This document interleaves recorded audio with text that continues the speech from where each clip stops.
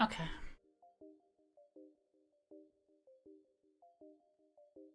Hopefully.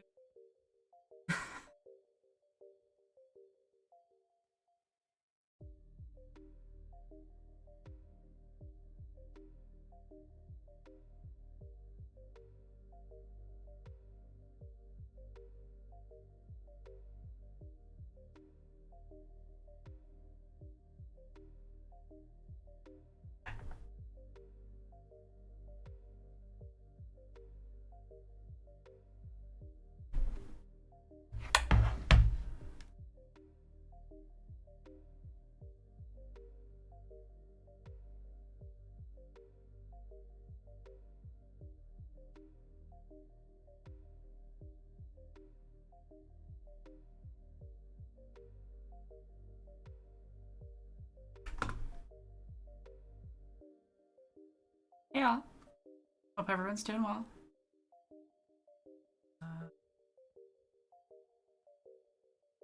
Hopefully the stream's working okay. Let me know if you can hear me. If the audio and the volume and on the music and everything is good. Yeah, drawing the thumbnail for the Nimona video, and I thought it would be fun and apt to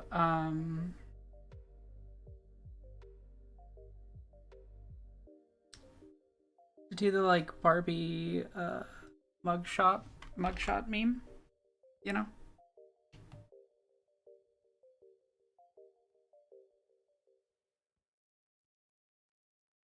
I remember how not that detailed.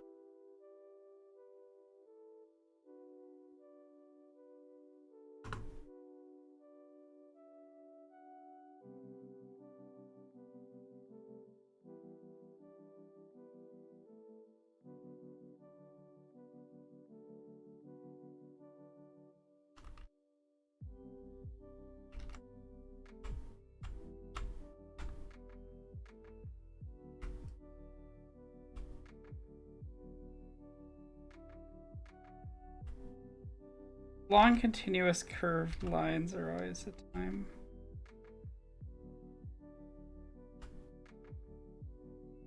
How's everybody been?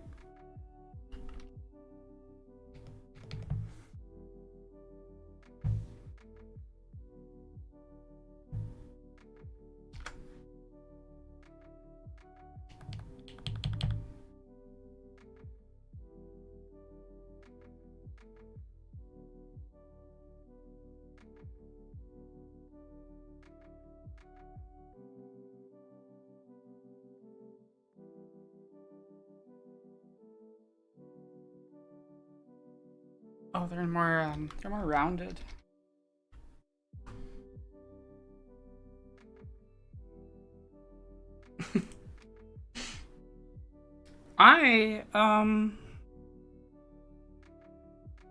I'm surviving, I don't know. The last couple of months have been hell.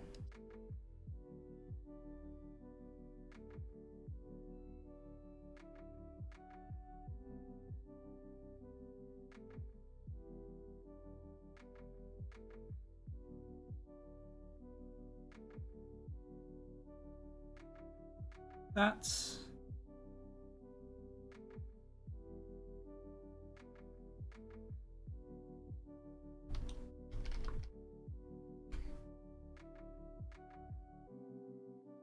trying to decide like how cartoony to go with the art style. I might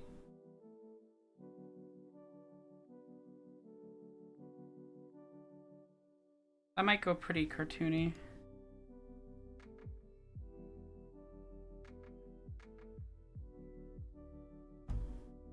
We'll see.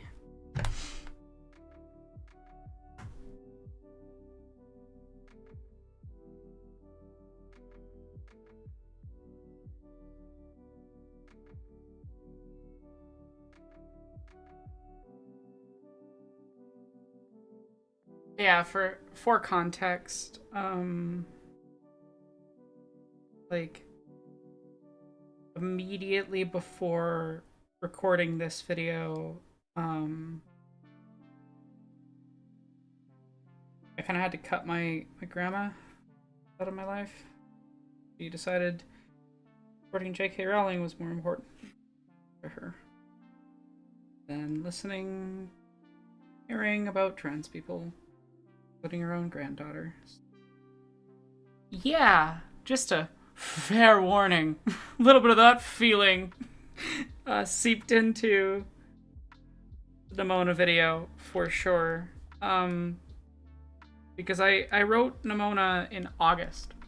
I mean in July, right? So it was supposed to release start of August. That did not happen. A lot of things didn't happen.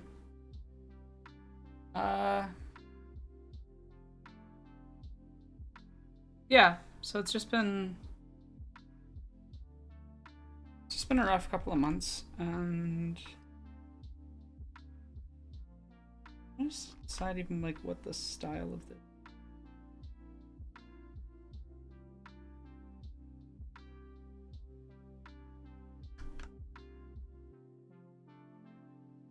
Nimona's such an interesting character design-wise.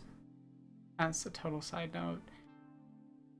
She's so many contradictory shapes. She's jagged and round at the same time in a really fun way.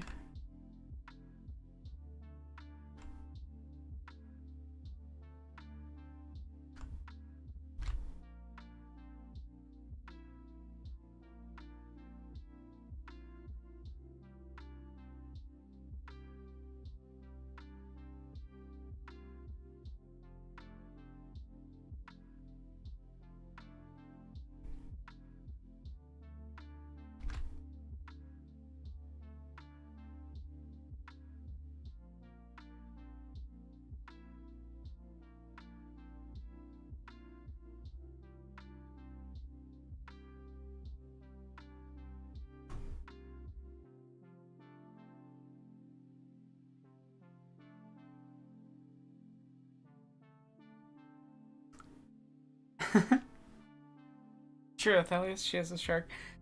You should support SAG and their strike wholeheartedly. Just because of a couple people being bureaucratic doesn't mean you stop supporting the workers. And I don't want to see anyone else wrongly taking that conclusion from what Jesse was discussing in that video. We can discuss the problems with how organizing sometimes, you know, fails people, but we're not gonna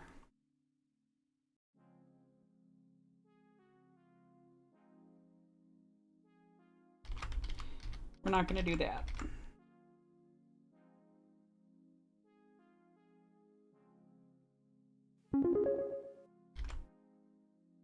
Oh, an alert. What's the alert? Thank you, Queer. Really appreciate it. Thank you. Any support's helpful. I'm like really far behind on rent, so.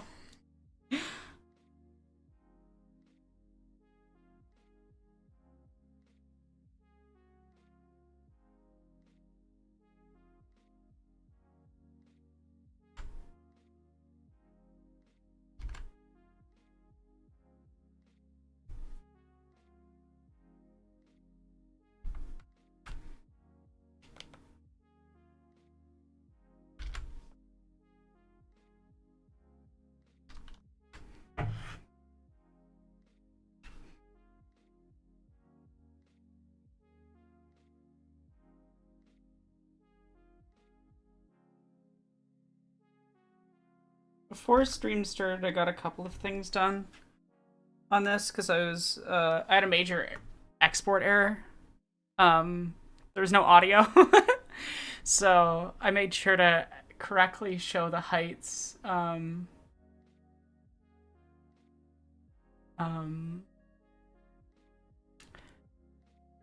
So yeah, because Ballister's about 6'2", 74 inches, and Nimona's about 5'2". She's kind of slouching a little bit, so. God don't like how this hand came out. All the proportions are wrong. I don't know what the fuck I was doing. We're gonna restart that one.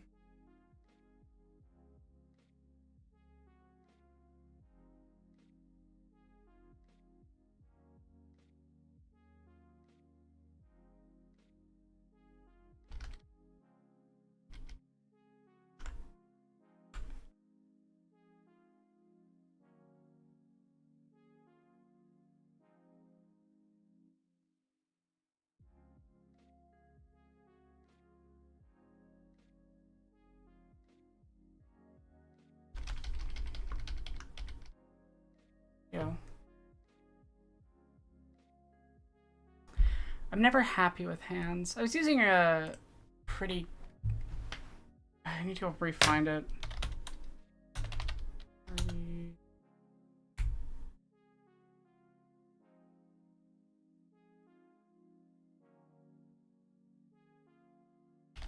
Sorry for the click-clack noises.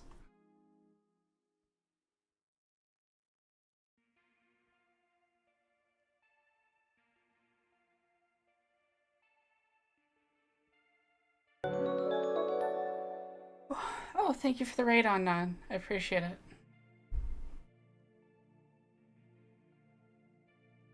Josh, stop.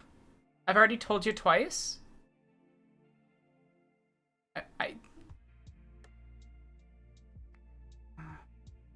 Yeah, it's processed.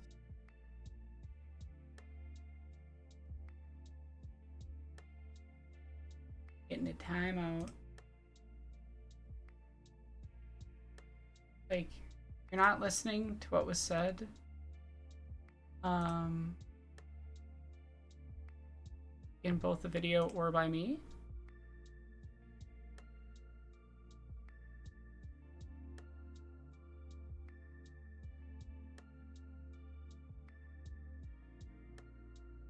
Full timeout.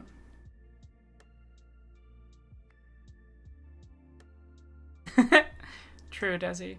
Sometimes I draw hands good. This photo just at baseline is so weird to format.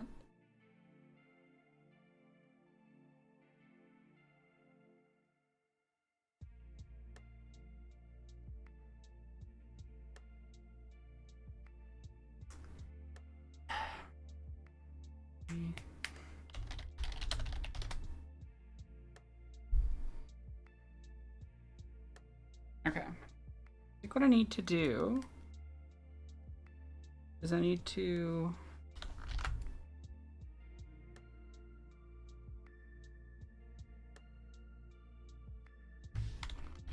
too much of a perfectionist sometimes. I think I need to take this arm farther out. Thank you for the support. Career again. Oh, Career, that's too nice. Thank you.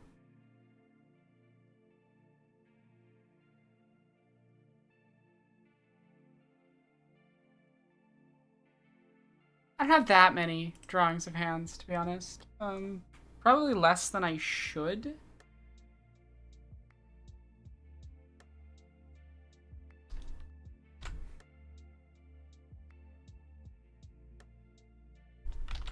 Actually, looking at it like a dozen other people that have drawn this and the original photo, Ken's hand really does just like...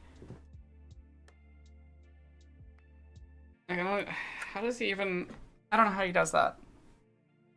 That is the correct shape. I'm not losing it. That is the actual correct shape. Other than just some of the finger positions are slightly different. All that really needs to change is a slight change in the angle from...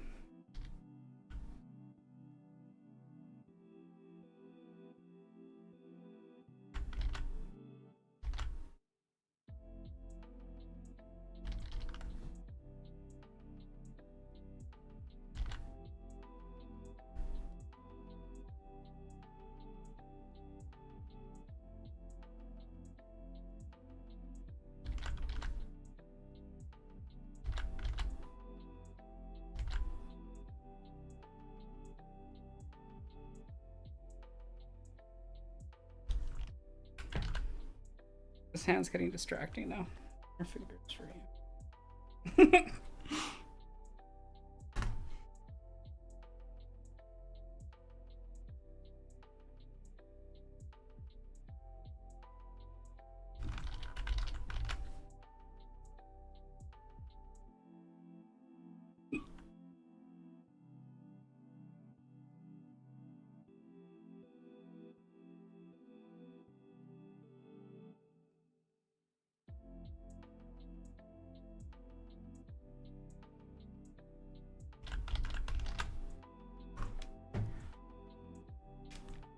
Thank you, Queer Theory. I really appreciate it.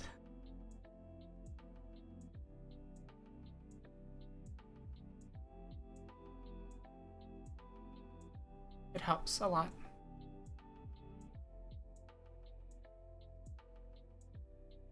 Anyway, what's new in everybody's life? What's happening? What's going on?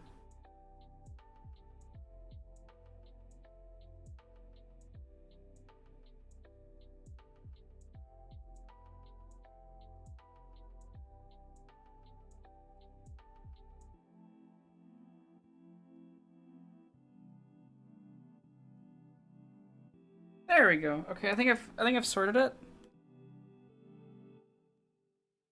Like what I was doing. The arms.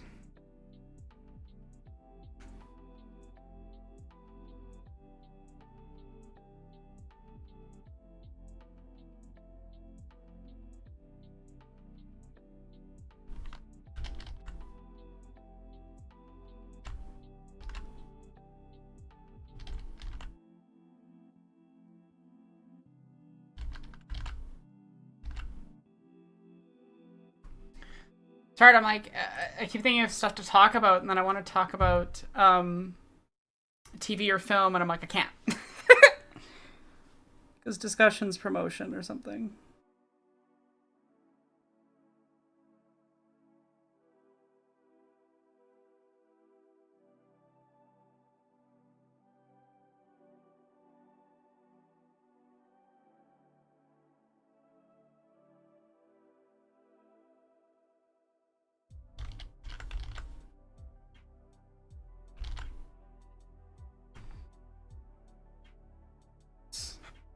Clean this up.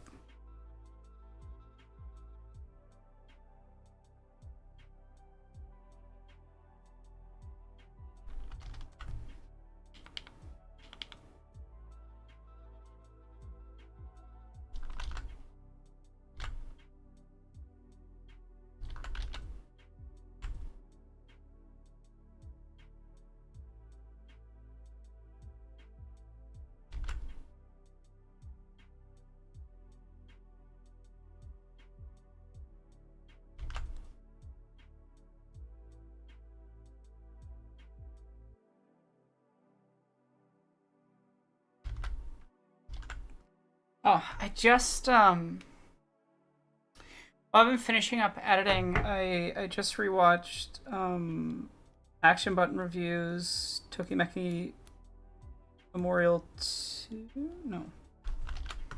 What is it? No. Boku no Yatsumi.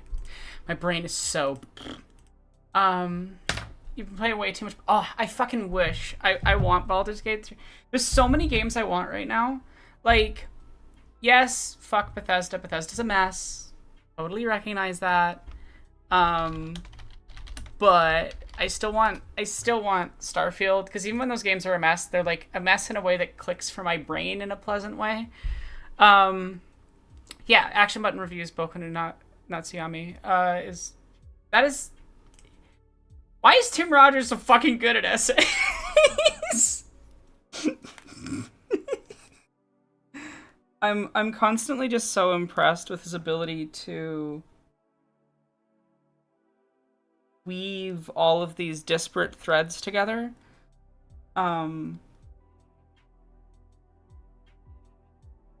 It's definitely something that I try to do with my work, like well before I'd ever seen anything he'd made. Seeing his stuff was like, oh, you can do that.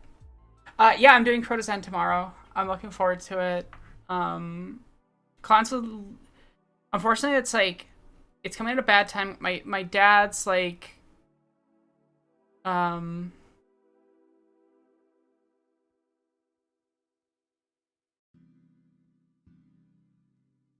he's going to a. My aunt and uncle host like a fishing derby out at their place at Lake of the Woods, and probably shouldn't have said that. Anyway, point is, my dad's at that, so he's not going to be on. So we're kind of, and then some people have work, unfortunately, so we're kind of scrabbling to get a full 6 for like grade start. But I'm sure we'll get at least a completion in this weekend, maybe even 2. We crushed Ninetale, trust me, you don't think you'd be interested in a Tim Rogers essay? I like the subject matter seems like it'd be something that's not interesting. It's a work of art. It's just like masterful writing. Like I would say watch it not because of the games that he covers, but because of what he has to say about like life and memory and design and a billion other topics that fucking Tim Rogers being better than the rest of this. I kid, partially.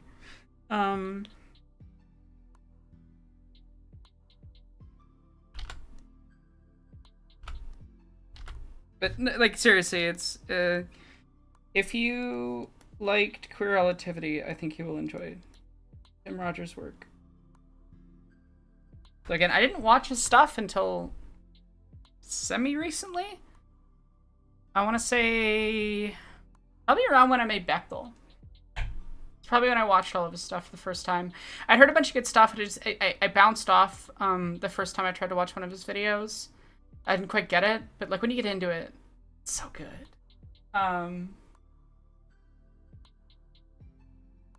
Oh, that sounds like a great character, Desi. I had a character when I was DMing called Fizzball Baldens. I can make whatever you need. And he loves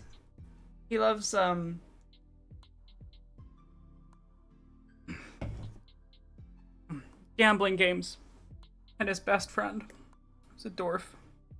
That came out of a campaign I used to run way back, which was basically just when we didn't have enough people to run the main stuff. I would improv an entire session. It was called the All Bards campaign. It was set at definitely not fantasy version of our university because it was with all my uni friends, and they just wanted to play like I can't even remember what. So basically, we were just like role playing while playing like actual real gambling games. Like various card games and stuff, and yeah, Fizbo and what was his name? But yeah, I love doing that voice. Isbo Baldens. Your sound system's not quite set up right. I can't quite do the voice right now. It's been a minute. I've like lost some of what the voice sounds like.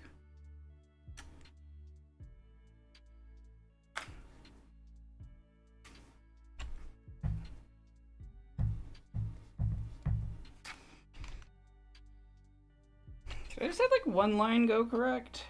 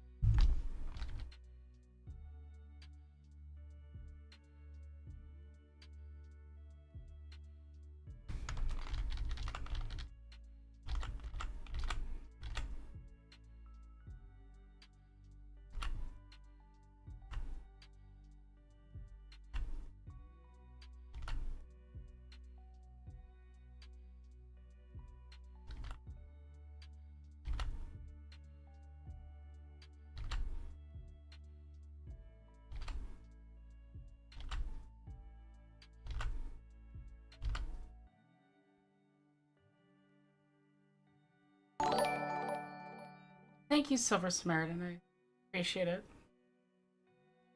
Well, y'all can always pay money and I'll say things in silly voices if you want me to.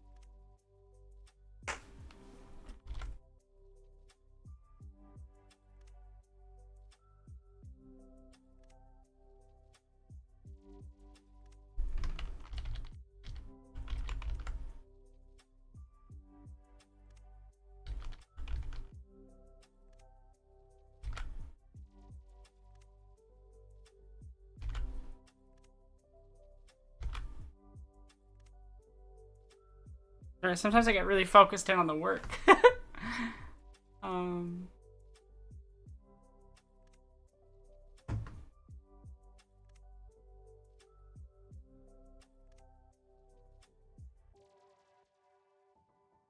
haven't watched Sophie from Mars's latest video. Any video that requires like real concentration, I can't watch in the middle of editing. I just can't.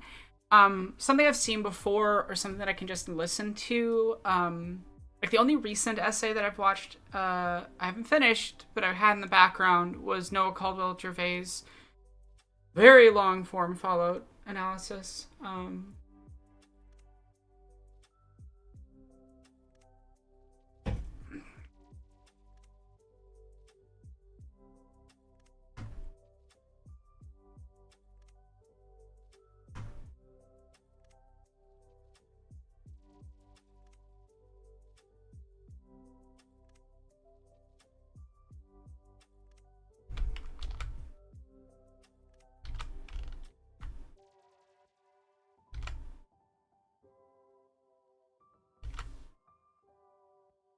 There we go. I think I got her face shape better this time. Yeah, that's Nimona right there. You can. The shape is right. I got the shape right, chat. I have seen the Leftist Cooks video on sex. I actually had a direct influence on how that ended up coming into shape. I feel bad. I haven't watched their Spider-Verse one, which I'm in. So, I did a voice for anyway. I think it was for a quote. It's kind of hard for me to keep track of everything I'm doing all the time.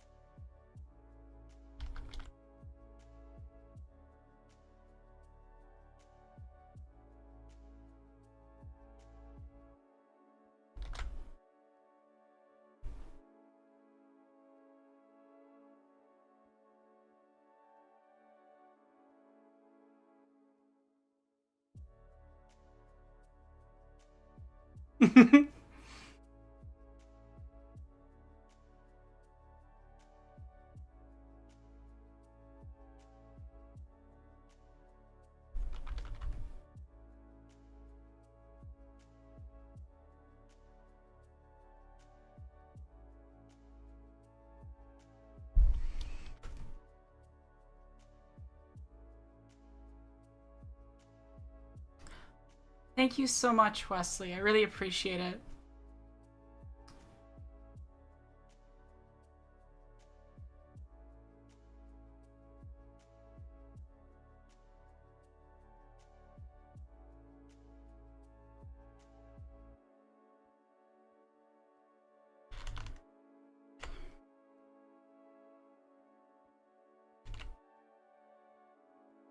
Yeah, Thalius, when I sensitivity read on that script, it was a good one on Turbs.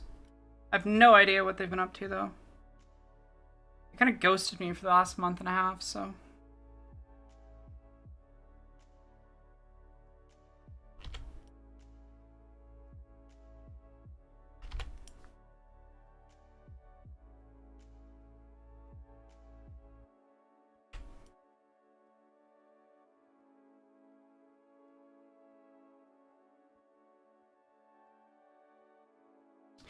Oh yeah, queer theory. Part of my influence on how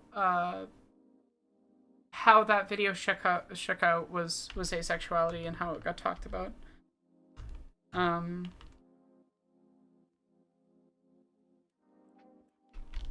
so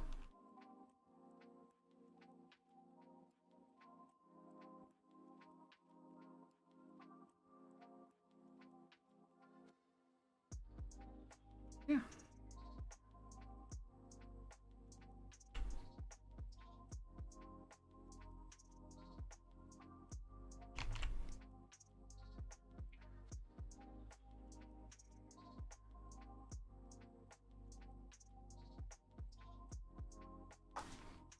Those eyes are all wrong.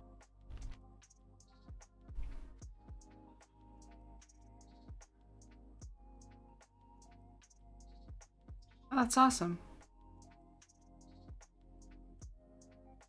I am glad that you like. Yeah.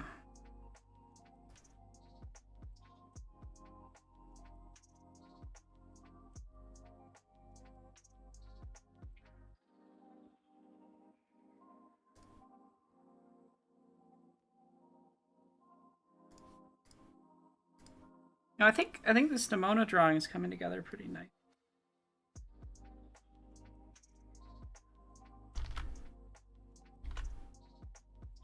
Personally, the eyes are gonna look a little funny until I can do the fire in them.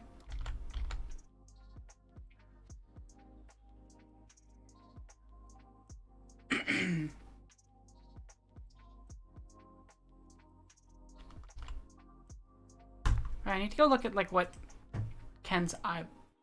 Okay, yeah, he is looking directly at camera. I hate fucking circles.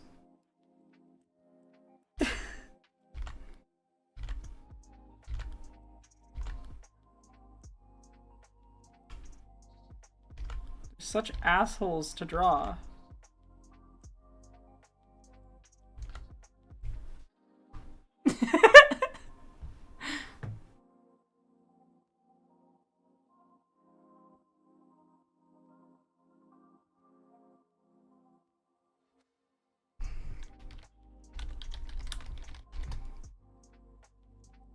Gonna pick a fight with circles. Okay. I can do that.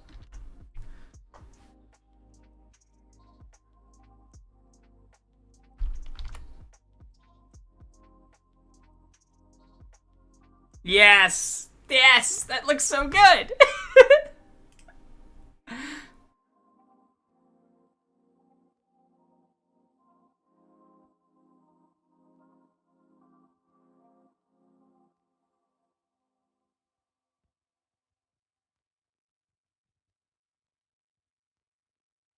His finger is wrong.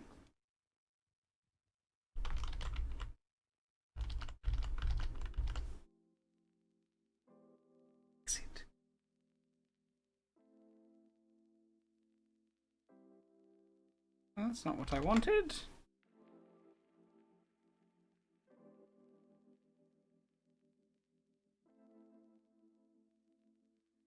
There we go. It's more of a finger.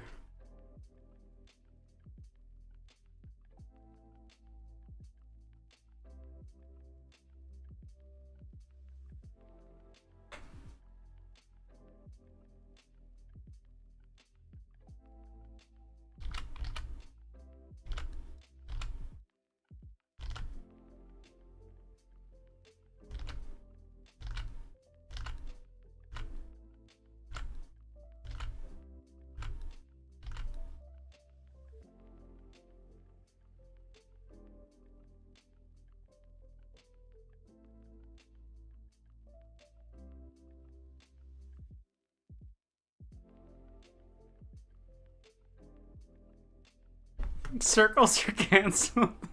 It's out of control.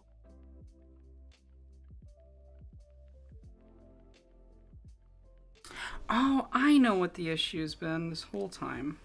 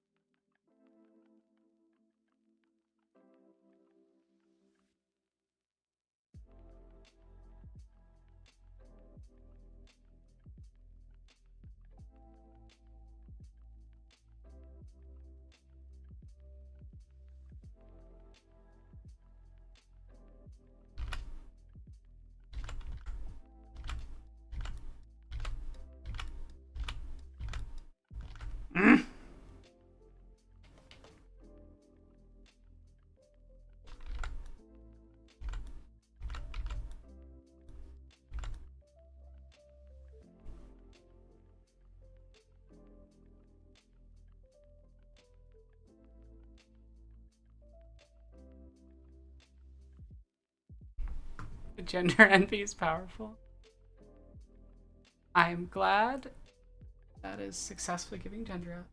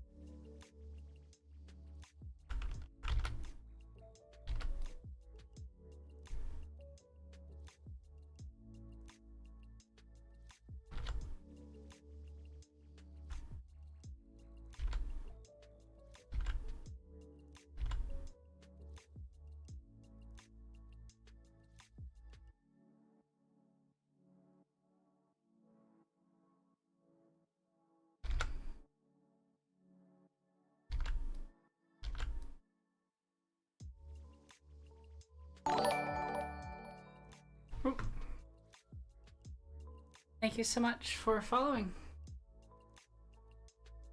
Nice gender there. Be a shame if someone come and what? You'd have to win a sword fight first, and I don't think that would end well for you. I kid. I jest.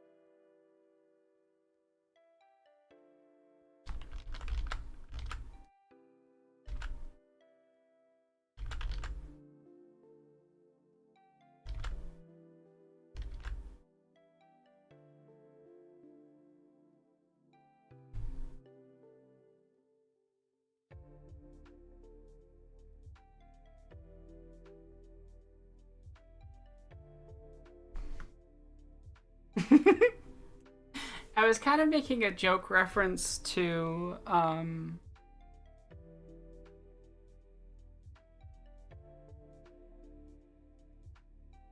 the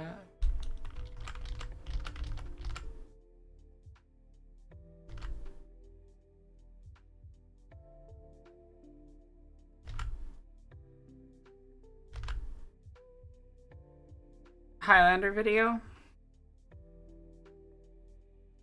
The whole there can be only one thing.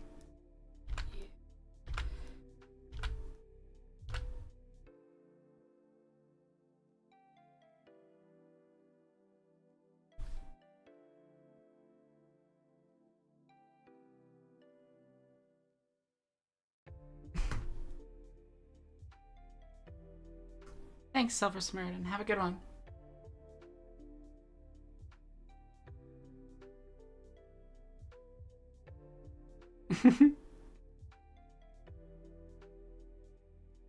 Thank you, Charlie. Glad that I connected with you so much. That video means a lot to me. Yeah, I'm fucking excited for this Nimona video.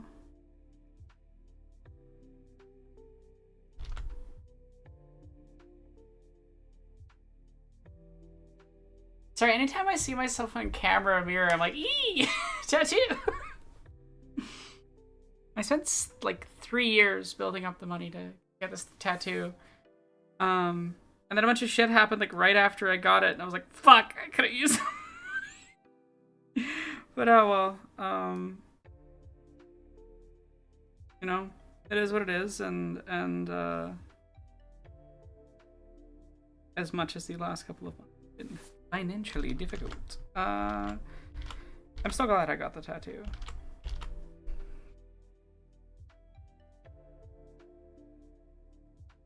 I'm so excited for people to watch the Nimona video, but also like mildly anxious to see what the response will be, considering it's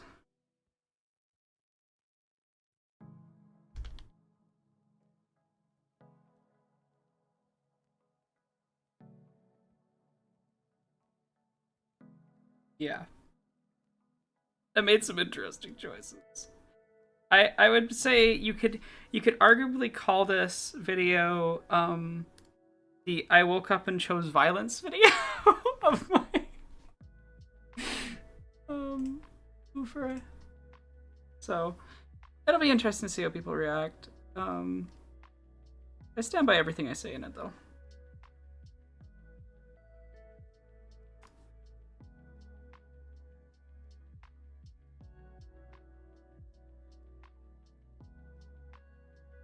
I suspect it will upset some assimilationist types.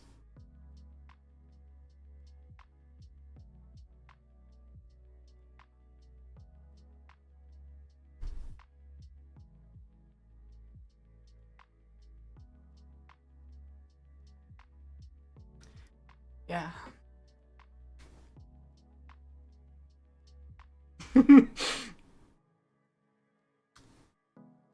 I might say the sentence, what was it from the conclusion? I'll give you a tiny tease.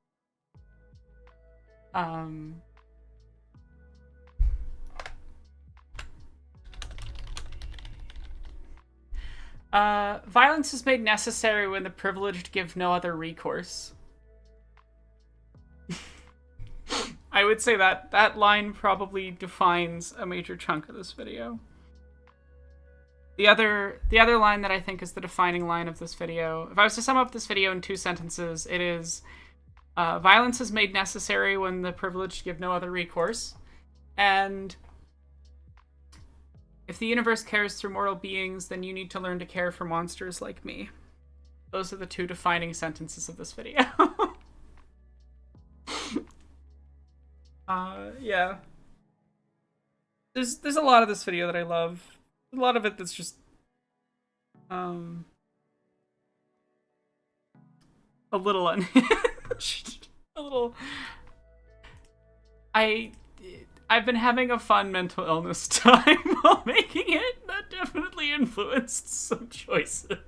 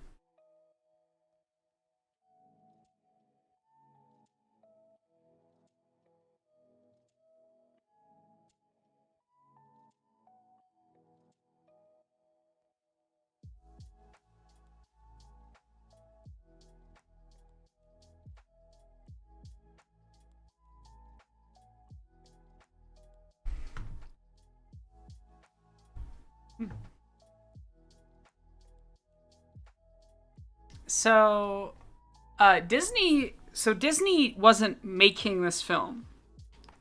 Disney bought Fox. Right? Disney bought Fox, which included the studio Blue Sky. Blue Sky was making this film before the Disney merger. Disney was extremely homophobic about several elements of the film, including Belle and Ambrosia's kissing at the end. Then they fucking destroyed the studio. And a lot of the vibe is they got rid of the studio because of the queerness in this film. Based on the shit that former employees said and stuff. Yeah, the opening chapter, the opening chapter is all about that, and the ending bit has a thing about that as well, of like, yes, this kiss is a pretty small piece of queer representation, but within the cultural context, the social context, and the events that occurred leading up to it, it's actually pretty big because, you know, Disney did not want to let you see 2 gay men kiss on screen. And I do think that, though this is more speculation, the fact that those 2 gay men aren't white definitely contributed some to that.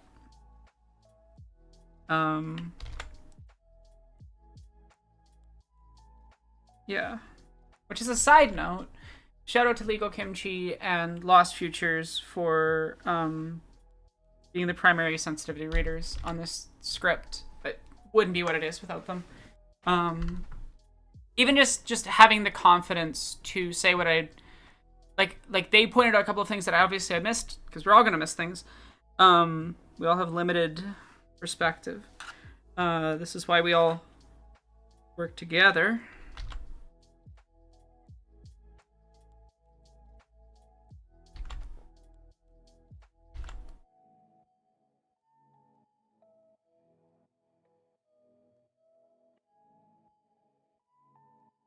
But yeah, what was I saying?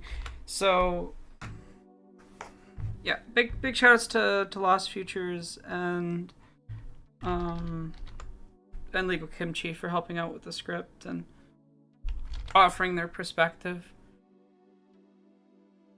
Also, just think for clarity, because I'm chatting in public right now anyway,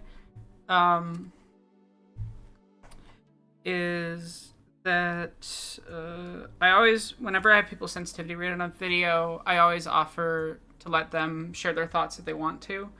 That's where the segment Midnight Mass, where Adnan discussed his own perspective on things, came from, for example. Just because I've seen some people complain about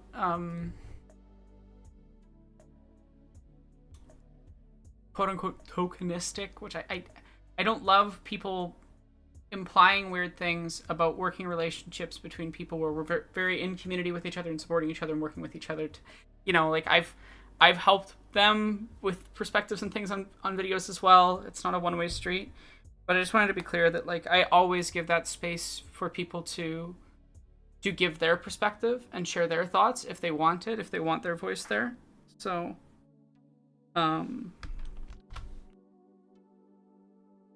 because yeah, I also just I don't love when people like bring someone in just to voice code and that's it and that's the end of it and there's no further desire to engage. Because like I think quote readings is awesome as a way to like get to include your friends and shout out their work and stuff. This video has a number of lovely people that voiced on it that weren't primary sensitivity reading, but or script feedback reading, but like yeah, I think especially when you want to discuss experiences and things that aren't your own, I think it's important to give the space that if that person has something they want to say that they don't feel like is covered properly by the video, you give them the space to do that. Because I've also definitely been on the end of things where I'm like, I feel like my perspective wasn't given enough space or care. So, yeah.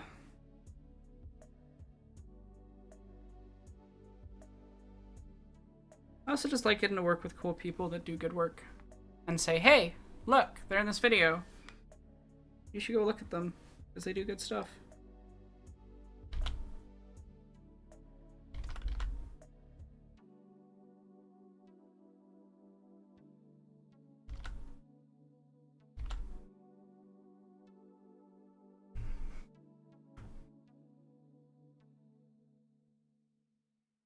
It's something I'm happy about. They didn't like try to Hollywoodify Nimona's character design. Like they let her still look weird and queer and everything. It's great.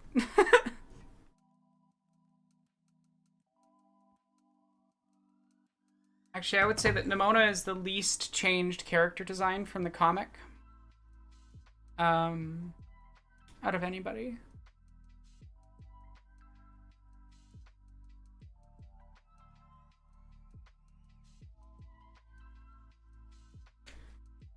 Yeah, the opening chapter of this video could basically be summed up as fuck Disney. Fuck Warner Brothers. Fuck capitalism. I think this drawing in Nimona's nice. I think that came out alright. Now let's... I forgot how anxious I drew him! My poor boy hasn't slept in 3 weeks. Oh my god.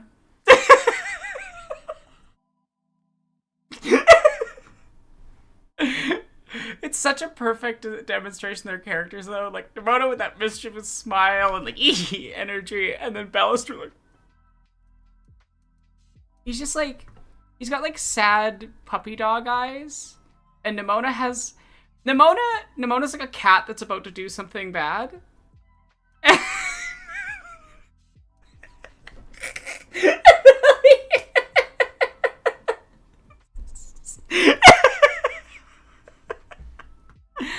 Incredible.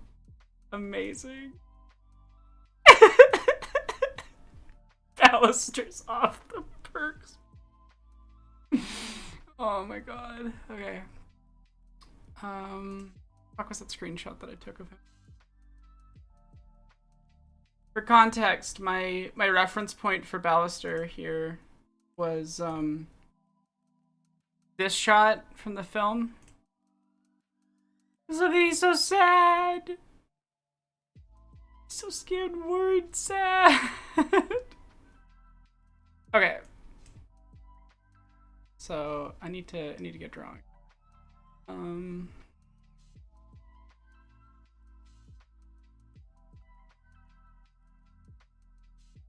gonna deal with the hands first because I want to be done with drawing hands.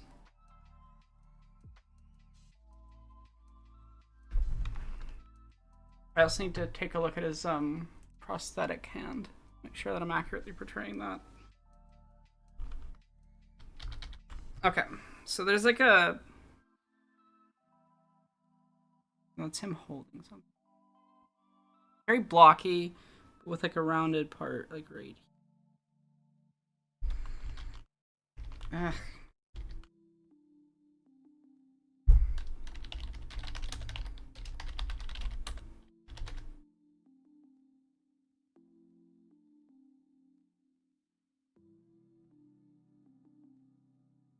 One sec, Jesse's also live. I'm gonna tell her we should just hang out in voice.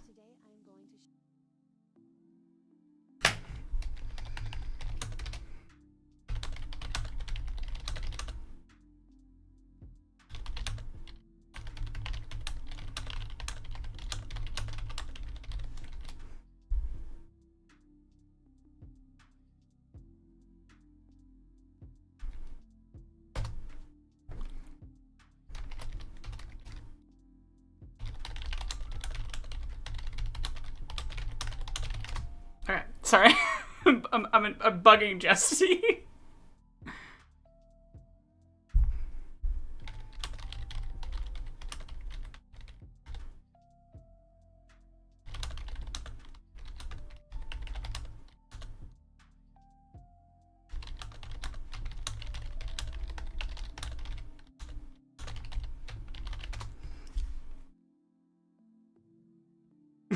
Anyway.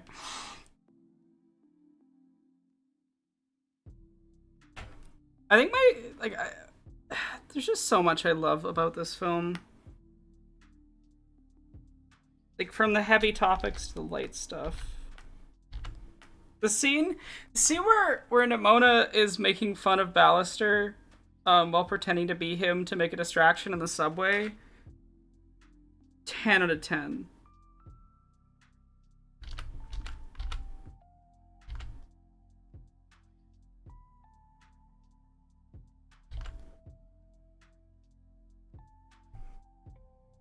Like, her doing the way that Riz Ahmed delivers the you like freestyle jazz? The way he rolls the R, fucking chef's kiss. It's so funny.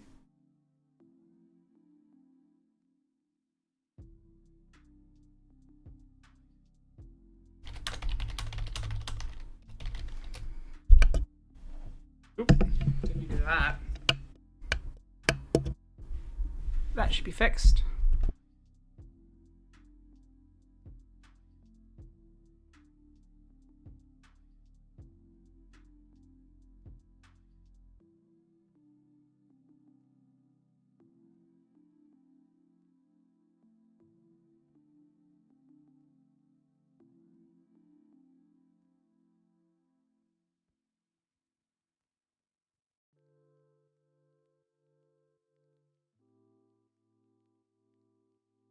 Yeah, no, like, and Athelius, what I like about it too is, like,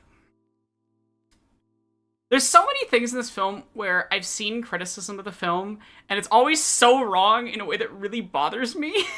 And I do feel kind of bad because some of what I wrote is very critical of some of what I think is bad criticism, and then a friend of mine made similar criticisms like well after I'd wrote that stuff and delivered it, and I'm like, ooh. Hey, Mal.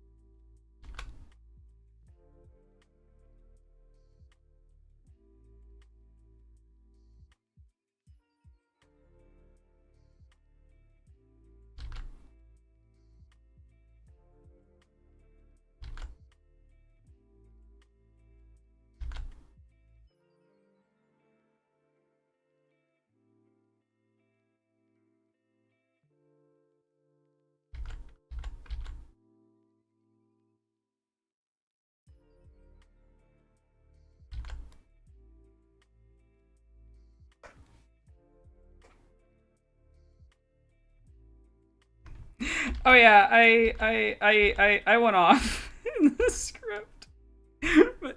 Like I feel because again, it was not directed at that friend. I'm just worried if they watch the video that they might feel it's a little directed at them, and I might have to send them a message being like, "So, I want you to know, I wrote that technically a refutation of your viewpoint before you had shared that with me." But also, I'm fucking right, so.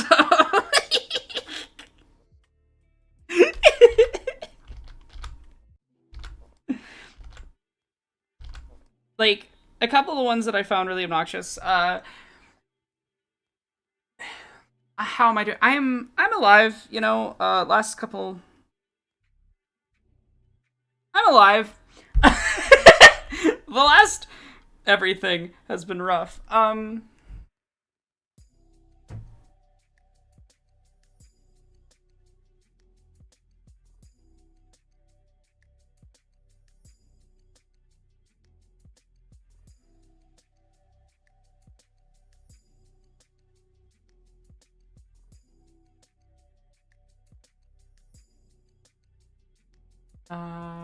Say. I lost my train of thought.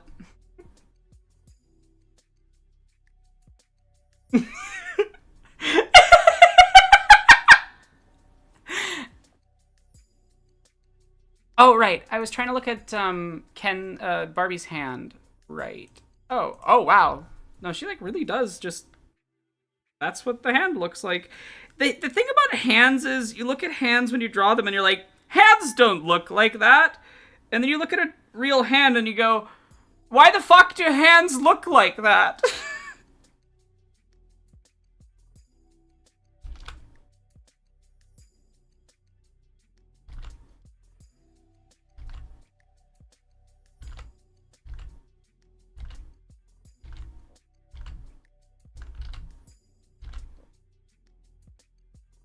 And this is why you always use hand references.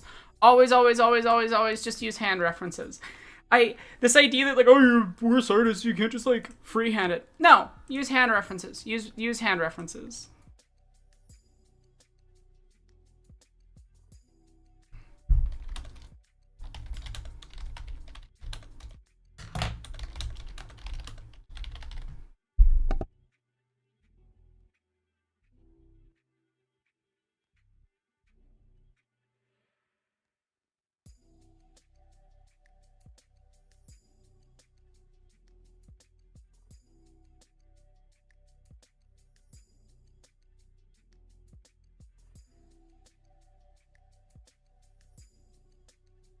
Sometimes real life things don't feel real, and you look at it, and you're like, that can't be right. But no, that legitimately is correct. Okay. Anyway, let's get the second hand done, and then we're good.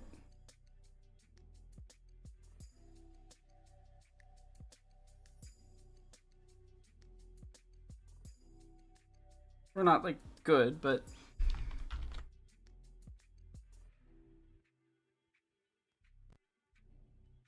we're at least not drawing hands anymore. I hate hands.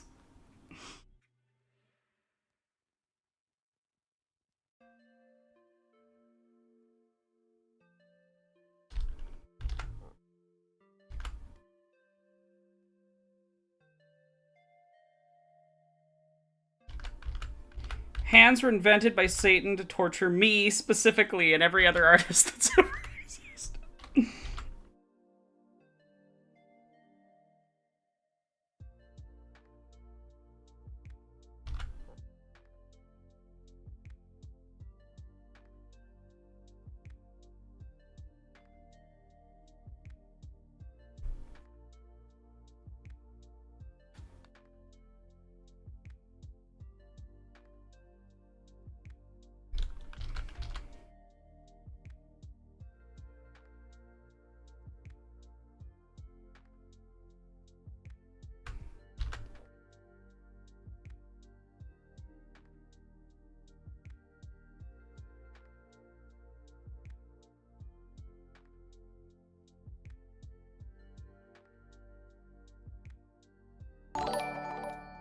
Yeah.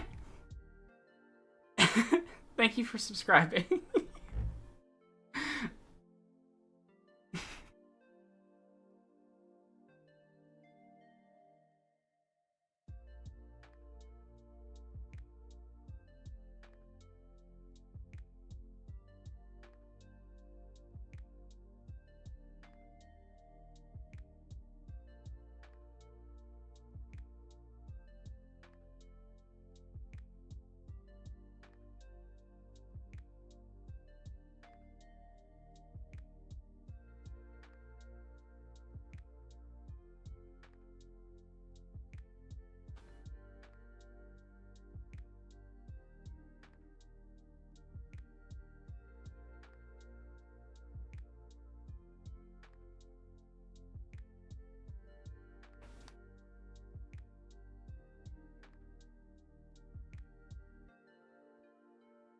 I hate that anytime I hear the word hands, my brain immediately thinks of this one bit from Community where Troy is just going, feet hands! And that just lives rent-free in my head. Dennis Prager's already writing the script.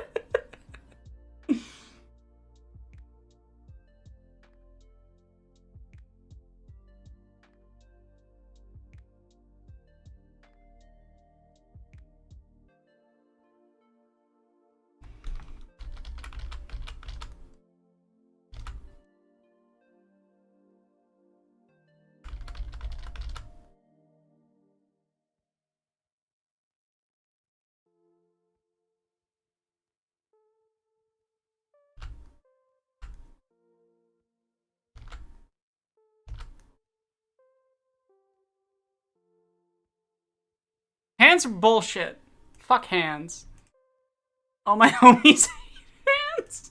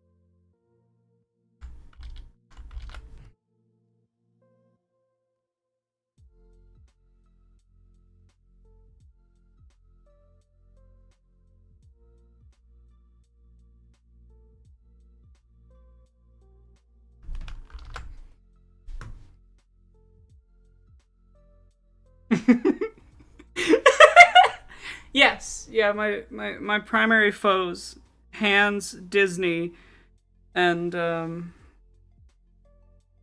transphobia, obviously.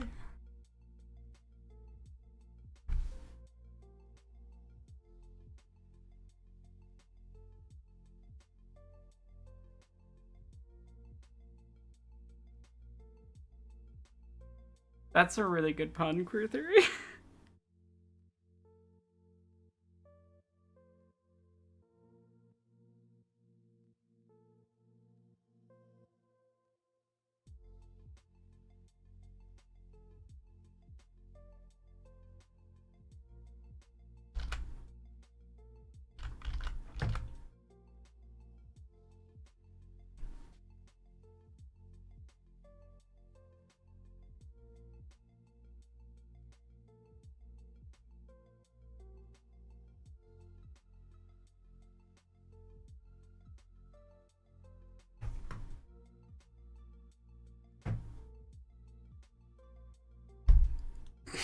forgot how fucked up his face is.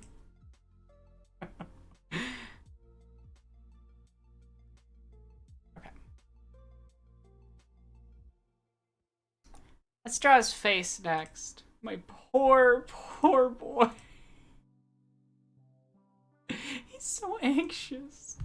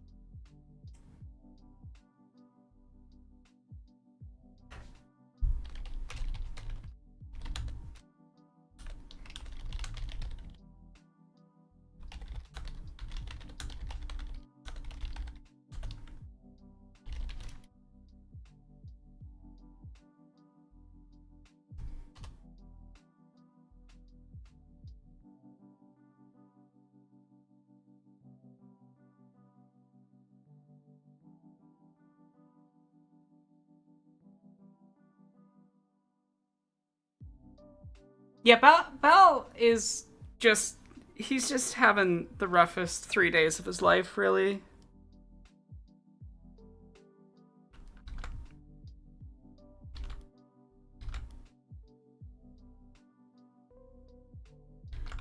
Can we just talk about like how fucking good and underrated Riz Ahmed is?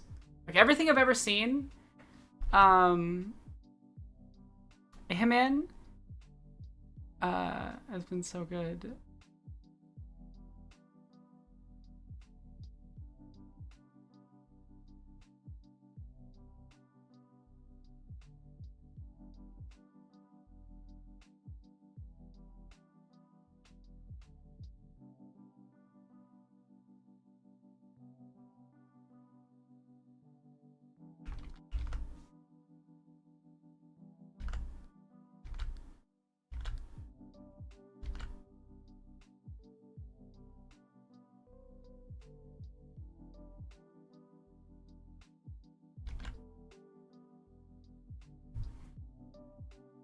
I'm also just like, it's really cool that Eugene got to play Ambrosius, you know? As somebody who's watched his stuff for a while, and like if you haven't, look up Eugene Liang's coming out video. It's beautiful and heart-wrenching and really well made.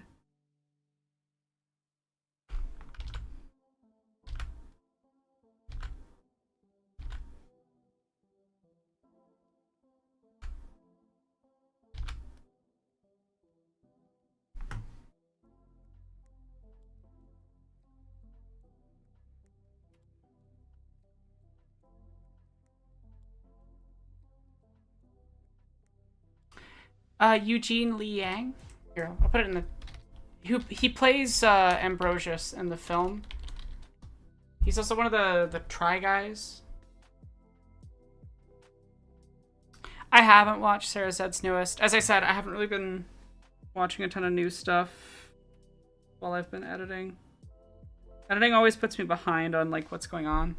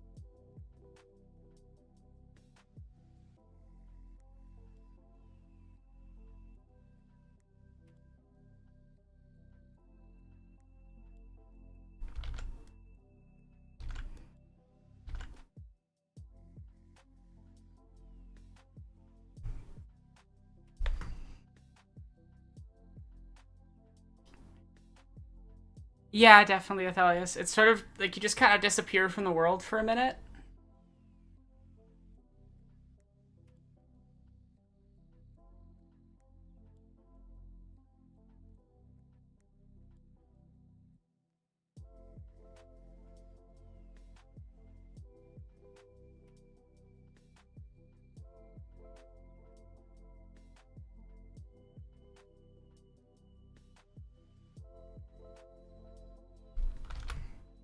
Okay.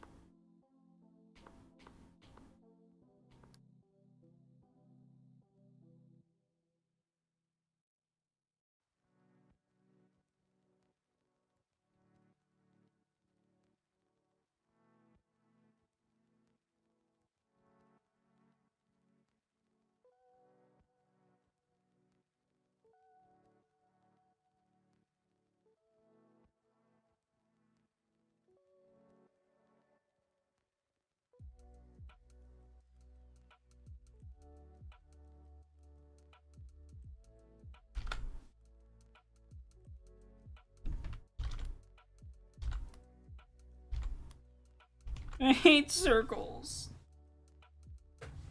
Friendship ended with circles. um.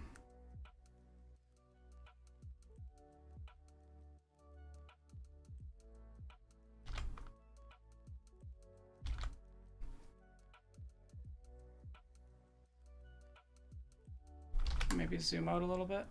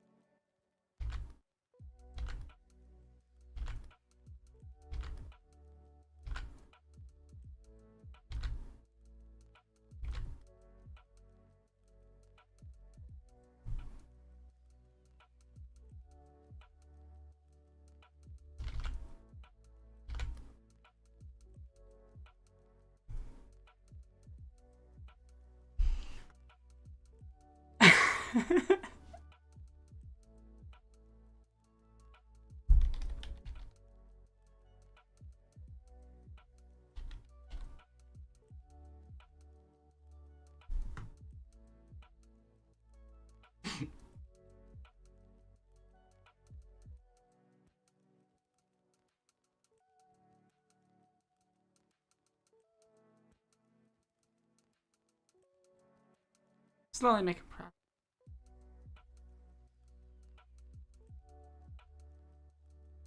He looks so haunted. My poor boy.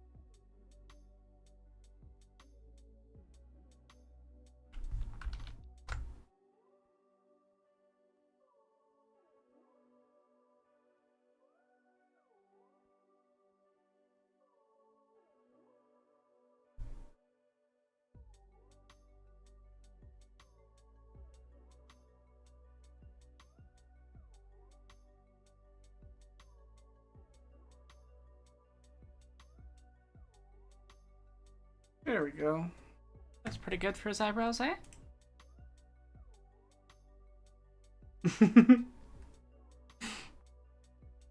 Okay, let's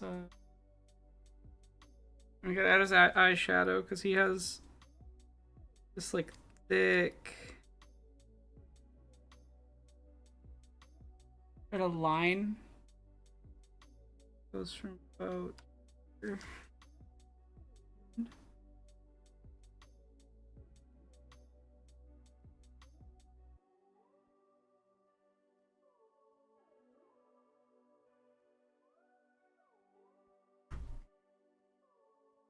Yeah, it's coming together really nicely.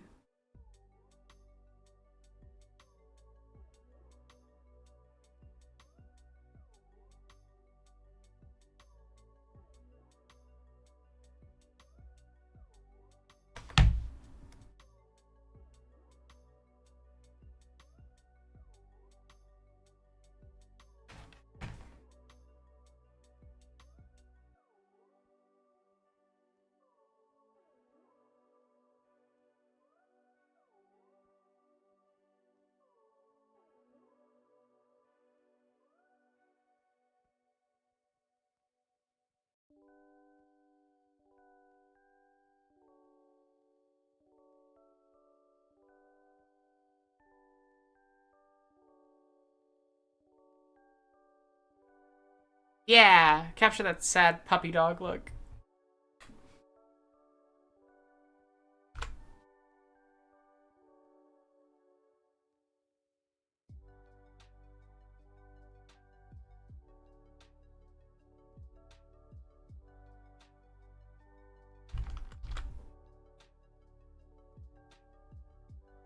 There we go.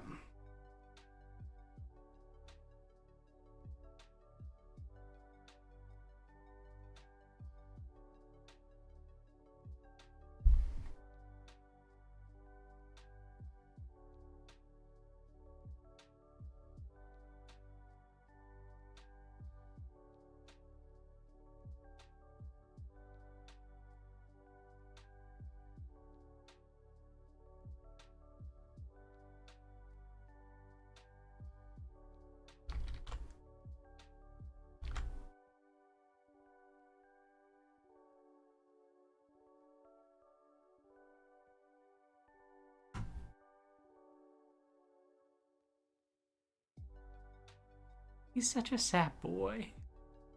Also, Swidda's peak's not this drastic. Tone that down a little bit. There we go. More like that.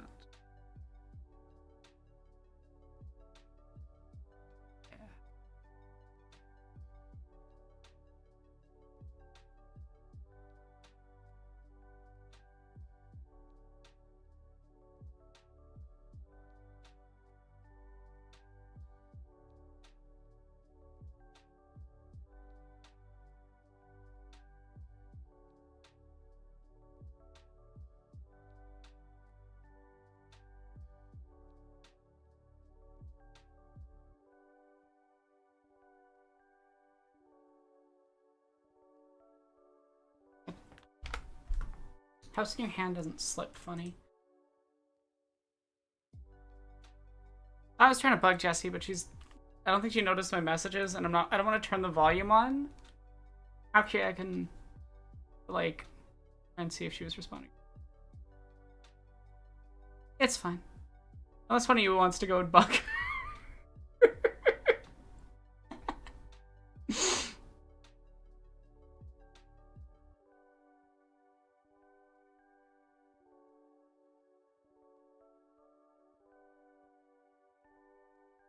Just would have been fun to hang out in voice. To discuss the Guardians of the Galaxy video that we did earlier this month. That was a lot of work.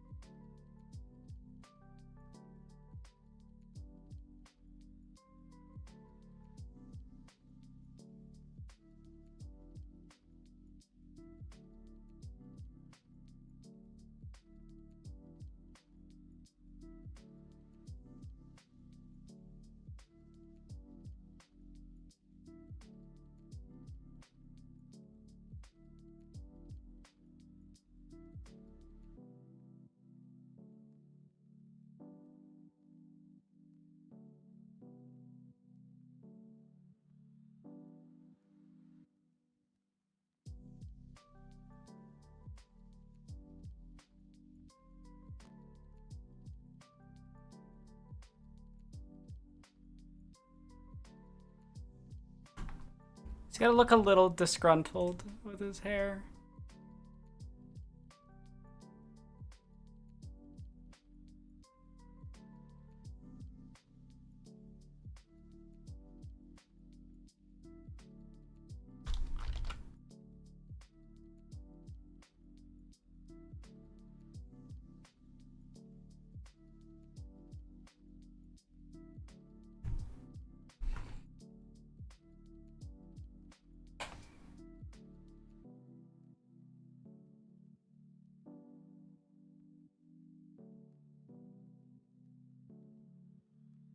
Look at that. Yeah, it's a decent baluster. There's still some details I have to do, but...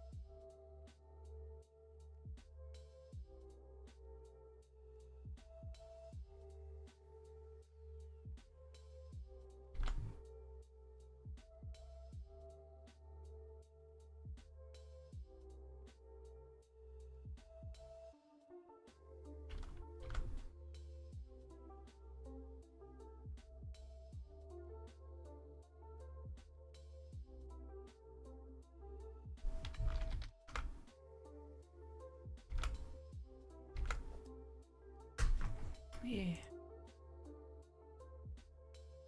Oh, she is? Good. Rhythm. Hey, Jesse. Hey, speak of the devil.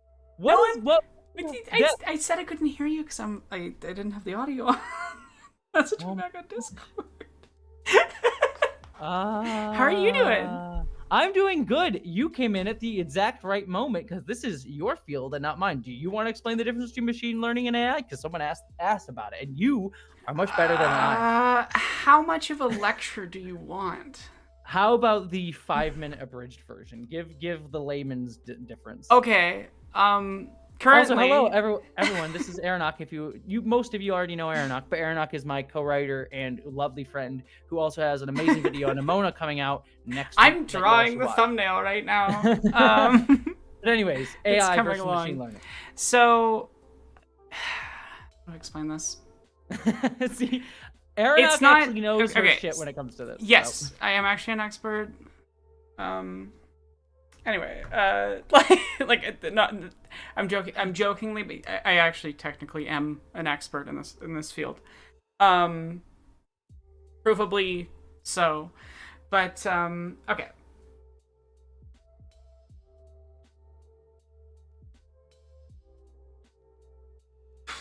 Sorry, it's hard. This is not a simple field to explain at all. And there's so many areas. Basically, machine learning is so far removed from intelligence that it's not even worth having a conversation about whether or not it's AI. It's like so ludicrously not AI that it just doesn't matter. The problem is that like defining what is the line where something becomes AI is currently a very hot topic. It's been intensely debated. It is a philosophy that has not been solved or even has a general consensus at all. Ask 5 AI machine learning experts what they think will be the line where something becomes an AI, and you will get 5 different results. But All that's of them what will agree. Measure of a Man is in Star Trek: The Next Generation to a degree. Yeah. Yeah, to a degree. But all of them will agree machine learning is not AI, and if they don't, they probably shouldn't be talking on the topic. Exactly. Machine learning is an algorithm that's just recognizes patterns and tries just to. Okay. The simplest way to explain this is that machine learning is a statistical, it's algorithms that use statistical models and things to basically evolve a math equation. So the math equation will solve problems to a degree of acceptable quality within task spaces where brute force is not feasible. Mm-hmm. So the problem is, like, to even talk about this field requires discussing dozens of layers of mathematics, mathematics, computer science. It's set theory. You know, everybody, that she's an expert because she will go. I'm trying very hard to keep it as simple, but it's hard to keep it simple. Yeah, it's. The easy way to explain it is like all the different methods are a little bit different, but basically, like a task space is the set of tasks we want to solve, or the possible ways of solving the task, basically. Oh yeah, no, this is like trying to explain something to kindergartners. It's like trying to explain, it's like, hey, quickly give the kindergarten version of theoretical physics, 400. You're like, this is not the field that is the way that I try to explain, again, you are the expert here, but the way I just try to, just like in a sentence or two, is just like artificial intelligence is something that we do not have yet. We don't even know if we could even possibly make, but it is something that would be able to be considered sentient on its own. What sentience is, how we calculate that, we don't know, but it is something that would actually be sentient. There's a lot of arguments about what is and isn't. Yeah. And then machine learning is just it's a program that is trying to recognize patterns based on the inputs of its creator or creators, and not always, but yeah, that's and trying to predict what the next thing in the pattern would be. Yeah. And the pattern could be bullshit, made up stuff like, here's a bunch of faces, try and pick which person is gay. It could be weirdly bigoted and things like that. An actual AI that was, or machine learning thing that was made.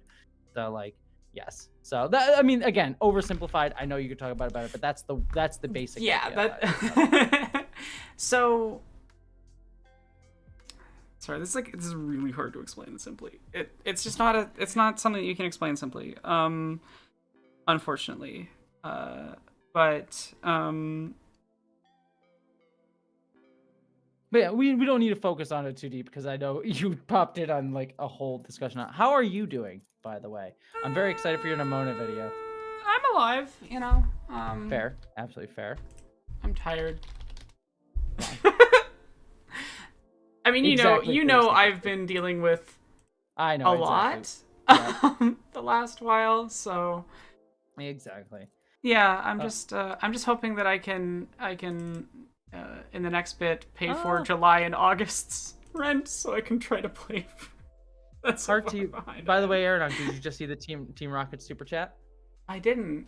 Aeronok, I found your Bechdel video basically by fate. It was immediately after finishing Fun Home for the first time. I'm starting her DTWOF series now. Oh, that's lovely. I love the Bechdel video. It's so underrated. It was not algorithm friendly, and I recognized that at the time, but that's not actually why I did it.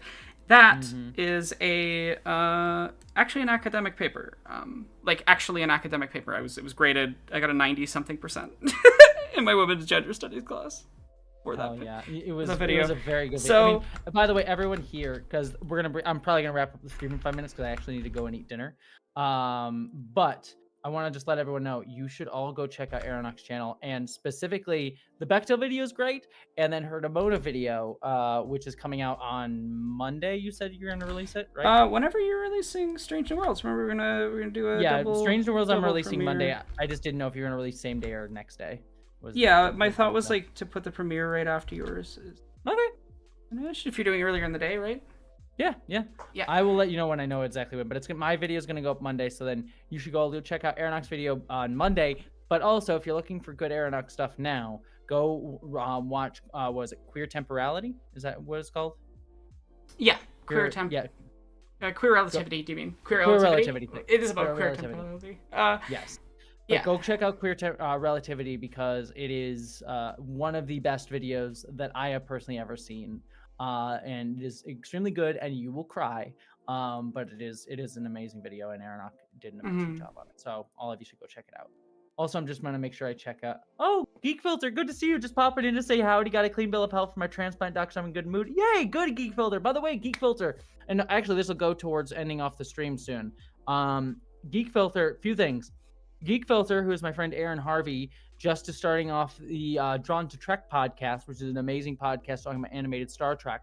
And speaking of Star Trek, next week, I am not going to be doing a live stream on Thursday. At least this is the current plan. I'm going to release my Star Trek Strange New Worlds video on Monday. I'm not going to be doing a live stream on Thursday because on Friday, technically Paramount is doing a Star Trek Day event to promote, do a big promotional Star Trek Day thing, which I am not going to be taking part in, because at that same exact time, to support the SAG-AFTRA actors and WGA writers, especially from Star Trek, the WGA and SAG-AFTRA writers and actors are doing a Star Trek event on the picket line outside of Paramount. So I'm going to be going to that in the morning, and I'm currently making sure that it's all good for me to be able to do this. But I believe I'm going to be able to live stream from the event in order to support the WGA and SAG-AFTRA actors. And then on any super chats, because I won't be able to read the super chats during that event, so any super chats from that event, I'm going to donate right to the fund that is supporting the WGA actors and SAG-AFTRA actors. So come hang out with me on Friday morning Pacific time. I think it's 10 to noon, and I will be on the picket line live streaming that event. And hopefully be able to get you all there if you're unable to. And then if you donate any super chat money, that'll go to the people who need it. So that'll be next week. Just to let everyone know. So that's sorry to rant all that at you, but I just wanted No, that's good. Again, wanna emphasize that we oh my god, thank you for the raid feminist critique. I really appreciate it. That Jesse and I fully support the strikes, obviously. I mean, I'm sure you've seen our disclaimer pop up, not just on our videos, but other people's videos around YouTube the last little bit. You say our. You wrote up the bulk of it. I just massaged. Yeah, but you cleaned it. You cleaned it up. It wouldn't have been as correct without your changes. Anyways, take working fair enough. Sec. I need to pull up Twitch so I can see. And while you're doing that, I'm going to give hearts to these super chats. Like I said, I'm going to wrap out the stream, everybody, in just a minute. It should be, I'm still going. Jesse's just... I will... You're on Twitch, right? Otherwise, I'll send you Twitch link. I'm on YouTube as well. So. Okay, I will send the YouTube link to your thing to the chat, so that actually I might be able to set them up to send everyone your way. Let me see if we can figure that out in just a second. But let me quick do these super chats real quick. Geese Refan Titan Heart to you said, you and Aeronok opinion on Nordic social democracy. My opinion is I do not know enough about it to talk about it authoritatively, unfortunately. I don't feel comfortable talking too authoritatively beyond the minor amount of understanding that I have, which is just that if your socialism is built on the exploitation of other countries, it is still a form of colonialism and is fundamentally, thus, against the actual goals that any sort of true leftist project should be pursuing. Yes, good. True leftist projects should be trying to break down colonialism, break down white supremacy, all of these things that That is the extent of what I am comfortable saying. But yes, very much agree with you. And then Fighting Words, Heart to you said the martial arts library says, just saying hi and sending support. These live streams support a group make me happy. Oh, sending you love, my friend. You are lovely, and I adore you and appreciate you, everybody. With that said, Aeronok, if you want to keep chatting for just a second, I'm gonna quick see if I can figure out how to send everyone your way. Okay. Before you go, though, I can't do that. Yeah. We released a Guardians of the Galaxy together this month, and people should go watch it when I'm not streaming. After the stream. Yes.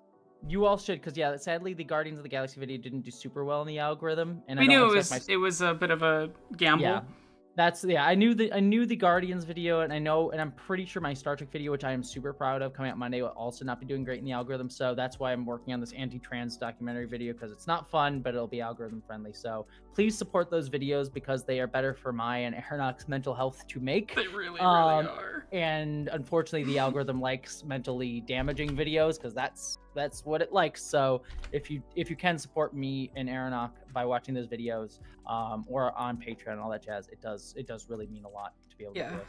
Because then we get to make the art we want to make, and not just the shitty discuss stuff we have to deal with. The active, hate campaign against against trans people generally. Yeah. Let's see. Us as in trans people. Yes. Well, sadly, I don't know how to do the, I think I have to set it up before the stream starts. So everybody. Maybe you do, but share the link. I don't know. That's what I'm going to do right now. I'm going to share the link to your stream. So if anyone wants to keep the fun stuff, if you want to keep hanging out on a stream, Aeronok's live stream is Summer and a Geek just shared out the link, but I'll share it again too. So I'm gonna wrap this out and then go over to Aeronok's channel and hang out with her, because she is amazing. And I'll stick over there for a couple minutes after the live stream's done. And then I'm gonna go and have dinner. But yeah. Just the last thing. Donovan Eagle, Heart to You said, "Hi Jesse, love your work. It really has context. My hobby of studying the LGBTQ aspects of pagan era and Viking culture, surprisingly minus a lot of Christian vision that were actually tolerant." Yep, I appreciate that. I need to bring on Dr. Aaron that loves a lot of Nordic Viking culture stuff. So I should have her on to talk about that as well, beyond just science stuff, because she loves that as well and just much bigger expert on it than me. So I should. All right, anybody, I'm gonna wrap up the stream. Heart to you. Please check out the Star Trek video on Monday when it goes up. Please check out the Guardians video that is already out, and go over to Aeronok's channel and support her on her stream and just chill and enjoy the good vibes, and watch her make cool art for her Nimona video. With that all said, love y'all here. I'll share Aeronok's link one more time in the chat, and I will bid you all goodbye, my friends. Love you, Jesse. Love you as well. All right, ending stream. How are you feeling, by the way? I am doing good. One second, just quick end that. I'm doing okay. I'm just stressing out about this this anti-trans documentary video that I'm working on. Not because it's particularly stressful, just yeah, it's been a hot minute since I've written darker content, because my mental health, for reasons that you know. Yeah. We've been dealing with stuff. And it's been so it's just getting back in the headspace of being able to write about that stuff without getting too upset about it. Yeah, exactly. It's an interesting the documentary is. It's funny in how bad it is. It's not funny in how dark you were messaging me some of the stuff that's in it, and it sounded quite ridiculous. It is comically again, if the subject matter was not so horrible and absolutely terrible, it would be hysterical. Because the acting is really bad and so over the top. My favorite thing is they have an LGBTQ hangout meeting, and there's dark music playing the whole time, but it's just a normal meeting, and then the teacher goes, "Have all of you kids heard about the genderbread man?"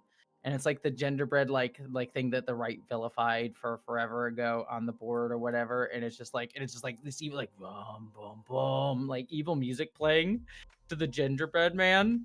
It's so my God. Funny. It's again, it's awful. And also it's not funny, but it is. Yes. And then the documentary takes super big swings into anti-Semitism. Not surprisingly, but it's less. It's still dog whistly, but less dog whistly. The What Is a Woman documentary also did the dog whistle. Is there's people funding the trans movement, but this documentary also takes that and goes further. It's there's dark money funding the trans movement, funded by lists names of only Jewish people.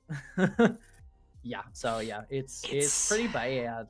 I mean, Jesse and Lady Night and I have a lot of conversations about these topics, obviously, because videos, especially when LK and I were kind of both working on well, she was working on the Gray Zone video, and I was working on the Matrix video, which I toned down the Matrix video a lot at a certain point in the edit. That video was heavier at one point, but I didn't feel like it was really helping make any points. You know, like it was like, is this actually adding to my overall message, or am I just being like, here's depressing facts? And I kind of hit that point where I was like, yeah, that's not. Anyway, thank you so much, Team Rocket, for the donation. Also, that's very funny that your girlfriend beat me in, I'm guessing, Crucible or Gambit in Destiny 2 at some point. Yes, Jesse's still hanging out here. Yeah, I'll hang out here for another 5 minutes or so, and then I gotta go eat dinner and get a little bit. I gotta work on my own Star Trek thumbnail as well. Yeah, but yeah, this is Jesse. Have you seen the thumbnail? Yeah, I'm looking at your stream right now, or I was. It's coming along. It looks really cool. I haven't seen the whole thing. Once let me pop back on your stream. Yeah, it's not colored, obviously. Oh, that's really but, good. Oh, Ballister's face looks really good. He's so traumatized. My poor baby. Oh, my little baby man. Hey, Team Rocket. Good to see you here. Good to see you folks from my stream. Yes, thank you so much, all of you, for coming over and hanging out.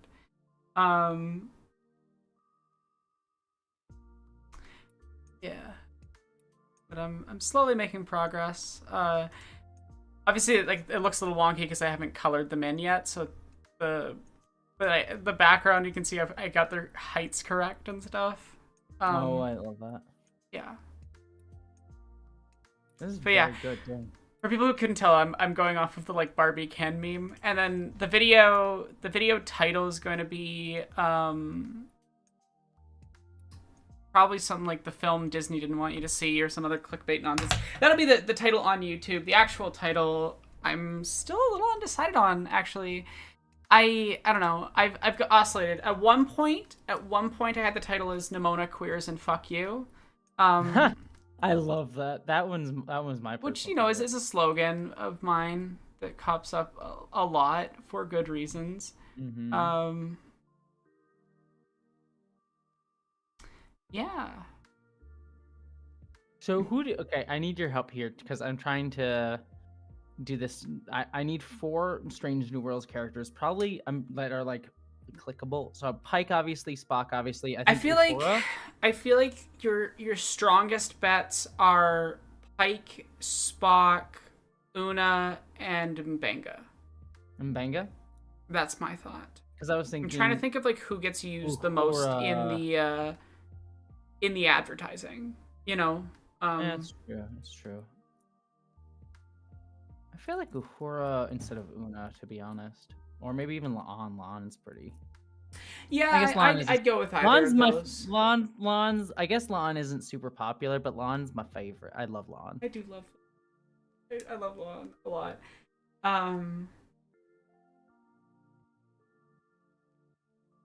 Yeah, Pike and Spock definitely, and then it's probably playing with other ones. Mm-hmm. Also, I will say this, that the cast art that they did for season 2, some of the best like TV show art I've ever seen, like photo shoots I've ever seen done. They're so good. Yeah. Everyone also, so nice. Just as a reminder, just because anytime we discuss anything film, TV, etc. related right now, yes, that WGA and SAG-AFTRA are currently striking for very good reason, with very reasonable demands, and the AMPTP are being complete bastards about it. Jesse and I fully support those strikes, and any discussion we give is, if anything, a reminder of exactly why the work of these artists matters and why they should be getting paid. And it is not an endorsement of the bastards that aren't paying them. Exactly. Because, this video is very much an analysis of the season and not a go support the studios or the show. Because the SAG-AFTRA has said, like, analysis of the work is A-okay. Yeah. Basically, they've said that critical analysis of what was the exact wording? I think it's critical analysis. Something along I can't those remember. lines. We had this whole. Yeah. I have a properly written out thing. I'm just not using it right now. Yeah. But yeah, critical analysis, because the reason critical analysis is allowed is because like that's supporting the work of the artists. Well, and it also is a fundamental part of like, it's important to the ecosystem of art to be able to have that, and also they're not trying to destroy other people's livelihoods just for solidarity. Yeah. However, we can't do anything that's like funded by these corporations right now, for example. Exactly. Which we can talk about Lower Decks, because that is not a struck piece of art, which is nice. It's not? No, because it's animated. It doesn't count under, but doesn't it count under WGA? No. So, I mean WGA, but the WGA has not asked that people, do right. So is it not covered by? Because it's Screen Actors Guild and radio, but that doesn't cover animated. What was really interesting at it doesn't cover animated. So what was really interesting about Star Trek Las Vegas, for example, where they had like different like actors there, is that Tawny Newsome, who is there, plays Mariner on Lower Decks, she could talk about Lower Decks. She could not talk about the crossover. Yes, which is unfortunate. The crossover is very, very well done. I really love that episode. That's probably my favorite episode of that season. Again, we're pretty critical of most of the season, I would say, in that script that you were doing. I helped write, as I usually do, my little behind the scenes thing. You did. Little thing. I'm very proud of that Star Trek video. I'm really excited about it. But you should be proud of it. Anyways, I am probably gonna head out because I need to go have some dinner. Some dinner? You gotta eat your dinner. Gotta eat my dinner. I don't know why. My brain just immediately went to Joey. Sorry, my brain always thinks of him as Joey Pants. But Cypher from the Matrix, but like not in that film, but in like Sense8. I know. Yeah. But LK made me start calling him Joey Pants. That's another LKism. Which LK and I have like a negative effect on each other's language. I'm hanging out with LK. I'm not gonna say where because don't say. I actually know where you're going. I know what you're good. doing. Yeah, I'm excited for y'all. That sounds like it's gonna be really, really, really fun. I wish you were here so we could hang out. I wish. I don't want to move down to LA, obviously, and I don't want to live in the US. But like, fuck, I wish I could easily travel down to y'all. Give me. Yeah. Where the fuck are my magic powers? I deserve teleportation. One day we'll get you here. Anyways, I'm gonna head out and have my dinner. My dinner. You gotta eat dinner. I gotta have my dinner. I don't know what this voice is. All right. That said, love you, and we'll talk. Always love you, Jesse. And you're all gonna come back later if you feel like. Yeah. If I am when I finish, I'll probably be eating for like another half hour or so, and then after that I will be down. Yeah, because I'll probably be drawing for another 2 hours. I'm gonna make a guess. Yeah, I will. Because my plan is I want to finish this thumbnail, and then once I finish the thumbnail, I'm going to at least make an outline for my anti-trans script, just so I can like work on it a little bit tomorrow before I do stuff. So, actually start writing a little bit. So. Absolutely. Well, actually maybe I'll be able to talk with you about the structure of the script because I want. Yeah, we should discuss that. Maybe tomorrow or something. Yeah, we'll talk. Anyways, I will possibly be back, and I will see you later. And love you and adore you. Love you and adore you. Love you and adore you, chat. You're all wonderful. All right, talk to y'all later.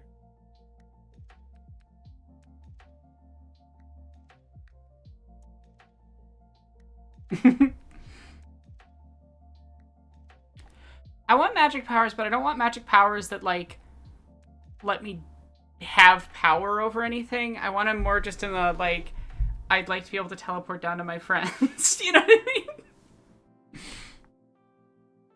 Let me shapeshift so I can fly.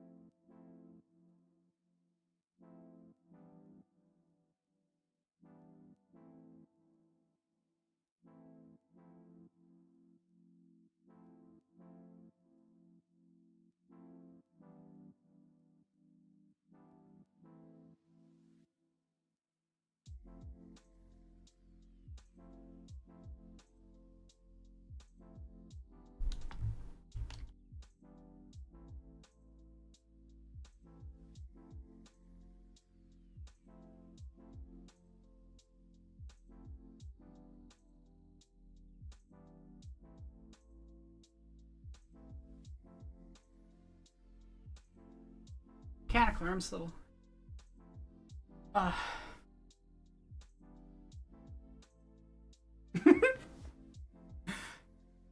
Have a good one, some random geek. Alright. I'm gonna be focused on drawing for another, like, 3 minutes. But while I'm doing that, what is, like, one nice thing that has happened to you in the last while? And it could be a small thing. It'd be like, I got, like, a really good coffee. Whatever is a nice thing for you. But I think it's valuable sometimes to have someone actively ask you, like, what is good? You know? What is going well?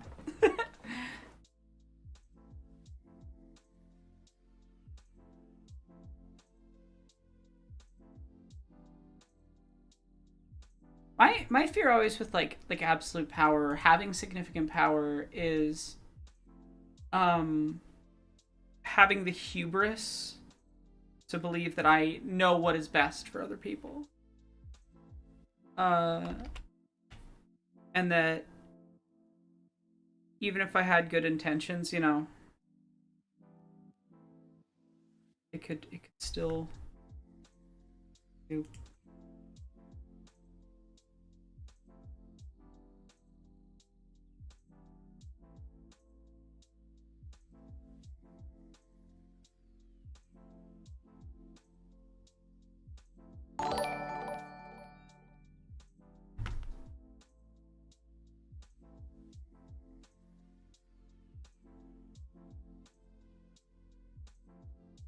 Oh, that's lovely, Blue Jay. That's good, Rachel. Yeah. I'm glad that your sociology professor is cool.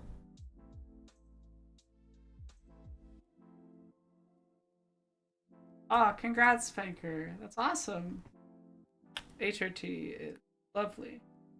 I am currently out. There's a little mix-up between my endo's office and the pharmacy, so they didn't have my refills on file.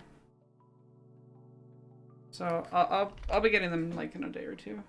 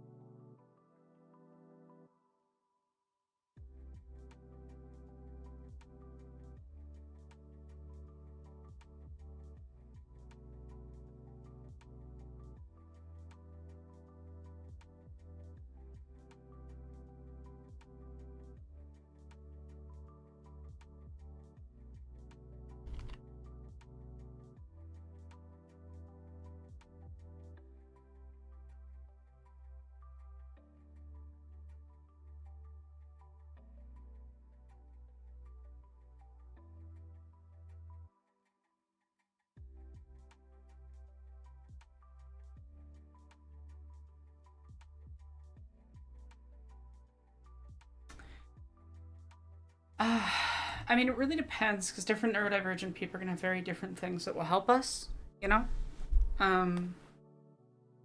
So like, what works for me isn't necessarily gonna work for you. But a lot of it's just like trying to keep on top of what you need to do next. I do a lot of systems around like what's worth the highest marks.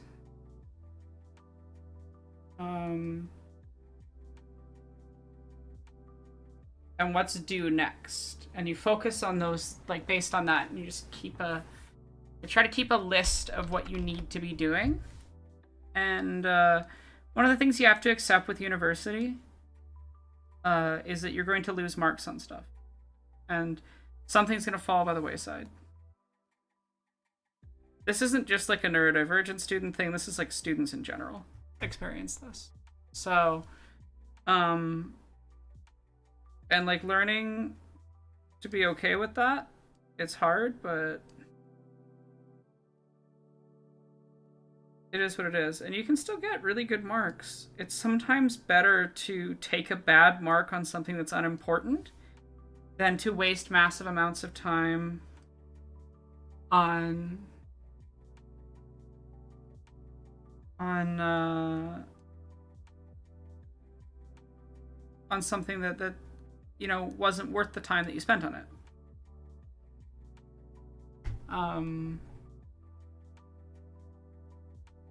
Not every professor is going to be amazing, but in general, on average, professors are there to help you.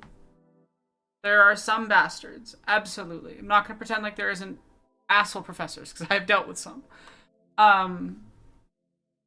Like, actually, no, I shouldn't talk about that. But yeah, like, I've dealt with some unpleasant stuff with professors before, even when the professor wasn't trying to do things wrong, but just was like fucking up because of inexperience and things, right? Damn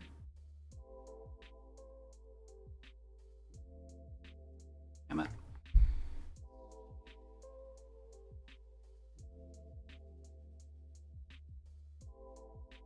So, in general, if you're struggling with something or you're not sure about something, like, use those office hours, use whatever tools are available to you.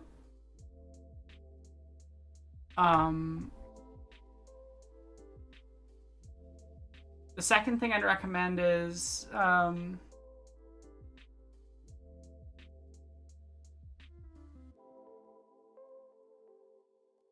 then the other thing I'd recommend is just looking into, like, does your current class have a Discord where all the students are talking about stuff together? Right? If yes, make sure you're in it.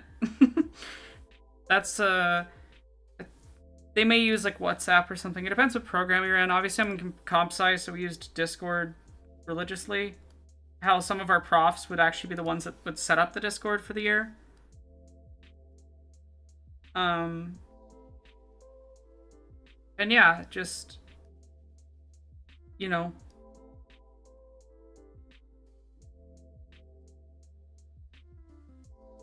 Oh, I'm sorry, Rachel. That's rough. Yeah. I think we're all, like, if you do any form of education or something, you're gonna fuck up in some way at some point. You will be someone's bad teacher in some way. Which is an awful feeling. It is. Like, I know I had to have been some kid's, like, coach they hated.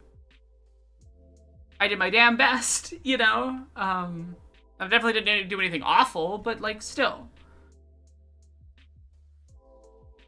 You will make mistakes when you're learning to teach. And that's tough to deal with.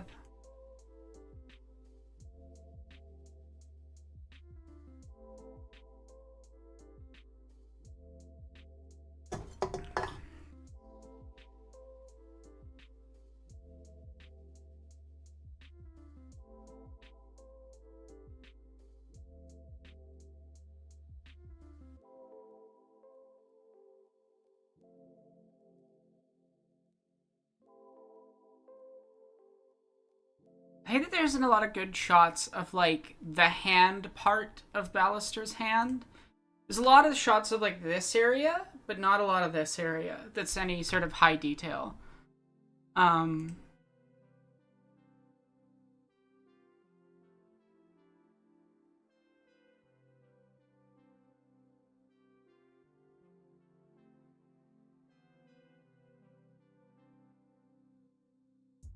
Yeah, and unfortunately, the reality is that these systems aren't built for neurodivergent people. So you gotta, like, fight for every little scrap you can take, That'll help you.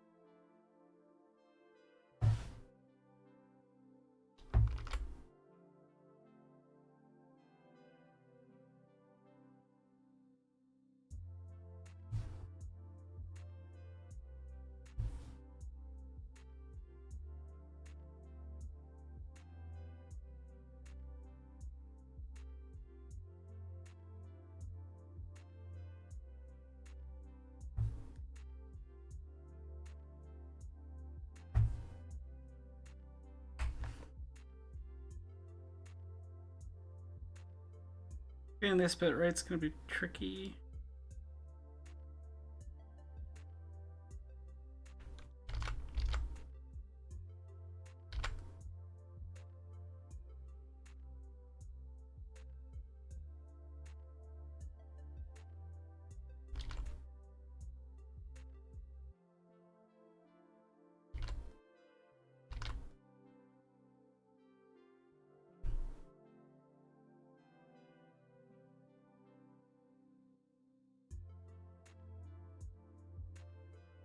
No, it needs to be shallower than the other side.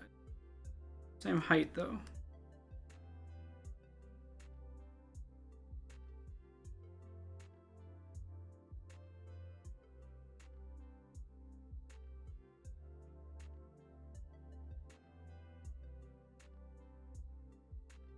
I keep like being really inconsistent with my voice. It's kind of frustrating.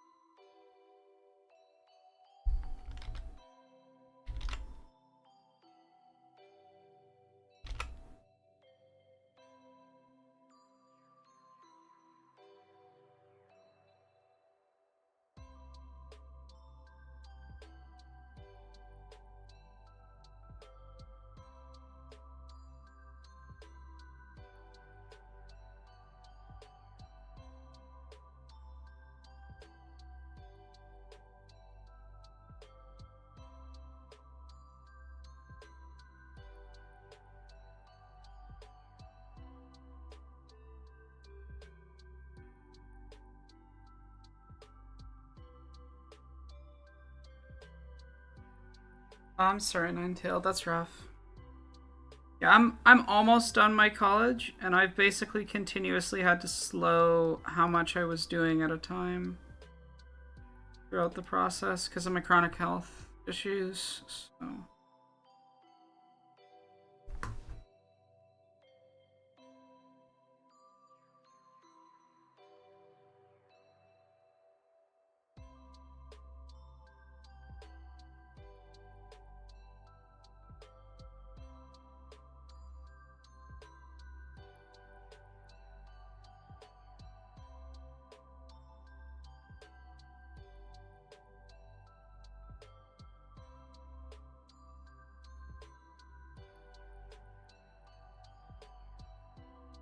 Way off.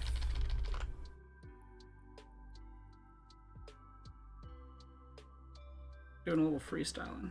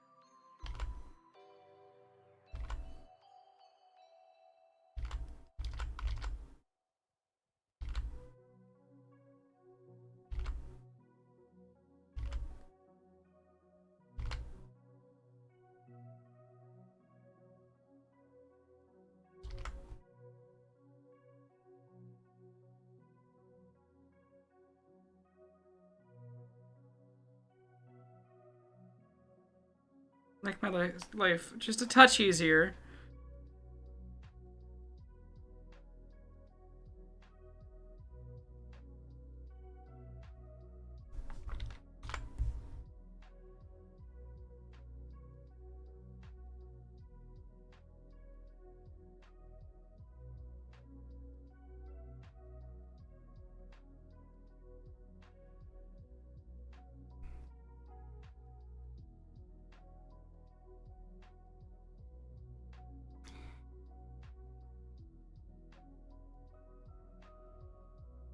It's not plagiarism when you're taking from yourself.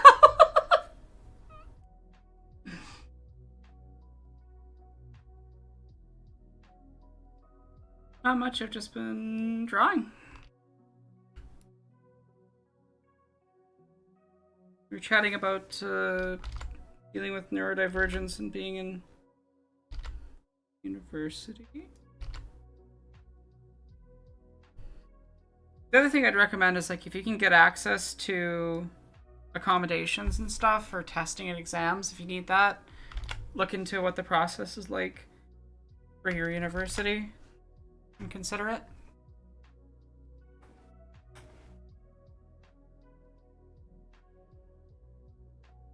Well, nine-tailed, you don't exist to do labor. Oh, it's hard, and I struggle with the same feeling all the time. You know, I went from, like, I struggled with my chronic pain and illness and stuff my entire life, and various other bits of disability, but it got really bad in my 20s. And I went from being, you know, a very high-level competitive athlete, and doing all these things, and then one day I couldn't anymore. And that was really hard to come to terms with.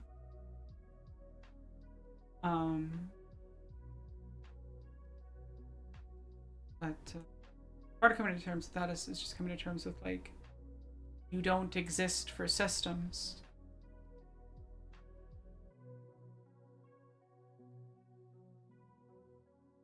Yeah, I was an athlete. That was a really good one.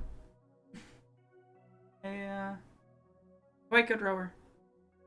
And I was probably a better coach than I was an athlete, but coached for a long time too.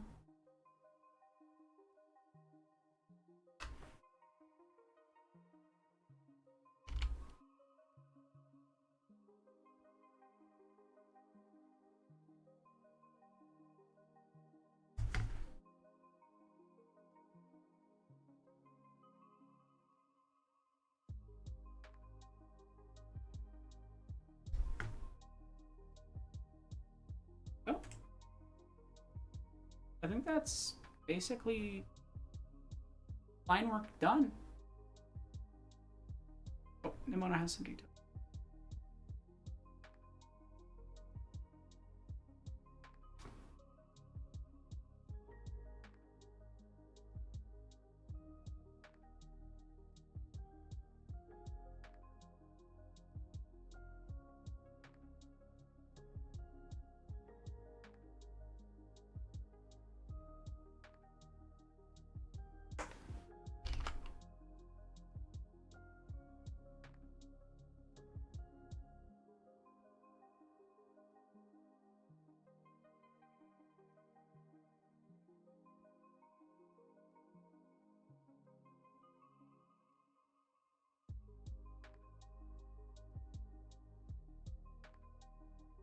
Oh yeah, go ahead questioning.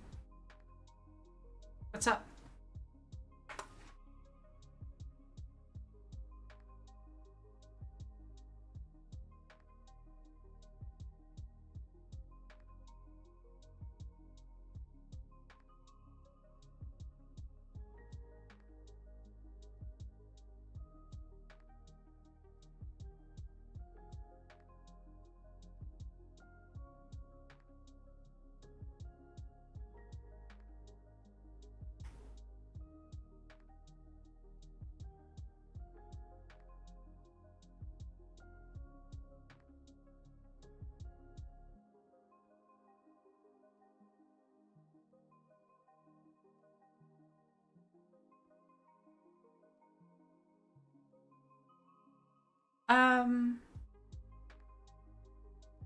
It. I like it when people alternate back forth between them. I definitely notice when someone only uses one of them, and I wonder why. I'm, like, mildly more comfortable with people if they're only going to use one. If they're only using she, I'm okay with that, because I've had a few experiences of people using they in a way that like kind of coincides with clearly not viewing me as a woman, you know? And that way they can kind of sidestep acknowledging my femininity and acknowledging that aspect of my identity, which is frustrating. Um,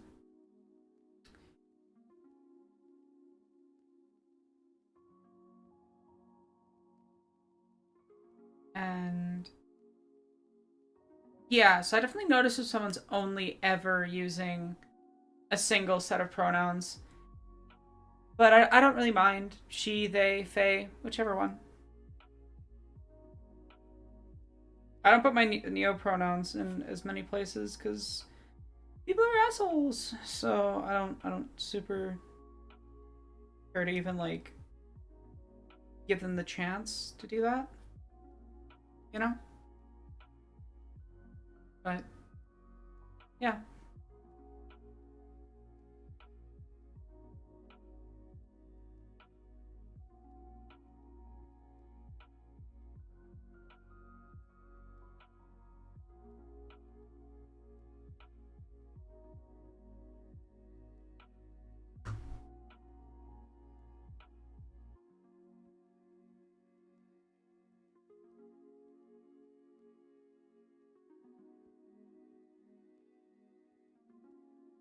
Right, Nimona's raps. Yes.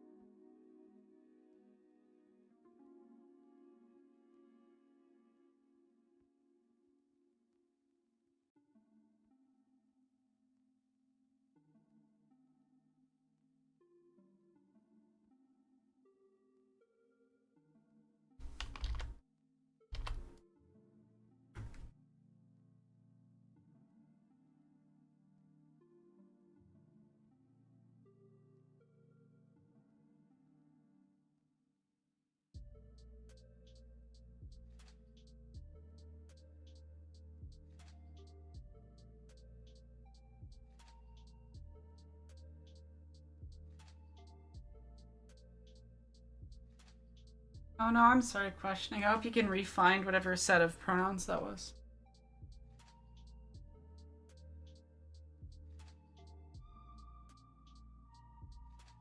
Alright. Well, I think we can start the coloring process.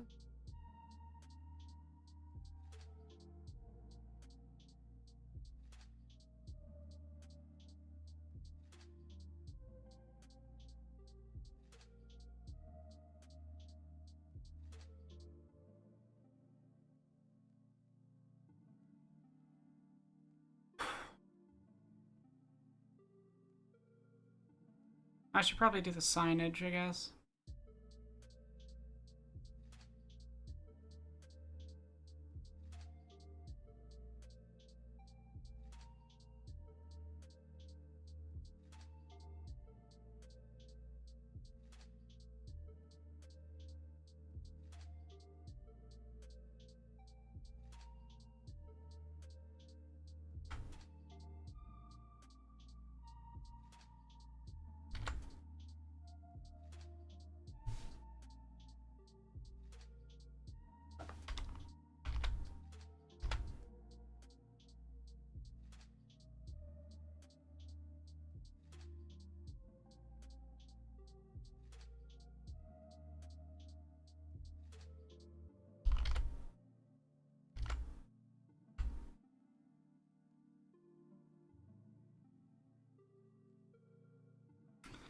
Actually, what's the city name in Nimona?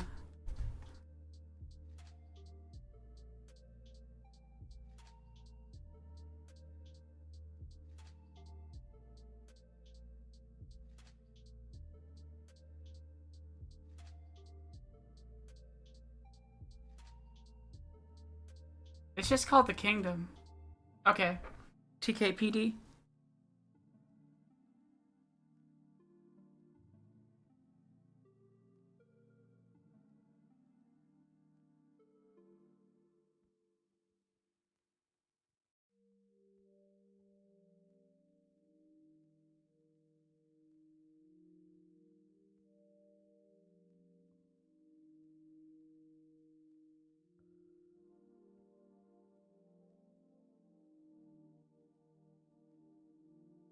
Yeah, I feel that a queer theory. I'm just like, if you use he for me, I want to.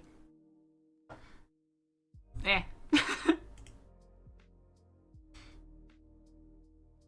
I'll just say Nimona's a mood as a character.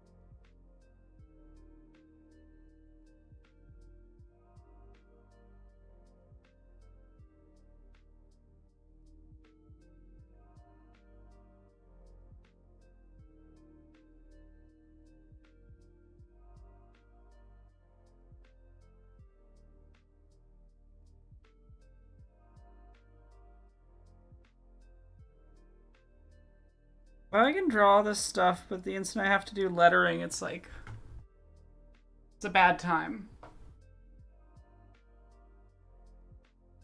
So let's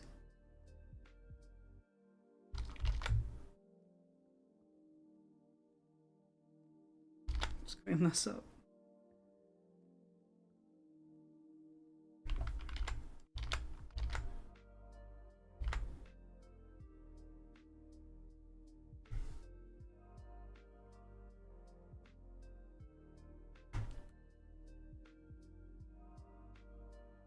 Also, if there's any thing you want me to chat about, feel free to ask.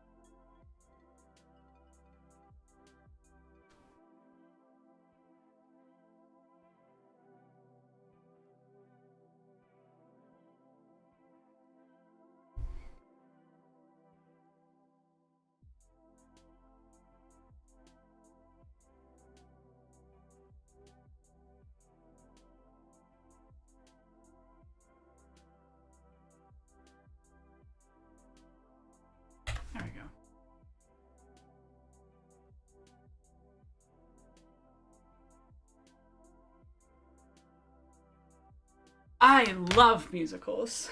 I could talk about musicals for a while. Favorite musical though, that's really hard to answer.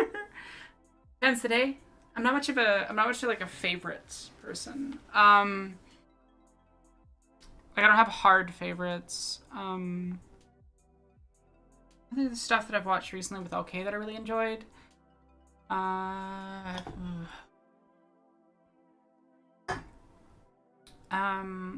I watched The Wiz the other night.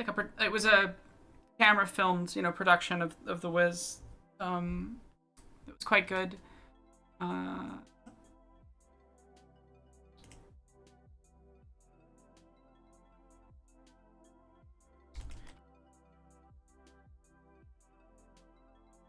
Select.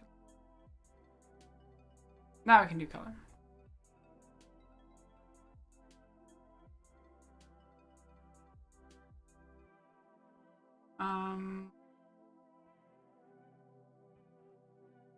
Yeah, I struggle with favorites as a concept. It's just never really clicked for me. But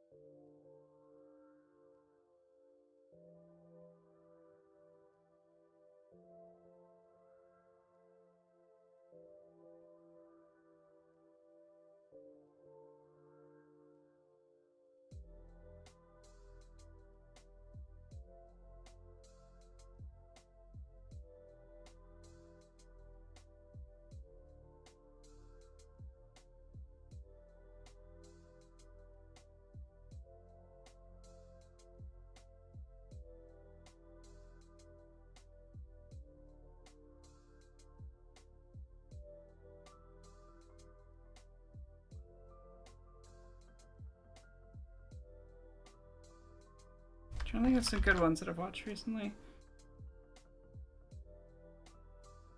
Mostly just watched some really wild ones. um,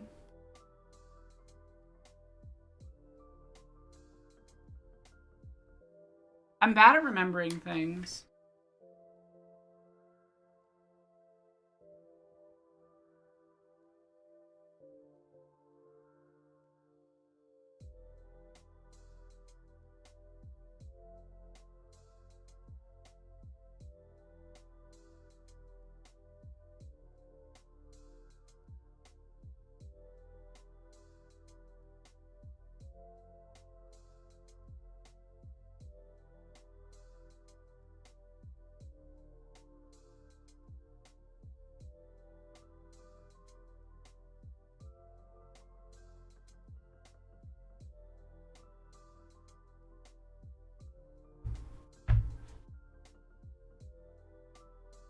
I feel like seeing people perform a musical does like add something to it for sure.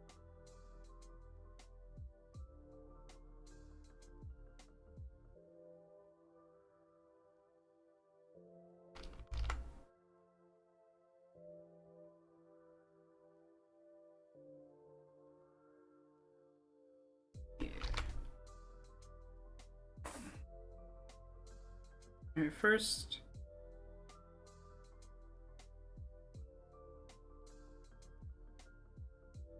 It's over there for later.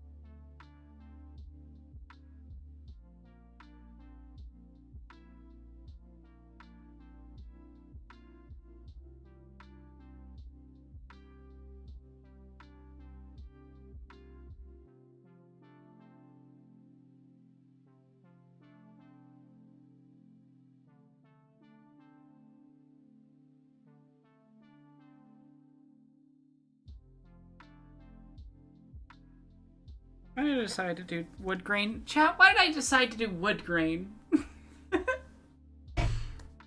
Sorry I'm not super chatty. Think of a topic.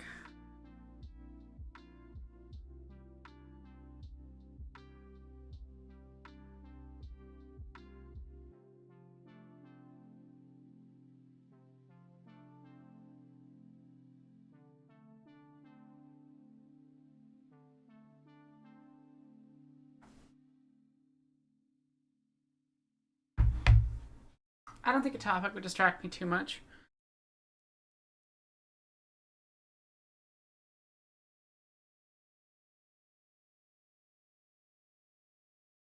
It's part of the trick of being able to do this properly. Stream, that is.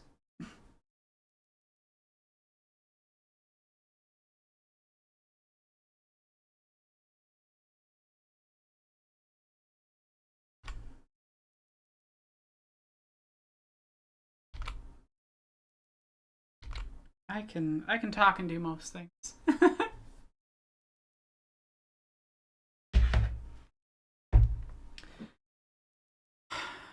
Yeah, I think it's a good thing that people have better language now than was in the available in the past. I definitely know that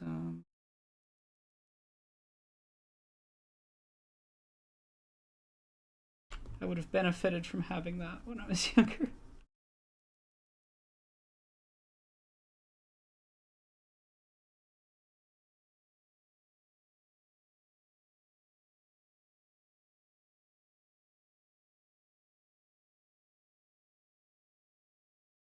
I mean, even I just see like the kids growing up now, you know, coaching and things. Like, it's just a totally different experience of things. That's a good thing, to be clear.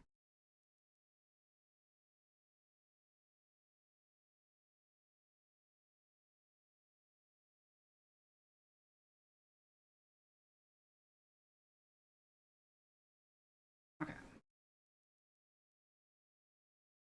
I accidentally made this wood grain layer too dark. I'm gonna.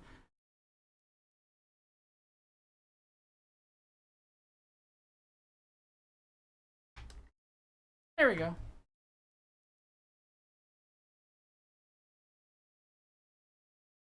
Yeah.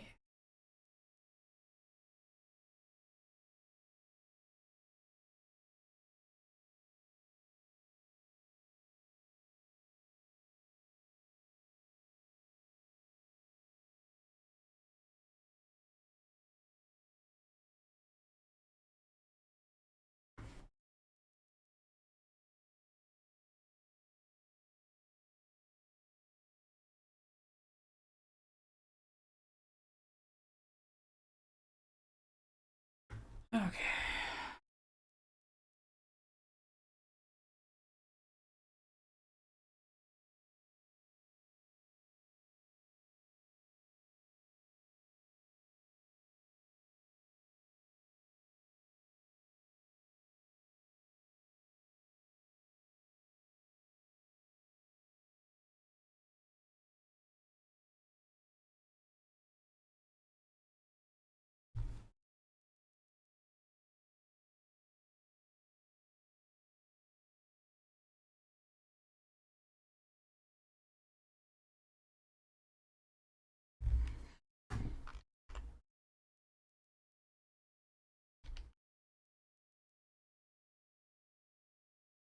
There we go.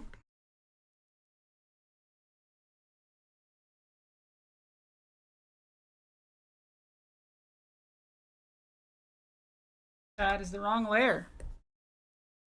You know it's really important to work on the correct layer, chat? Like, really helpful and stuff? Yeah.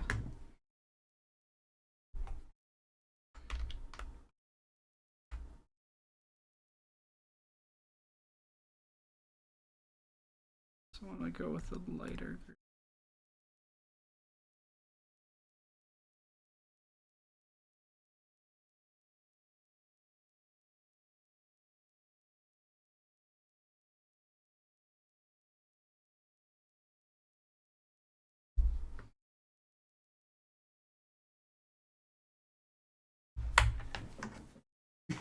Art's like an ogre.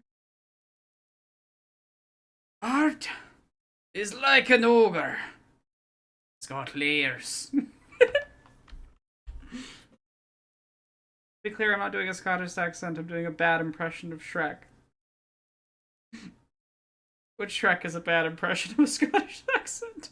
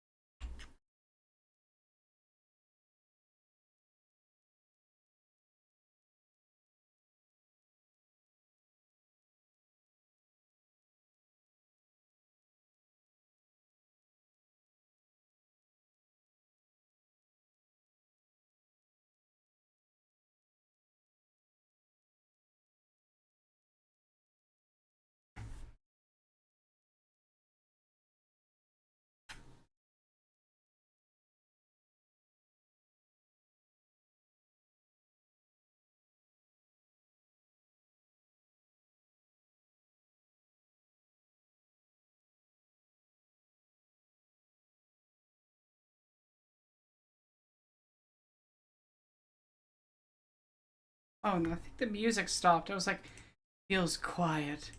Too quiet. uh...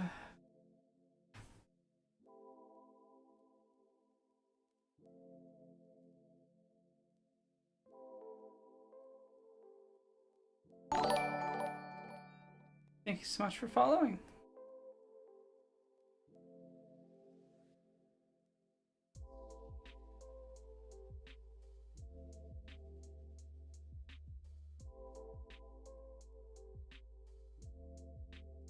You're doing a lot, not more art streaming in the next little bit because I need to get the animation done on Jesse and my.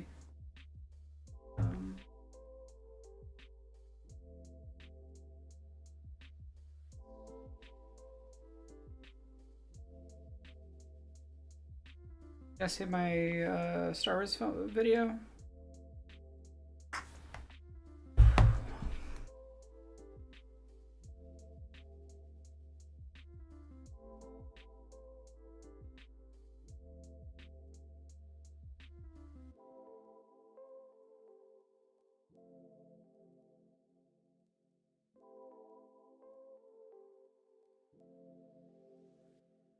I'm looking forward to finishing that one. And then after that, it's whatever other projects I'm working on for Jesse, and Undertale is the next video for this channel, if all goes to plan.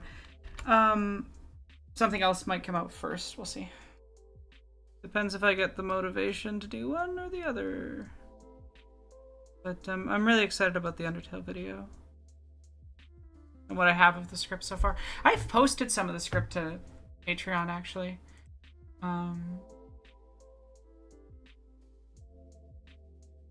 Yeah, the Undertale video is going to be very fun.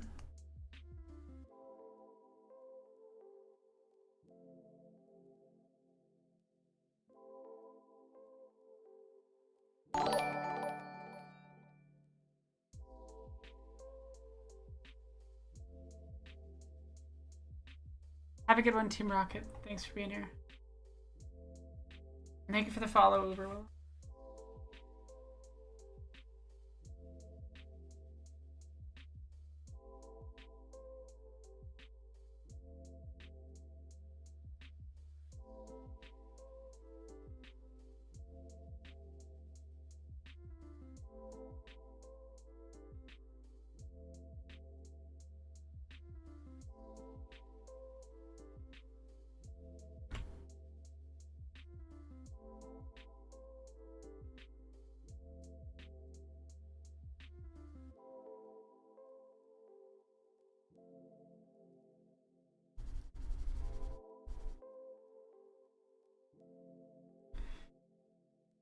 Next time I'm gonna stream, when I stream. I can't really plan them out, sorry. Kind of hard to. 'Cause I have to deal with my body being, chronically ill and whatnot. It's always a dice roll when I will have energy or time.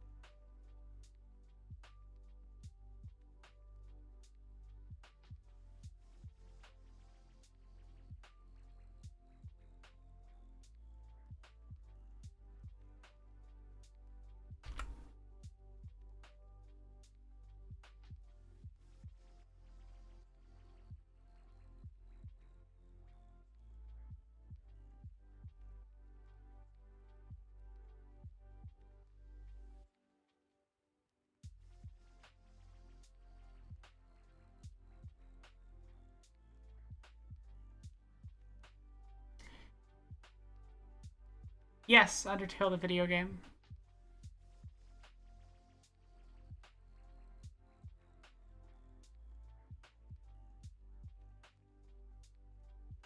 I think I'm going to bring some stuff to the analysis that has really never been done before. Also, oops, I think I fucked up. I fucked up. Okay. I actually kind of like how the wraps came out anyway. Hmm.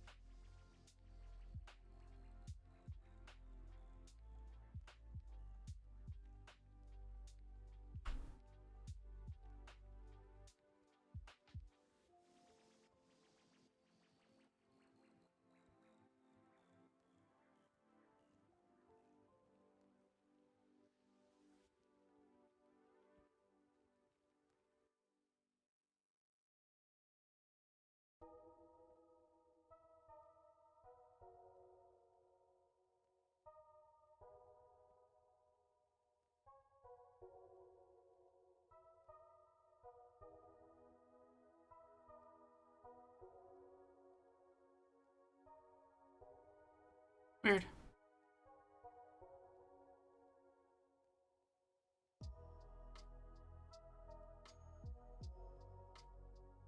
Okay.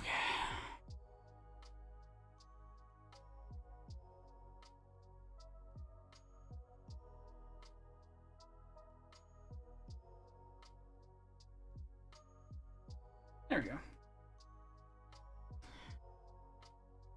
Hey, Valerie. How's it going? Thank you. I'm glad it looks good. Slowly coming together. I do the fire in her eye.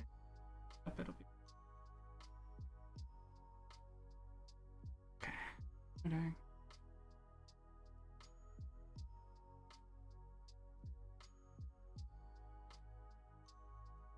It's going to.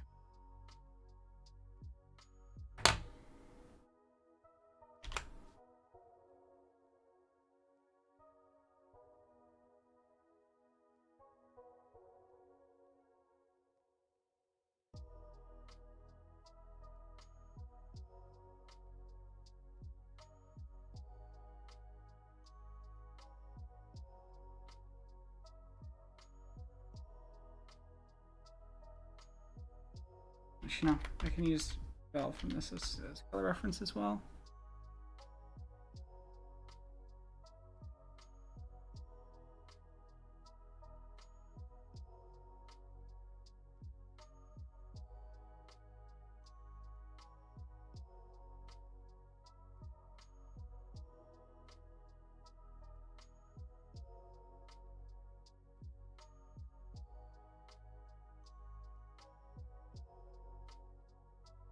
There we go.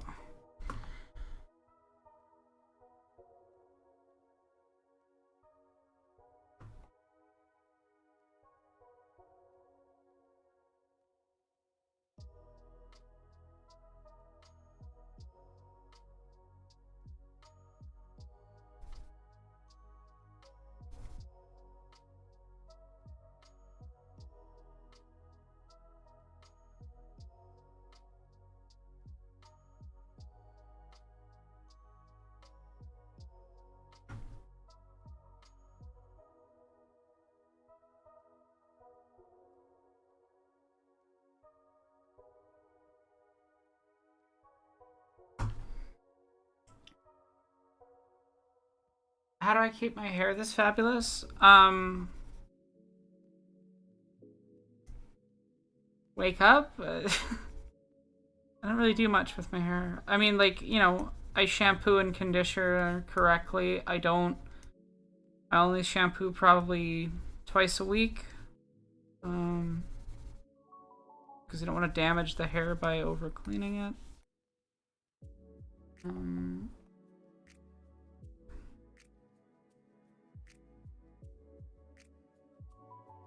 And I comb it out in the shower so it doesn't get too knotted. It's so curly.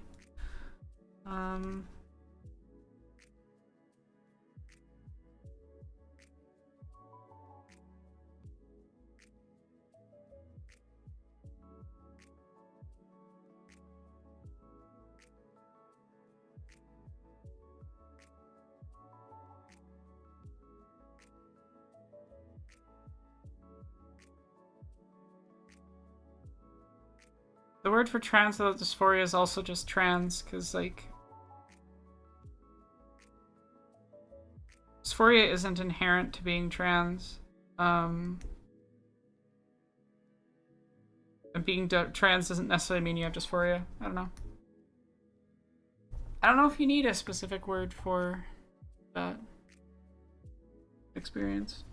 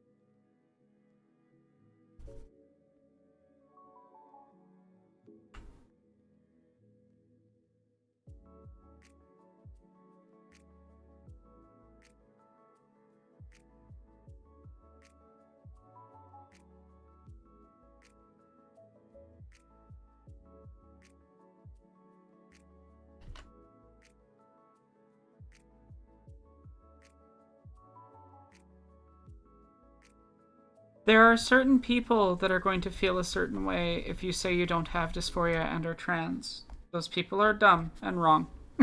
Okay, wrong. Dumb's a bad word to use. But they're wrong. They're just wrong and not worth your energy. It's just weird trans medicalism, frankly.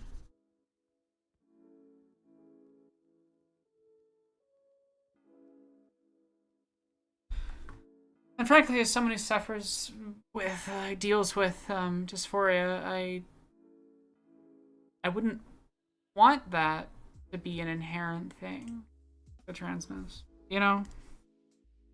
And I do think that it comes from the society we live in and the treatment we experience, and not so much anything to do with us.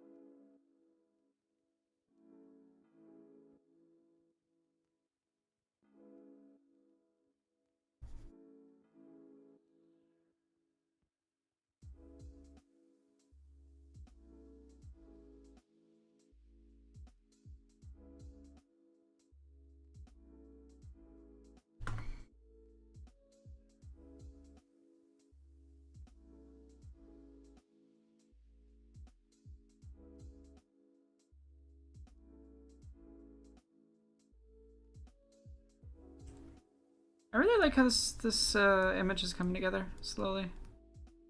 Slower than I'd like, but visually I like what.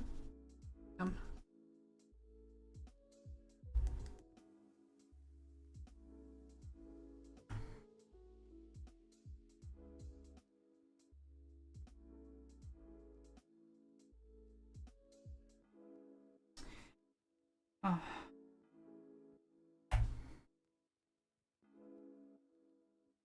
Exactly, Bellamy.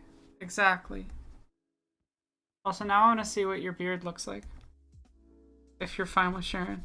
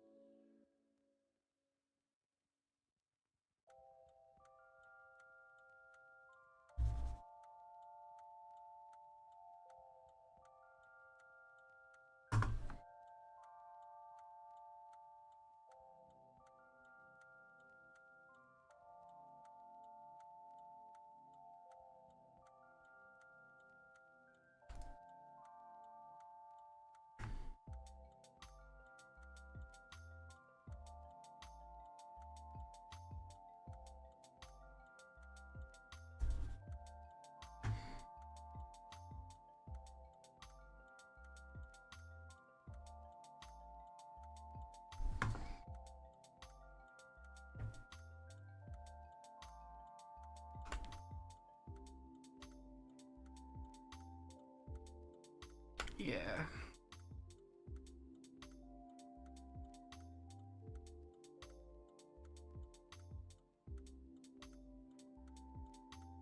There we go. That looks like a better tone.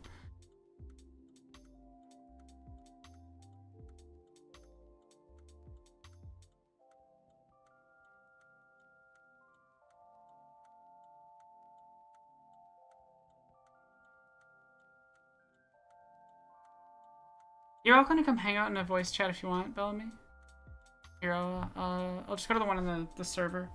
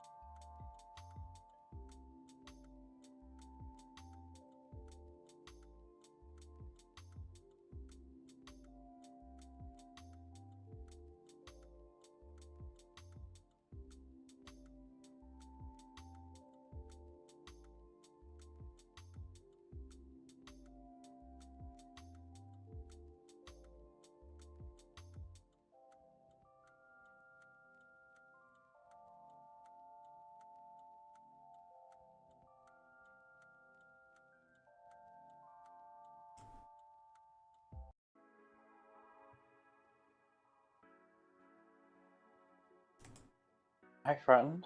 Hey, friend. How you doing? Here, I'll turn on. Hold on. Can I flip it? Hopefully it won't break on me. How do I do this? Ah, God, now I gotta mute. I'm gonna mute the TV.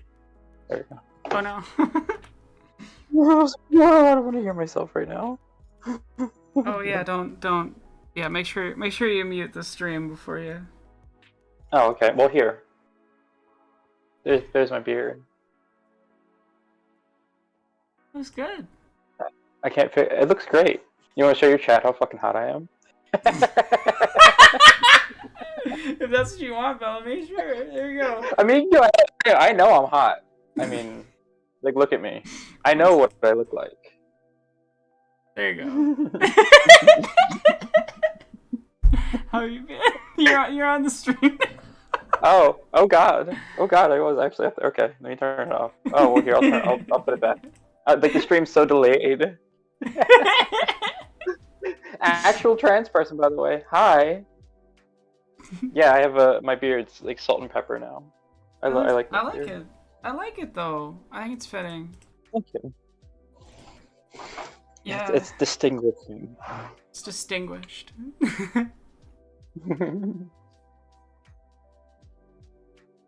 Yeah, people I assume me to be a cis man, but I'm not.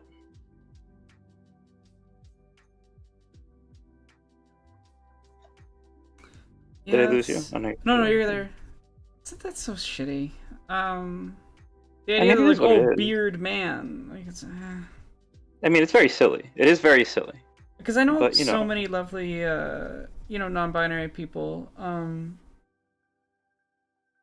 who, for various reasons, whether it's HRT or whatever, have full beards, love their full beards, and they look fucking great. Yeah. And like, I'll still wear foundation sometimes if I feel like it. yeah, no, and I think it's fucking. Still wear my eyeliner. Like, it's my fucking business. Leave me alone. Oh no, like beards with like good makeup jobs. Oh, yeah. Especially when you do some like cool glitter beard shit. Like I can't imagine cleaning that out. Oh, well, I fucking hate glitter. But visually colored beards look cool. You know what I mean? Like, like putting in some stuff to it. I would never though. I can't stand having facial hair for myself. It's so funny because I see other people doing it, and I'm like, that's really fucking cool. And play with gender, hell yeah. And then the instant I'm like, my face. Well, this is a very this is an extremely black thing to do too. Hmm? Do you know have you seen P Valley or anything? Do you know what that is? I feel like I've heard of the show, but I haven't watched it yet. You probably have. Yeah, you don't have to. I think I watched Khadijah's video. Yeah, talking you about just it. mentioned it. Yeah, you should. So, just real quick, Google Uncle Clifford, and you'll understand. Well, you're not going to understand, but you will see. You will have some grasp almost immediately.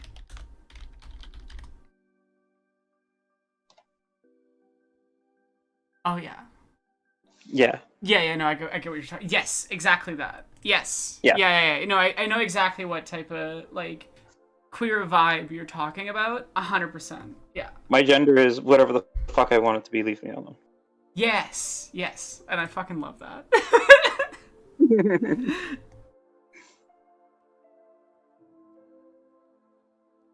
Like, yeah, just anyone that plays with gender in that way, I'm like, hell yeah. I mean, all power to the quote-unquote binary trans folks. Live your best life. That's just not me. Well, that's the thing it's like, it doesn't need to be you. And I think the diversity of the trans community is a positive, not a negative. Like the different experiences, the different expressions and things. It's like the more we push what is allowed is interesting. It's fun. It's art.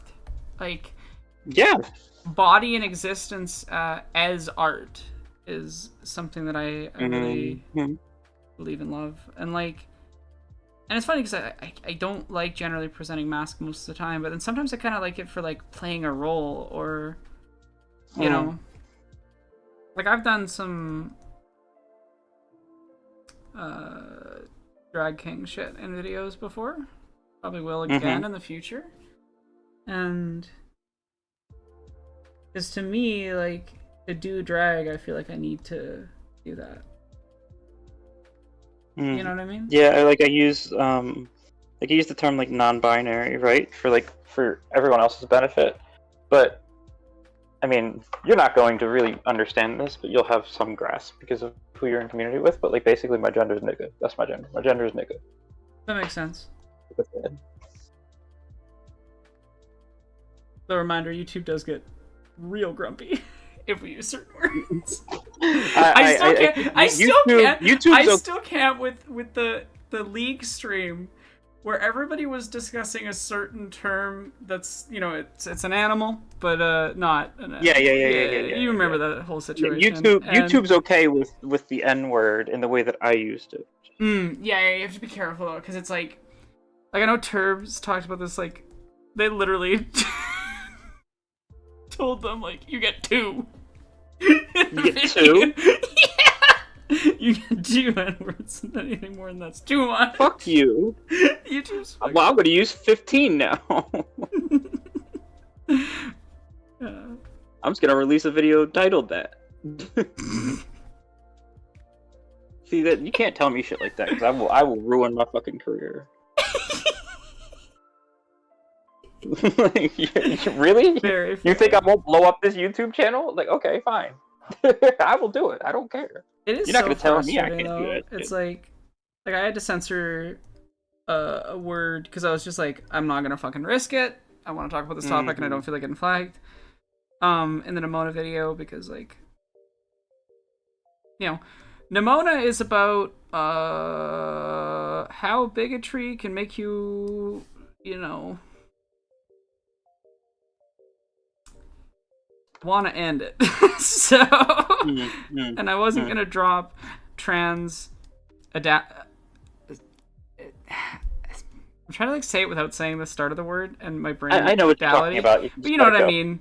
Just like I know. We know. If you know, you know, and if you don't, then so my method for doing it was trans just people sometimes. yeah was just to throw in like some static noise, like TV static, like anytime the word came out. That only comes up twice, but I'm just like, I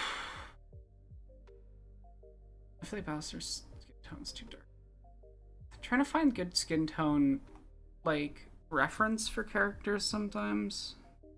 Annoying.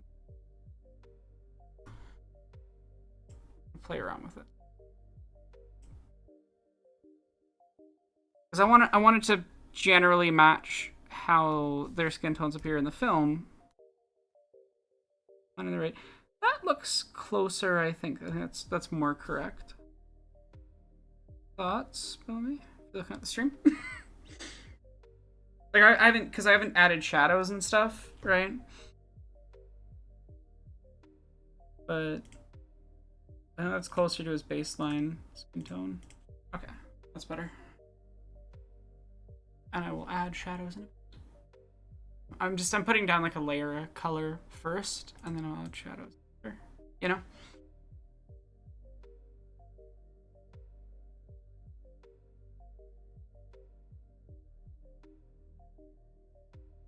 Yep.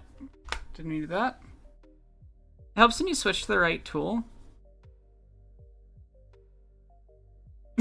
Bellamy's video title: expletive. Bellamy, you still there? If you're talking, I can't hear you.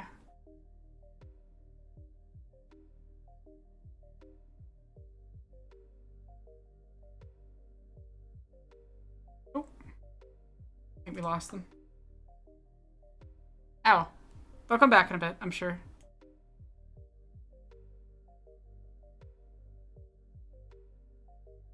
No, my Discord's glitching out. Okay. Is my stream slow? Is the stream still working? Can someone say in chat if the stream's still working? Bellamy? I'm gonna... Fuck is my... Discord being so...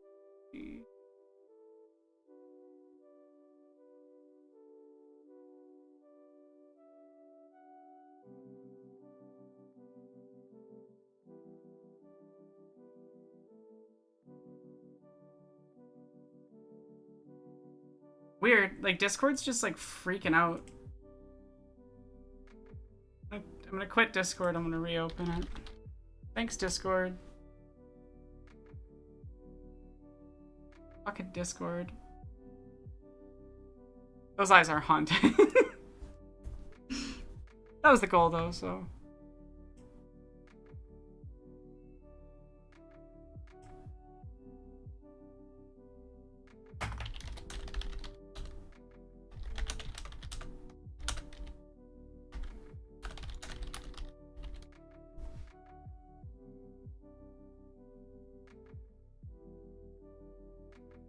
Damn, I think Discord's just fucked. Like, it keeps saying no route found and stuff.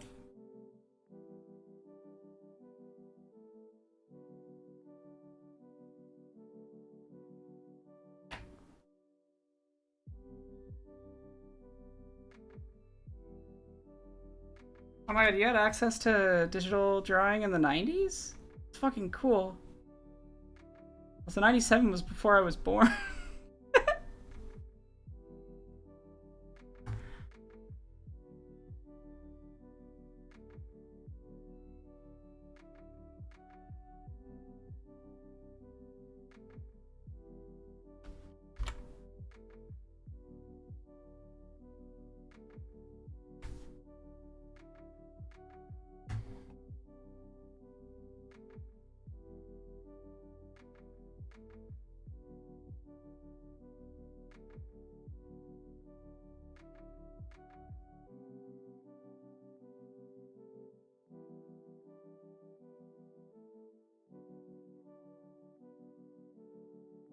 No. Hello? I can hear you. Hello. Can you hear me? I don't know what was going on with Discord there. I think their like servers were down. It's done that to me twice tonight. Weird. Yeah, I think it is Discord. I don't think it's my phone. Yeah, because my Discord was saying like RTC connecting, no route found, RTC connecting, no route found, like over and over and over That's again. so And I've weird. never seen it do that like that much before. I had it happen like once or twice where it glitched out like that, but not both people experiencing it at the same time. I'm like, that must be a server. I love that we're both working on video stuff right now. Nice. What are you working on? If you feel like sharing, you don't have to share. No, I'll share. I'm working. Well, I'll share kind of, but I'm making the outfit for my video right now. Cool. If you Google big teak, I'll type it in the server, so then I don't have to fucking spell it for you. But hold on, I have to get this reference material back up. Hello? Hello? No, my phone's just being annoying. I'm tapping on to click on things and it's not responding fast enough, so I'm having an unreasonable amount of feelings about it. Mood. Sometimes when something doesn't work, it's just like so. I think it's something about neurodivergence and like it just It's sets just something so off. frustrating. Yeah. Yeah. Here's what you should Google.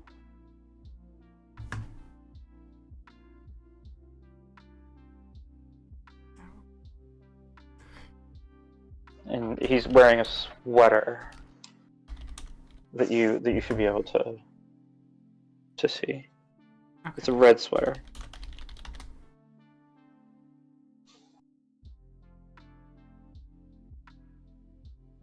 Well, currently it's just showing a bunch of like King of Hearts things and not. Just type sweater. Put sweater at the end then. Try it again. If you can't find it, I can find it pretty quickly. Yeah, I don't know why it's not. Different. I'll grab you a link. Hang on. Like looking at I could see big. Oh, I found it. Like him in the King of Hearts sweater. Yeah. Okay. Yeah. I'm guessing this is. This is a cool sweater. That is a dope sweater. Like this. Are you holding it on stream? Yeah, I just Hold sent it on. on Discord. I just I sent got it on a Discord. pretty decent. Oh, okay. Hold on, let me see. Because there's a pretty big delay for your stream for me. Hi, baby. I see you. Yep, that's it. That's the shirt that or the sweater that I'm making. Nice. I'm not actually doing. So, the working title of the video is "This is not a video essay." Mm-hmm. Because I feel like video essays are. I agree with Feek that they're gonna be a staple. But I also feel like I don't want to say oversaturated because I don't think that's true, but it's too saturated for my liking. Fair.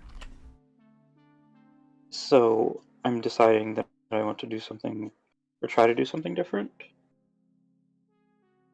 Mhm. So I am, working ideas into. I don't know, how much do I feel like explaining right now? How much do I feel like giving? I think we talked about I'm this a little working- bit. Maybe, I don't know. I'm working ideas into other expressions of art, Yeah. basically, to get my point across using, emotional triggers, basically, and without having to really explain it too much. Because it's meant to create like an experience for like the viewer, or arguably what could be considered a participant, but that's a different conversation for a different time. But I feel like there's a lot of focus on like words and shit, but my opinion is that the best form of communication we have is emotional. Mm-hmm. I mean, you know my thoughts on that, so very much in agreement. So that's the goal with the video. It's going to be. I think I can say this basically like a collection of like art pieces, more or less. That's cool. I'm excited to see it. Yeah, I guess I make video essays, but I try to do something. That's the working title, RoboDress. Go ahead. I'm sorry. I try to do something like beyond what the limits of the medium are a lot of the time. Yeah. Like I don't know if queer relativity is quite as easily classifiable as a pure classic, video essay. Yeah, well, you and Jesse are very much pushing medium. Yeah. Trying to see where we can take it. The Star Wars video is going to be a really interesting one because I think it steps into a space of almost, it's a film, it's a documentary, it's a video essay, it's a director's commentary. It's art, but it's a completely different thing, and I really don't think that anyone has done something like it. It's completely unique, and like I'm not saying that like, ooh, I'm so cool, or like to hype it up. I mean, I know for a fact that it's completely unique. Like there's nothing like it.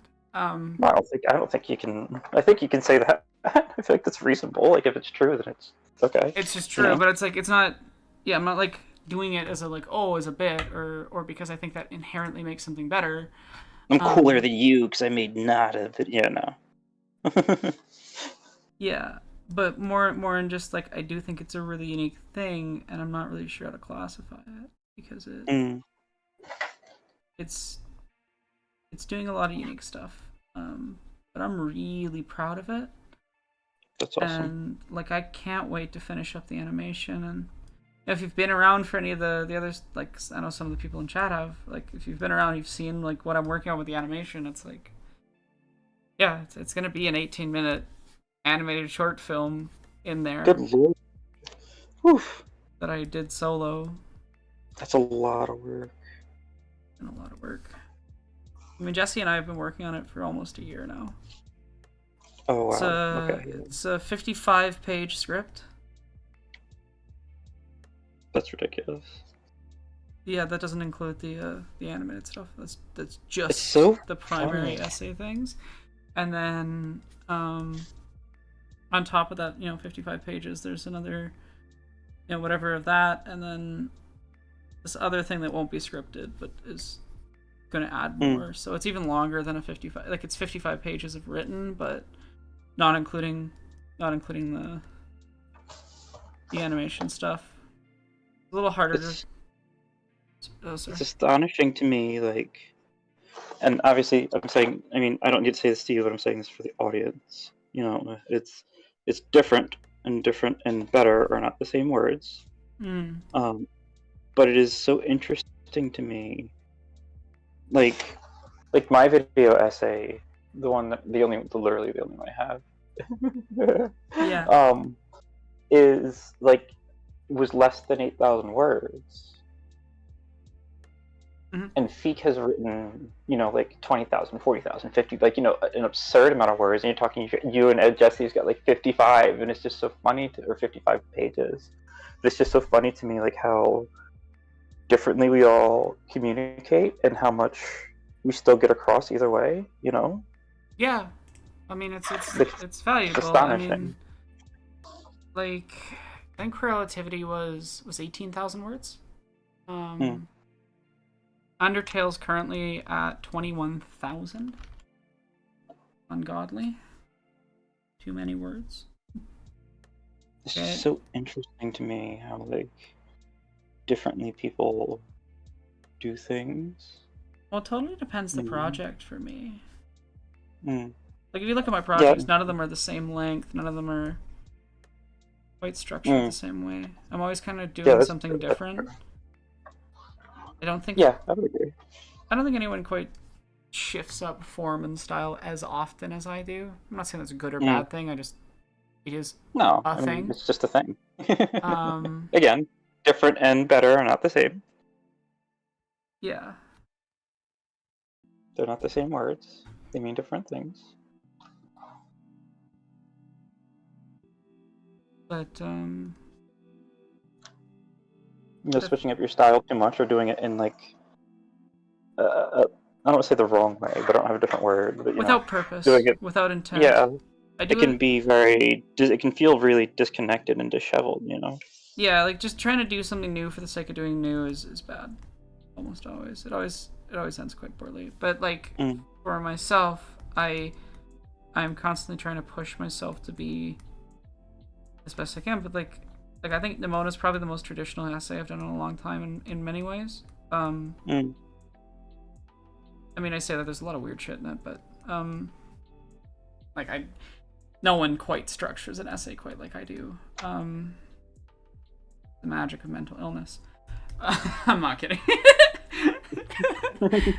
Like, my mental illness does like, when people are like, wow, why do you do so? It's so unique, and I'm like, I understand. You know what I'm talking about. Yeah, I understand. It definitely informs how that art comes out.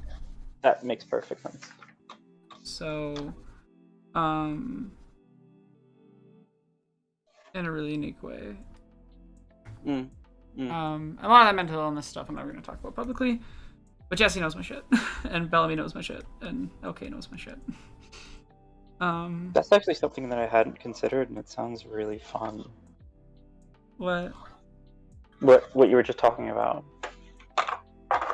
the different how your mental illness interacts with, like, your expression of art. Yeah, I think it does shine through in certain ways, because my brain doesn't think like normal brains, and I'm like, well, I mean, it is a normal brain. All brains are normal, but it doesn't think like neurotypical brains or. I don't think normal is good or is a moral judgment. I'm a statistician. Normal is a literal number on a sheet. Okay. You're thinking it. I'm thinking it philosophically. You're thinking, okay. Like, literally, to be fair, I don't think you're wrong. I don't think you're wrong for interpreting. I understand. I understand exactly what you're saying. We're operating on different premises. Yes. Yeah.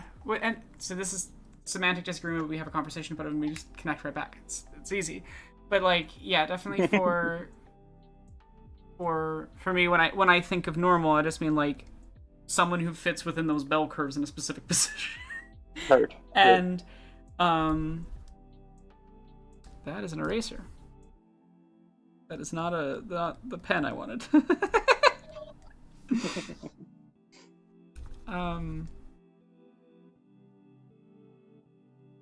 Dark. I need bright hair. There we go. I need like this. Yeah, there we go.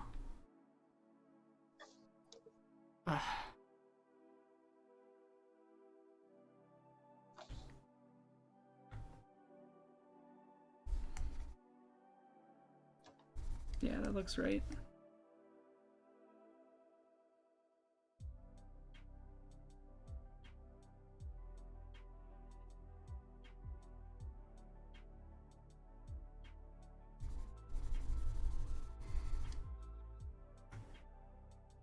I haven't done any shading yet. This is just flats right now.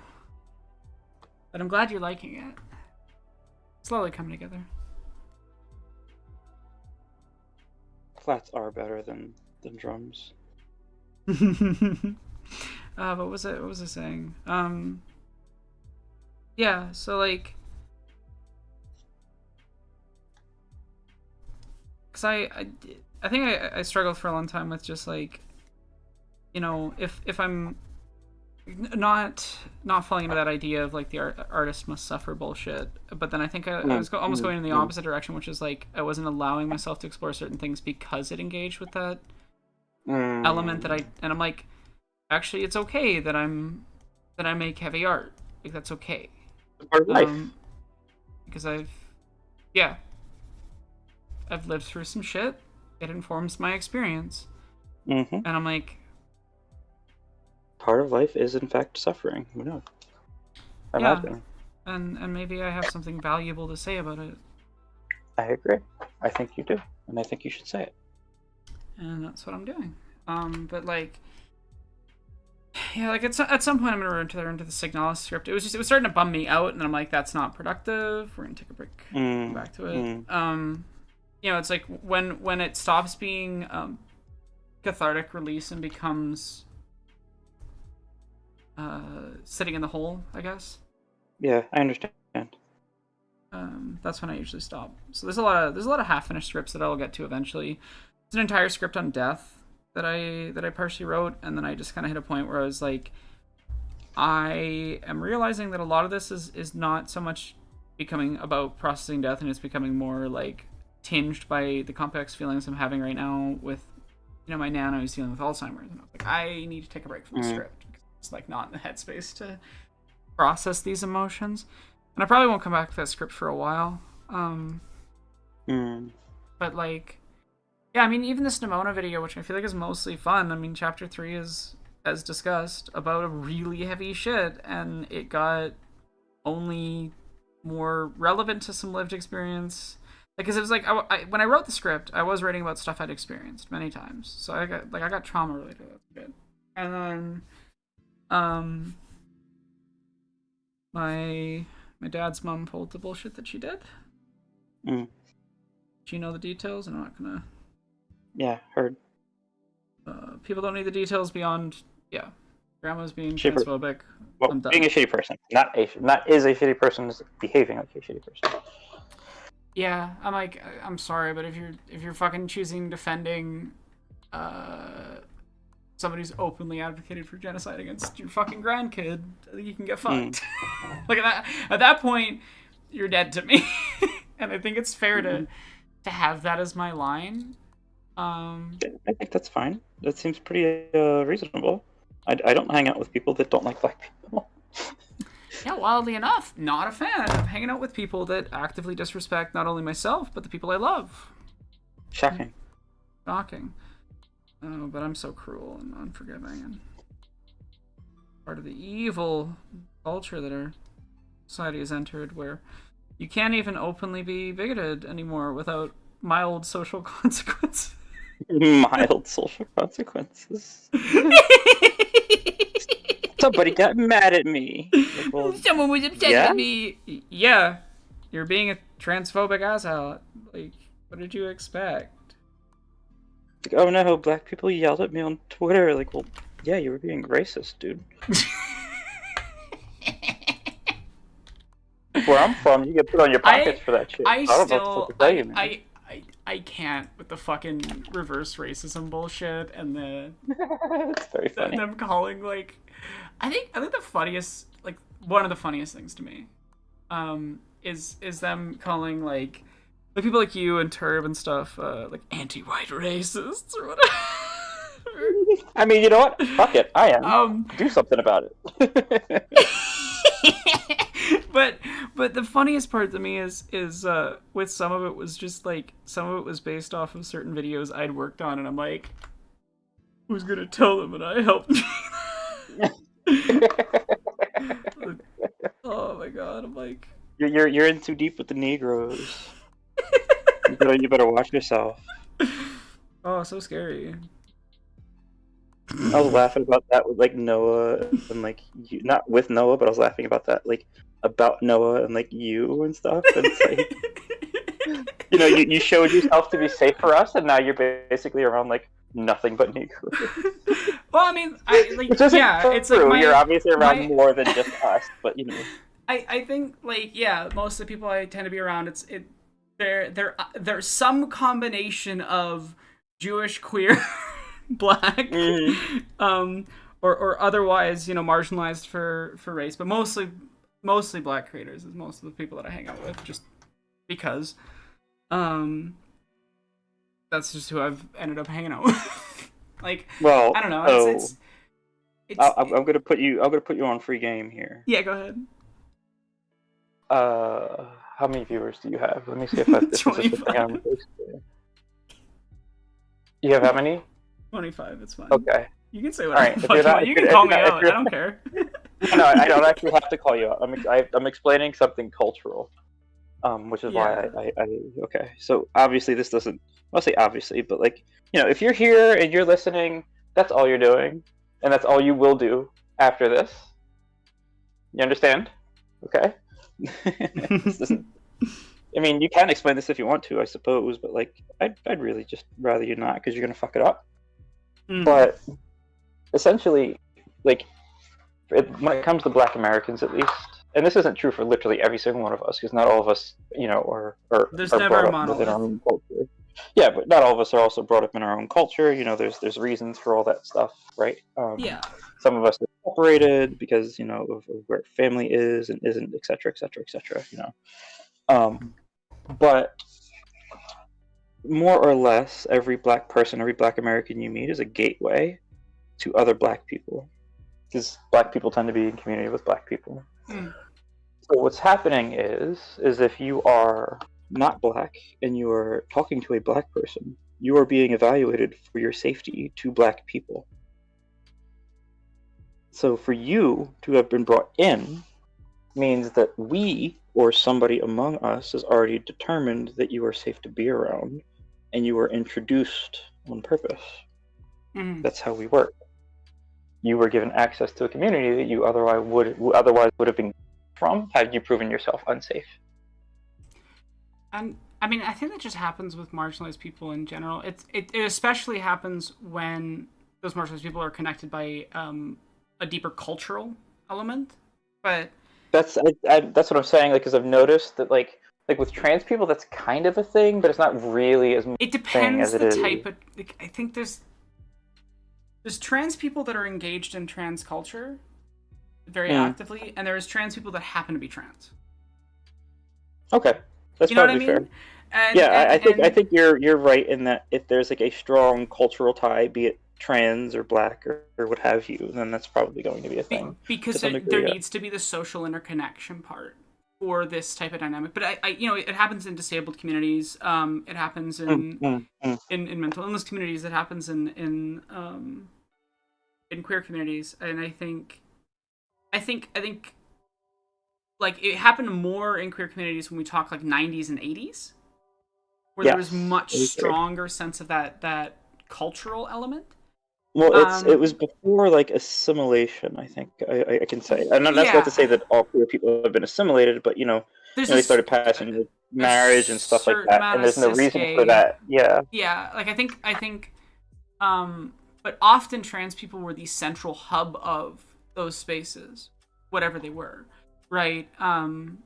So while I think the spaces have shrunk to some degree, just because cis gay people generally don't feel as much of a need to like seek out and build that type of community, which is a fucking problem. Like I'm not saying there's good things. I actually think it's a problem. I think maintaining that culture is really fucking important. And I think the AIDS epidemic, which was an active, purposeful, violent process, was specifically partly allowed to occur in the way that it was to disrupt that type of communal connection. I think actually that might be why I think of it as different with Black folks, because it's not optional for us. Like, this is a thing that we've been doing since we were brought here. We've been doing this since we were put in chains and brought across the Atlantic. Yeah, like it's a thing that we basically have to do, or we die, more or less. and I think for not all trans people, but for a decent chunk of trans people, that's still a thing we need, right? And even just a decent chunk of queer people. And I do think it like depends the region you're in too. That's definitely an element. But like, you know, the joke of queer friend groups where they'll have like one straight person, you know, or one cis person that they're friends with, and it's basically because that person's been evaluated as safe. Yes, and allowed to come hang out with everybody. And like, I think that's the reality, is that like, well, see, okay, I think, yeah, so I'm realizing now, I'm noticing some differences then. Oh, because, absolutely, like, feel for free to us, tell me off. well, no, Yeah. I'm not saying that this is the same, obviously we're just discussing it, but, or I'm not saying this because I feel the need to, like, differentiate wherever we're discussing it, but, like, fuck, what did you say? Fuck, I had it, and then silly brain things. Oh. So like the way it works for us is like, I mean, like, this is true for marginalized communities. You know, you're active. If you're not a member, you're always being evaluated for safety. Yeah. But for us, it's like a how do I say this? If I wasn't the one that brought you in, but if I brought you in, I'm responsible for your behavior. Which means if you do something, you'll be put out, but then I get talked to for bringing you in the first place. And that's something that I've noticed that isn't present in, like, you know, the trans queer communities that I'm in. You know, if you bring someone in the act however way, they usually just get put out, and then that's that. But for us, like when it comes to like dating, right? I'm thinking about like when I pick someone that I'm going to date, I'm thinking literally about how they're going to interact with every fucking black person. And considering how that's going to reflect on me, because if I bring them in and they act a certain way, all the black people that I'm in community with are going to be like, why were you dating this person? And why did you bring them around us? I'm going to be like, I have to answer for that. I think that does occur sometimes, but probably not enough in some ways. In trans spaces, because I've definitely had like spaces that are like that and spaces that aren't, you know. But I think that's because the mentality is like, if you bring them in, they're your problem to educate, right? You know. And I think that's natural, and frankly, like, to me, because I do the same shit as a trans person, as a mentally ill person, as a physically disabled person, you know, reevaluating. I never fucking judge anyone for doing the same to me, you know, because I'm like, I think that's right, and frankly, obviously, you know, if I'm off in some way, that's a me problem. That's a me fuck up. And what I need to do is learn, and I'd want to know. But also, just like, I think a lot of the reevaluation process has very little to do with do you fuck up, and has a lot more to do with what do you do once you. What are you doing about it? Right, exactly. What do you do once you fuck up? Because you're gonna fuck up. You are. It depends with us. I mean, I guess it's probably true for everybody though. Like, you know, the nature of the fuck up also. The nature of the nature of the fuck up matters a lot. Yeah, that is a very, very, very good point. But like, yeah, I don't know. I don't think anyone can ever perfectly get through. I mean, you and I have talked about this a million times. Can get through growing up in the society that we grow up in, and not having a little bullshit that's like in there that they aren't aware of, and someone's gonna be like, "Hey, what the fuck?" And you're like, "Oh, yeah, wow." But like, oh shit, sorry. I would say the big judgment comes in if you're told, "Hey, that wasn't cool." How do you react? Exactly. That tells so much. That tells so much so quick. It really does. The way it works for us is like when you're brought in, you're expected to shut the fuck up for a significantly long period of time. You're expected to just be quiet and learn. Because the way that we do things, like, I realized this a little while ago, because of a situation that you know about. But we don't even get explained our own culture to ourselves. it's like a trial and error thing. You're brought in, you're raised as like a child or whatever, right? And you're basically like you're expected to try and then fail, and you learn from each failure. So you learn, how to you're doing. It's kind of like that I told you to Google Uncle Clifford, right? Yeah. Like we do gender, we do culture. We're not like theorists, so to speak. We're doers. Everything's very like visceral for us. So it's one of those things that when you come in, you're expected to shut the fuck up because it can't even be explained to you. You have to experience and feel it. There's no other way for you to learn. It's just not possible. Yeah, I think also just that mentality of like failure as inevitable and essential. Expected. Desirable even. Yeah, that's a good point. It's so valuable, like as a mentality. It's definitely something that I try to follow and believe in. Like the thing with my grandma is like I didn't. This wasn't like a step one thing. I've talked about this with you, Bellamy, but this is very much a strike 3 situation. Like where there's been a series of things, and it's like I've given you the olive branches. You have rejected them. My energy here is done. Yeah, right. You got chances. Because it's Goodbye not. now. I don't care that people fuck up. Actually, I want them to be able to have the space to fuck up and learn. It's a thing of okay, you fucked up. Can you acknowledge that? Can you hear that? Can you learn from it? No?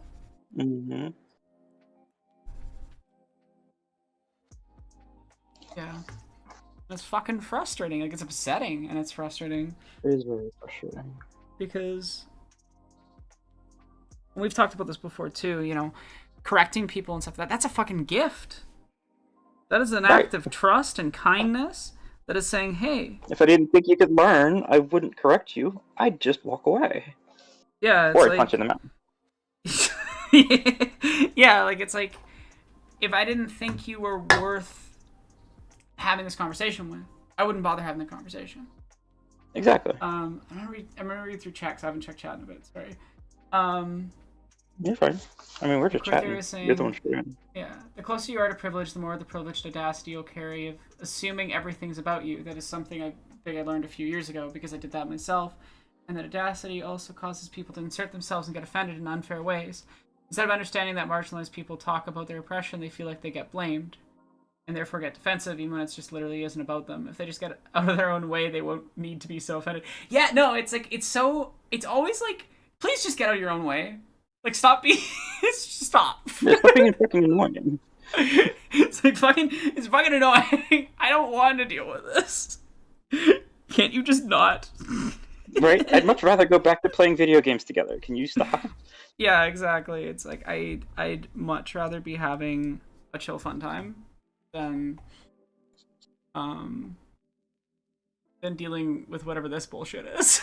It's why I don't really like having like huge discussions about this stuff either. Like, I'd rather just give you the correction so we can go back to enjoying ourselves, And over time, your bias gets dealt with because you learn to deal with it through behaviors, and you self-reflect on your own and examine yourself instead of offloading that on me. Yeah, and it's a thing of like, I've given you the information, you should sit with it for a bit sometimes. Right, just go somewhere and just like, apologize and then sit with it for a while and think about it and look at yourself. Like, stop putting it on me. I don't want to do that fucking labor. It's exhausting. It's a lot of labor. It really is.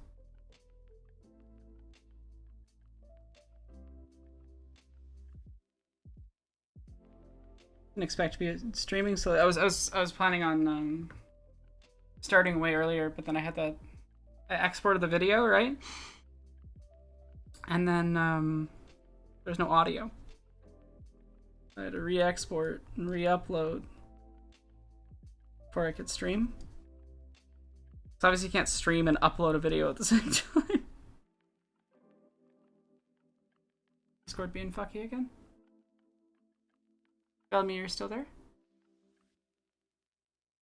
My Discord's probably messing up again. Just wait for it to start working.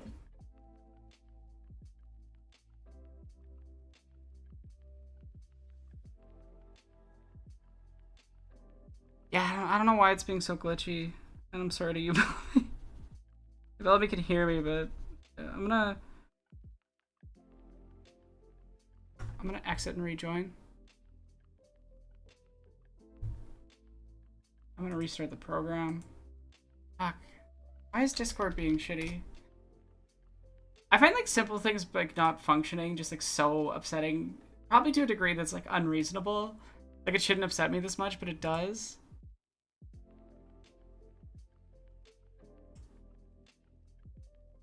Hello? Yes.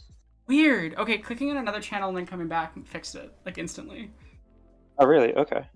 I don't know what is up with Discords. Well, good old trial and error. Good old just poke at shit until something happens. Yeah. Well, often if there's an error, you just need to like jumpstart. try to reset it basically until it works. Yeah, you fuck with it until like something in that like triggers something in the code and it resolves itself. Because code's fucking annoying. And just decides to work when it wants to. Mm-hmm.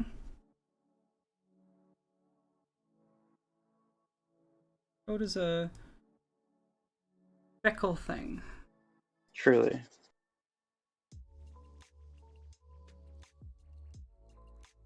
That's why comp sci people just like don't trust tech at all. It's like we work with this stuff, we know it doesn't work properly.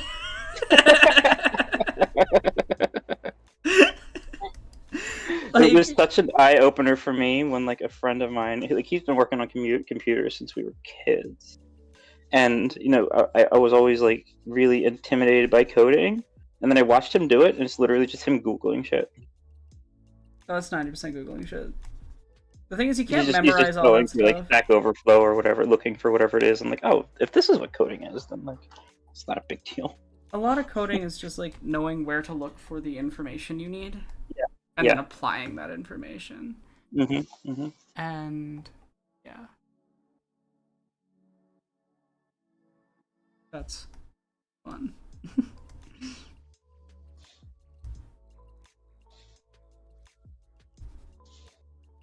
Everyone's like, learn to code. I'm like, okay, get on Google, go to Stack Overflow.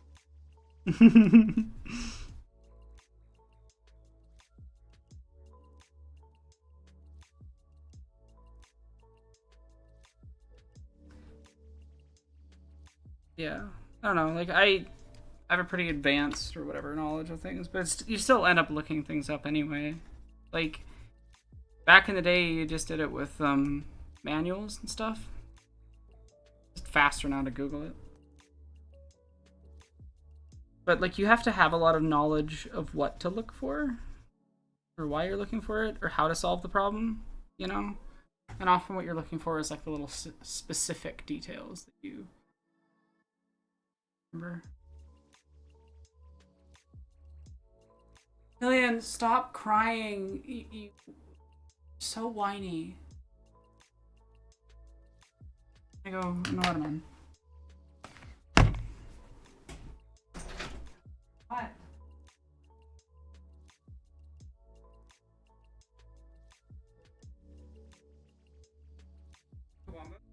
Your time for breakfast until like really late. Why would I give you more food? Look at you. You goof. Why would I give you more food? He doesn't like when I work too much. He gets upset. Actually, if you stay around in the Nimona video to the very end, Killian Makes an appearance. Makes a little short appearance right after the credits. Kitty. It's very cute. That's why I ended up including, so it's just like always being cute.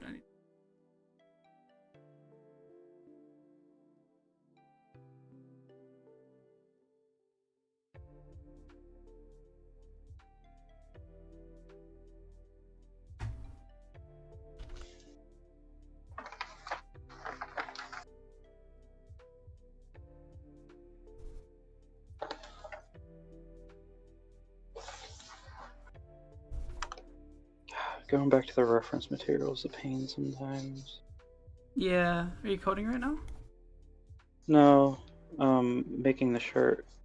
Oh, I see. So I have to make the playing card. I had to print the playing card so I could make the playing card, so I could transfer it to the fabric thing that I'm going to be using to put the it's not embossing, embroidery. That's the word for the embroidery, because I want to make it like if I'm going to make it, I'm going to make it really fucking high quality.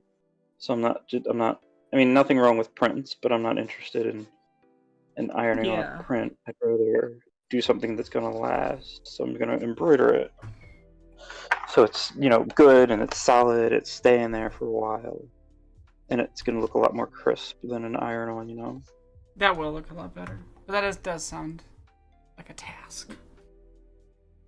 It is a task, but it's one that I chose, so it's fine. It's a problem of my own making, a welcome problem of my own making. Because once it's done, I'm going to feel really accomplished. And then I'm going to have a sweater that I can wear wherever the fuck I want. Oh, it's a dope And I'll fucking have sweater. a cultural reference for people too, somebody else will see it and be like, oh, Big Teak. I'm like, yeah, that's right. Where'd you get that? And then that's a conversation starter. Where'd you get that? I made it. And then you're fucking cool because you made a sweater. Like.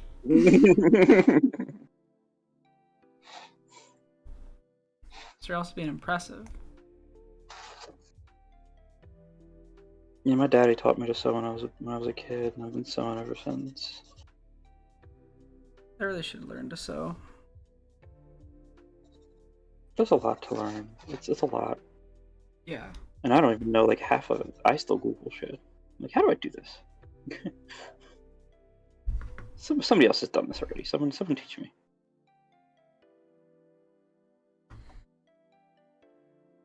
Most of clothing making honestly is finding patterns and planning. Hmm. And if you can't find a pattern, then you need a mannequin to pin muslin on, so then you can design it that way, and then you can cut out your pattern, and then transfer it over to the fabric that you actually want to use. But it's an involved process.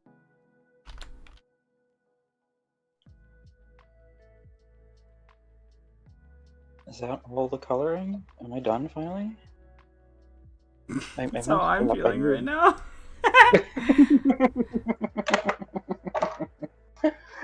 Am I done? Fucking done? Bullshit. I messed up some of the coloring, but that's okay. I know that where I messed up, it's a very small detail, so I can account for it when I go to do my embroidery. That would be the hardest part, honestly. The embroidery would be the hardest part. The hardest part is going to be embroidering and doing it in a way that doesn't warp the fabric. Mm-hmm. Because it's really easy to do when you're doing embroidery, is warping. If you don't get the fabric tight enough underneath of the machine, because you're sewing, you're literally, making pieces into one thing. It'll pull your fabric from its shape, and then you'll have something that isn't square. Oh, that's not fun. Yeah, and obviously then at that point you literally can't. Like, you can use it, but it's just not going to sit on your thing properly. Yeah. How did this not print the whatever? Here, I'll show you what I've got so far.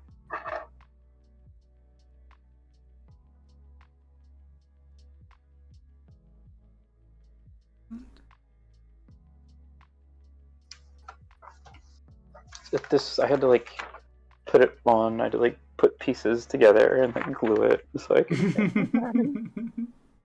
Nice. Okay, now I have to put the hearts in. I'm so bad at drawing hearts.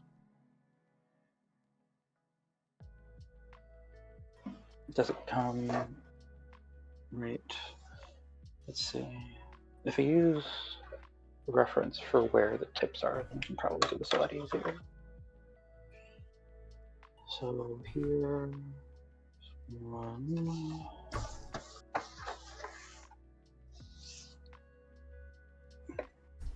Like less than a pencil's width.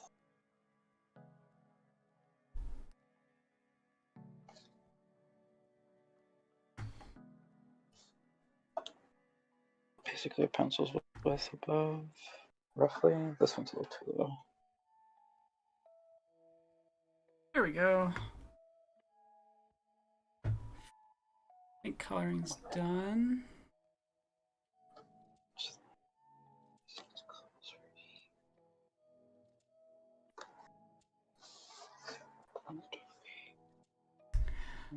Oh, I don't like the wood grain. I spent time on the wood grain and I don't think it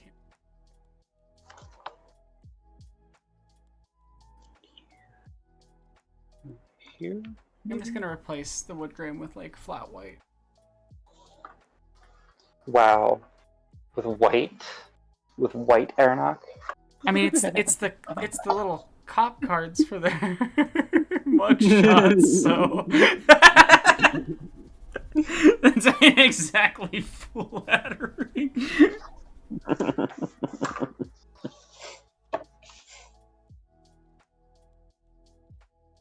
Actually, before I do that, I think what I'll try to do is I'll try inverting first, just to see if I like the white text on the wood grain, and then if I don't like that, what I'll do is I'll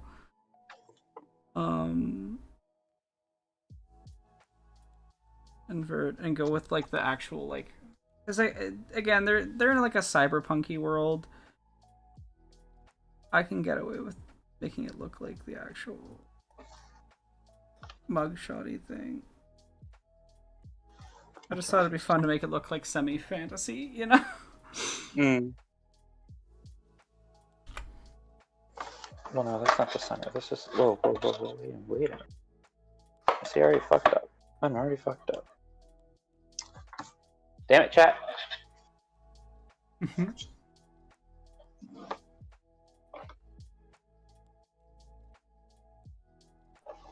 That does look... Oh, okay.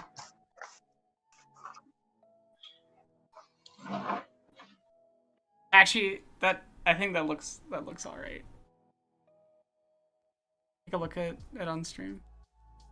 Oh, hang on 1 second. I'm drawing reference lines. No worries. What was it before? You didn't like the wood grain, you said, on the sign? Yeah, I wasn't sure if the wood grain was working with the black text, but it looks better with the white text for sure. If there was black text there before, the black text would have been a nightmare to look at.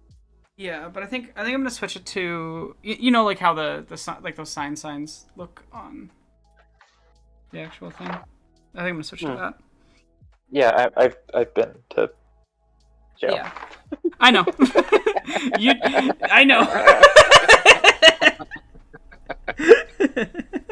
more than one time. Yeah, we've talked very, very briefly, very lightly about that as a thing that has happened.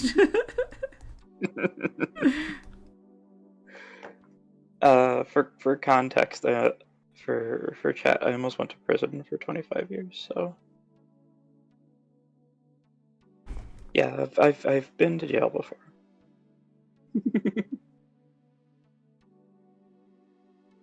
Nothing wrong with going to jail. Nah. I was trying to pay bills.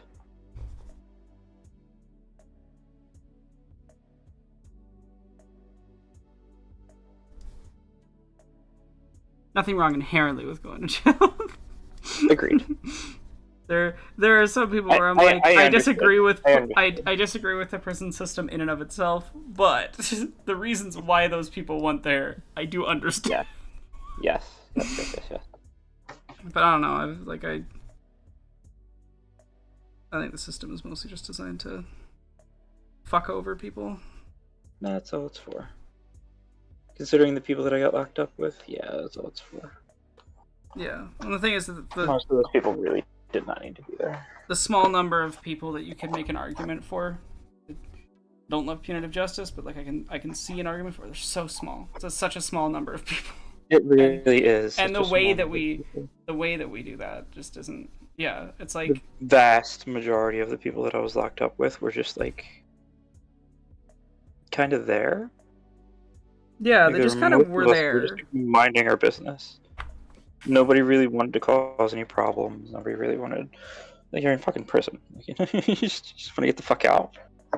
So everybody's more or less kind of minding their business. Yeah.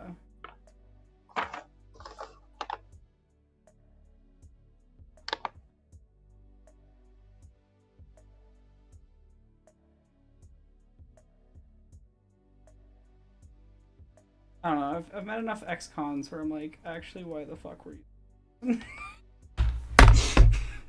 I mean, they're myself and my brother. Literally both of us. Yeah.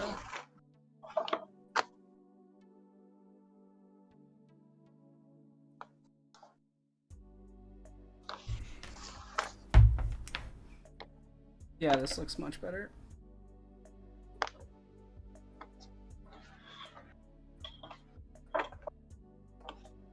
There we go.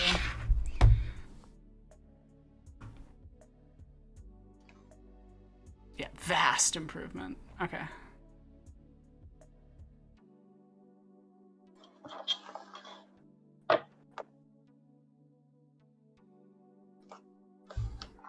Okay, how can I make this effectively curved? Drawing hearts is hard. I don't know why it is, but it is, and it's annoying. Well, it's a triangle and multiple circle shapes interconnected. You know, that's easy to get lopsided really fast or have a funny curve. Well, especially given that like no one draws hearts the same. Yeah. Like hearts there's so many different styles of hearts. It's like impossible to. Different levels of sharpness, roundness, shape. Exactly. For lack of a better words, depth of the heart cleavage. Literally. I'm like, what the fuck else do you call that? What do you call that? Honestly, I fucking heart cleavage works just fine for me. That's what I'm gonna call it from now on. I'm gonna call it the heart titties. I mean, for one, it's just really funny to call it that. Like, it is very funny to call it that. But also, just it's so. The heart titties, you know. Yeah. What are you working on, heart?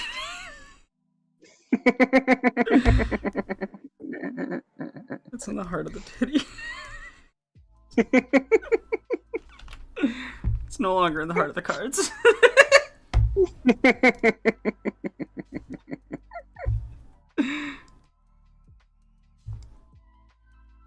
I think this is good enough. It doesn't need to be perfect because no one's ever. It's going to be on a shirt, so no one's going to be like, "That heart looks a little bit different than that heart." I mean, fuck you, dude. Fuck it in the face.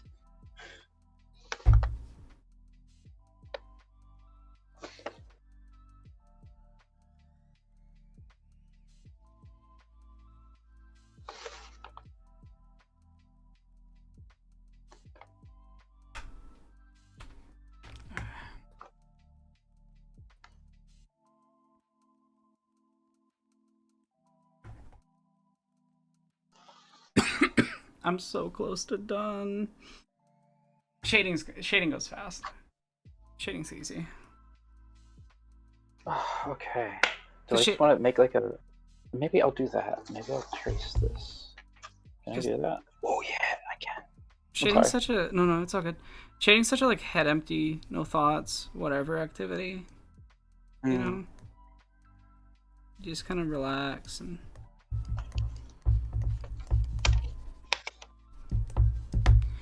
You're not having to think about what does this shape need to look like or what does the color comp need to be exactly. You're just kind of like, okay, I've got the right level of darkness. Yeah, light's over here, so shade goes over here. Yeah. It's so zen. Nice. It's always the thing you end with. So.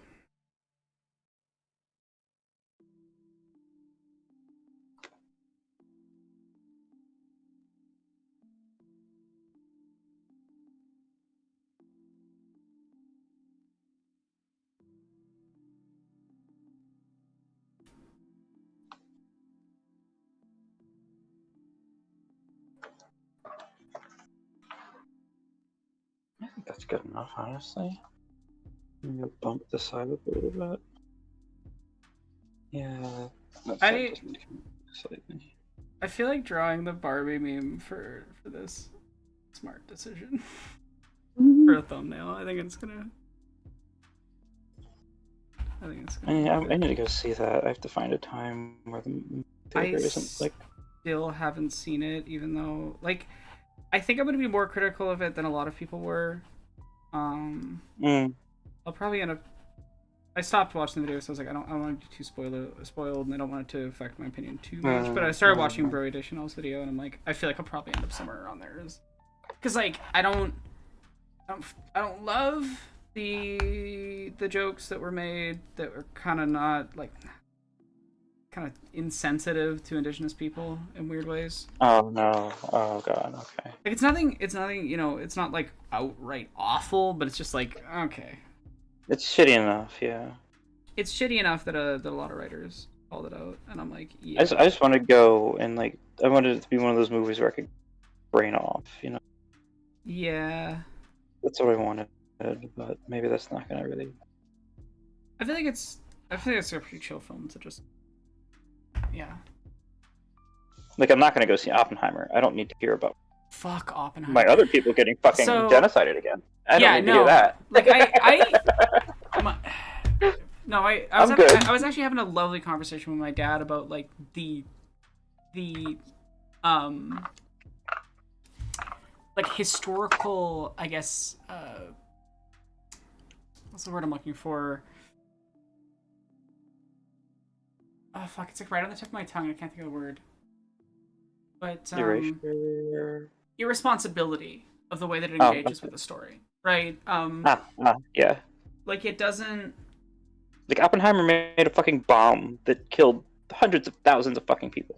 And I think just centralizing it around white man sad and having literally like no mention of the effect on the Indigenous people that were irradiated by those tests, right? So we're not even talking about like the bombs dropping, just the bomb testing process, the damage that did, right? Which Oppenheimer is more arguably responsible for that than, you know, he wasn't in the room making the decision when generals decided to go. He didn't make the decision on Japan. He did make the bomb, but he didn't make the decision. But he did make the bomb, and like even just like, you know, the whole Bhagavad Gita quote that he's, you know, famously said is what he thought in the moment the bomb test happened. I'm like, it's just like, I don't know. I think central. I'm not saying the guy is an irredeemable evil person, the most evil person ever, or anything. I don't know enough about him as an individual to care. I think that it is a little weird to approach telling his story from an angle that I think is arguably very dismissive of the victims of the effects of these things, and overly centralizes the emotions of this white guy, because that's what it's about. And I feel so bad. What'd you make it then? Well, and again, like, I think there's a lot of scientists involved in the war that were just like, I just wanted to make science, and I happened to get roped into this other thing. You know, like the guy that invented most rockets, like he wasn't setting out to invent. No, but I guess what I'm saying missiles. is if like, but he I think if you're making like a bomb that's big, then like you have like a responsibility to like fail on purpose. Yeah, exactly, and it's like I just I don't know. The entire thing is just gross. There's a good video by my friend Focal a little while ago about like why people shouldn't watch the film that I think went through stuff pretty well. Oh, Focal, yeah, I know that. Yeah. Filmmakers of Luster and Color, I believe. That's the full acronym.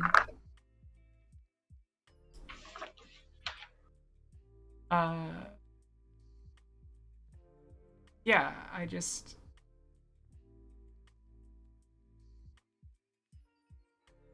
Yeah. It's so good. Also... It's you know it's so fun, Aeronok, is having fucking triple racial trauma. That's great. I love that for me. That's amazing. That's amazing. Wow. My brain. What was I talking? I was full. I'd fully just. Oh, I'm sorry. Into the void. Why was I saying that? Oh, sorry. I got distracted. There's some comments from patrons on the Nimona video, and my brain fully like stopped the pathway it was on, and that's why I started saying like, "That's so good." I was like, "Why was I?" Oh, like, oh god, no! These are not the words. Just total brain confusion for a minute there. Sorry about that. Got a little mixed up between what's going on. But anyway, this is the most reaction I've gotten from patrons on anything ever, basically. Like direct like, commentary back. I'm like, yay! Because like, and it's like exactly what I want to be hearing. You know, there's one person that said a thing that like, I'm like, fuck yes, that means the ending is exactly what it's supposed to be. Because like, yeah, they were expecting one thing and then they got hit with another, and I was like, yes, that's the point. Outstanding. Yeah, so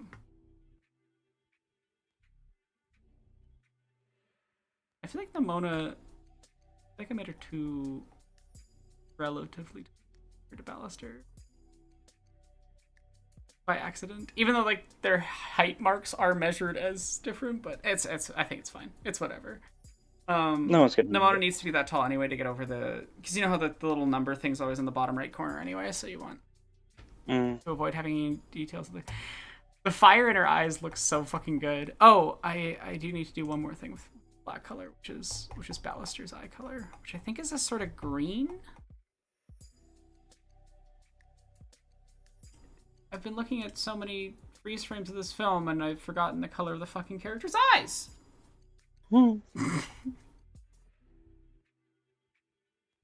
That's silly. Alright, is that right? That's good enough. That's good. They're almost like greeny brown. You know what I mean? Like that kind of middle zone eye Oh, color. I am extraordinarily colorful. Oh, okay. Okay, no, I found a close-up shot of his face, and it's like, it's more like a something like this, I think. Yeah. And then with if I add dark lines and light lines to it, and then I'll just add the little like reflective cube thing in the pupil. Perfect. He's such a sad boy. I feel so bad for Ballister.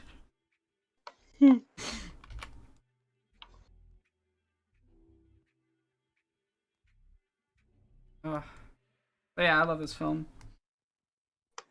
If I have to see one more like really bad take about this film, I think I'll lose it. There's so many people where I'm like, I feel like you were just like grasping at straws because you didn't like that this film, like something about the sincerity of this film and its like tone rubbed you the wrong way, and now you're just like looking for some element of it to hate, and it doesn't even make fucking sense. Like how you're like the element you're like, you know, I've seen people try to say the film is pro cop, and I'm like, what? The fucking story, the character arc is stop being cops. Being a cop is bad. The institution of policing is literally like super villainous. Like one of the main, like one of the two main characters is like was a cop and then stopped being a cop.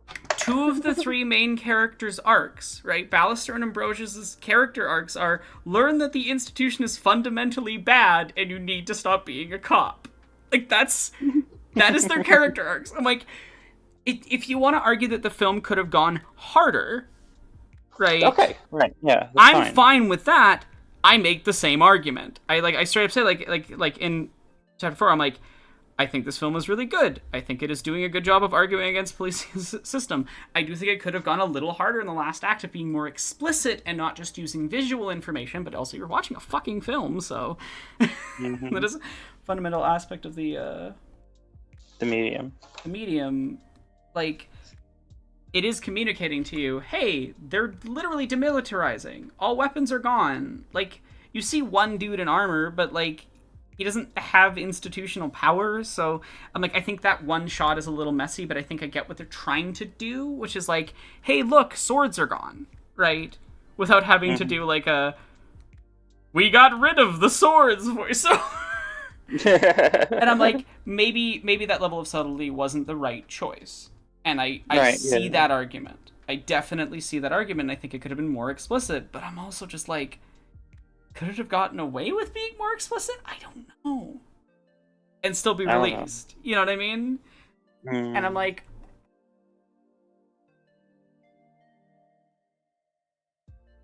okay. I don't know. It just frustrates me. Bad media criticism about art that I love bothers me. See, also me getting mad at people who don't understand the Matrix sequels.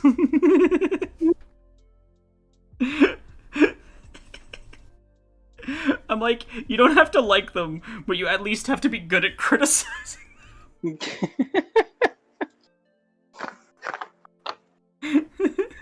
I've given them no critical thought whatsoever, and that is perfectly fine with me. Yeah. I am happy over here, just enjoying these and listening to my friends talk about them. I think it's one of those things where for me it's like I'm fine until the person starts pulling the like, this thing is bad, you know, like aggressively saying it's bad, and I'm like, okay, now we argue. Because I'm like, it's fine for you to say, hey, this style of dialogue doesn't work for me. This, you know, this art style wasn't conducive to me, which, like, because fine, if you don't like the art style in Nimona, that's your failure to enjoy good art styles, but, like, that's your taste. I think that's about as silly as being like, Spider-Verse is bad, art style. Like, okay. You do you. I'll do me. That's taste. I'm never gonna get it. I'm gonna be a little salty towards you, but, like, you are allowed to have that. But when you start being like, here's a factually incorrect statement about the film, I'm like, okay, we're gonna argue. Like, I'm not saying you need to love Nimona or need to think it has perfect politics, because I don't think it is perfect. I think it is vastly better than 90% of what's in the media landscape, and I'm really glad that this is a film that kids are gonna see, you know? Especially right now, especially if you're queer. Like, yeah, okay. Sorry. Really liking how this is coming together.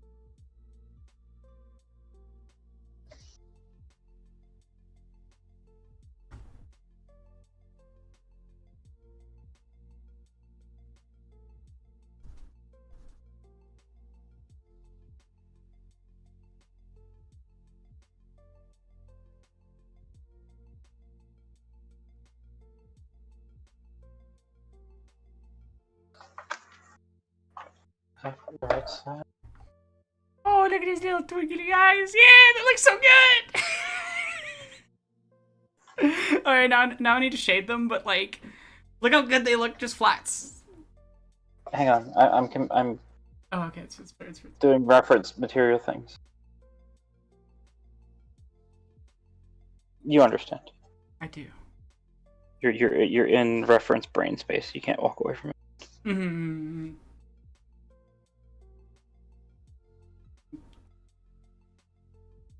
There's nothing that quite fits into the rhythm of Material Girl. It's like an apt descriptor. I was trying to do like material person, and I'm like, that doesn't quite in a material world. I'm like, that doesn't land. What you know what I meant? What do you want me to look at? What do you want me to say? Oh, just where the drawing's currently at. Oh, it looks good. Yeah, it'll look way better once I've shaded it and change to the back. It is time. Shading. Okay, we're gonna... Oh, I mean, Rachel, I hate that word, so... I hate the word good. Just like I hate the word bad. I don't think there's such thing as good art. I don't think there's such thing as bad art. I think there's just art.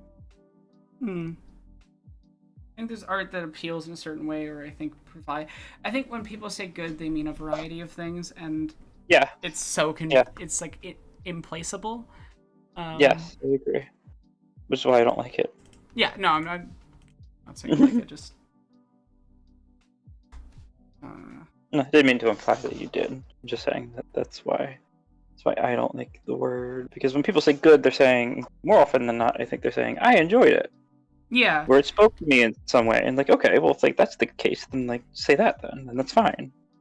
I think there's sort of three major categories of what someone means when they say good. It is an incredible technical execution or feat of skill and practice. It is something that I enjoyed thoroughly. It is something that is saying a message I agree with heavily. Right. It's often a combination of the three, but those are the kind of the major categories. And I think that also goes for bad, right? I can accept that. Like, I can accept that. Like, when people say, oh, this is bad, you're like, oh, what do you mean by that? It's like, they might mean it says some racist shit. That is bad. Right? Like, that's... Mm-hmm. Or they might just mean, I think it's poorly technically executed, or the writing didn't match for me, or just, I don't like this style. And the problem is that people don't know how to, like... Good and bad are fine as terms if you specify. That's why I'd rather just specify. Fucking specify. Let's just get specific. Let's just get specific already. There's no need for us to do this other nonsense. Yeah, and that's why For me, I'd rather and that's why I often say, like, I think the messaging of this film is bad. I think this technical execution is bad. I try to keep it into that realm of, like, I am discussing a thing, I am judging it on this metric, you know, on this level or this element, and from my viewpoint, for these reasons, I think that it's unproductive. You're stating your premises. Yeah, you know Shocking. what I do. Me stating premises? Why don't I ever do that? Shocking. Like we're friends or something. It's like you know me or something.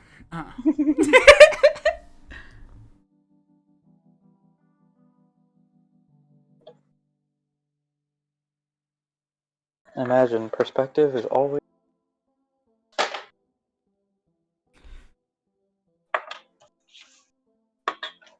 What a concept. What a concept. What a guy! What a guy! Okay. These are all guidelines. So I think it developed a bit of, like, bristliness towards people saying, like, good and bad art, just because of the whole, like, far-right thing of this is objectively, you know. That's the thing that bothers me about the language. It presents itself as an objective judgment. That's why I don't like it. Yeah. It posits that it has, like, the truth about the thing, so it judges it as good or bad, period. And then you're like, well, that doesn't mean anything.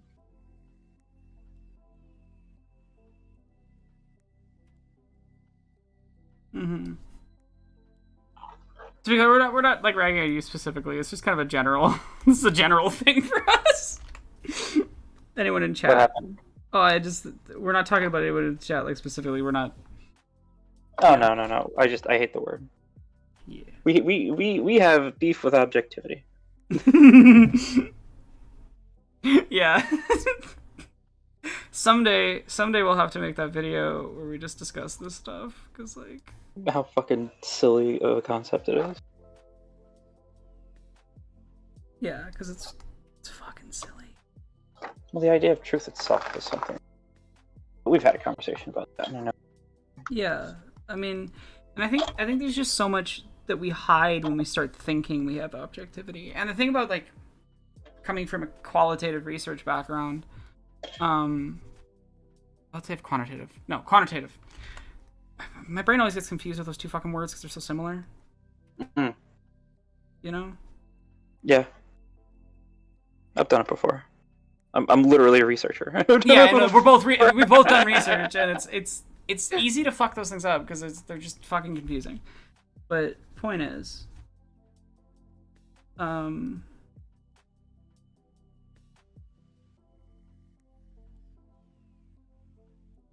trying to find words.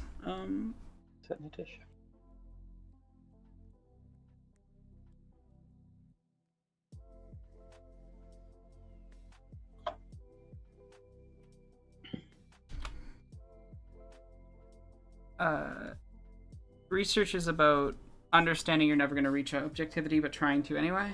Often, like good qualitative research is it's saying we can't reach it. How close can we get? And here's why we're not reaching it. You know, like that.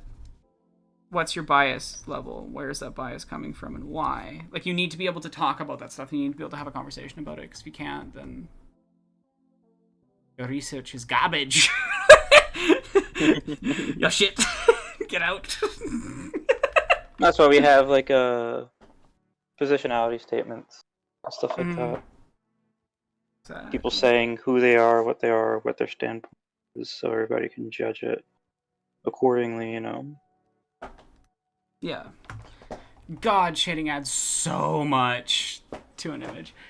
Pinky boy. It always does. Always does. He's using the back of my chair as his claw thing, and I can't afford like getting him other, scratching posts or anything. So I'm like, bastard, destroying the like one nice piece of furniture I have because I bothered to buy a nice chair so that my back wouldn't have problems because I do all my work from home and I'm disabled. So if I'm gonna have to spend a lot of time in my chair, I'm gonna have a nice chair. You know.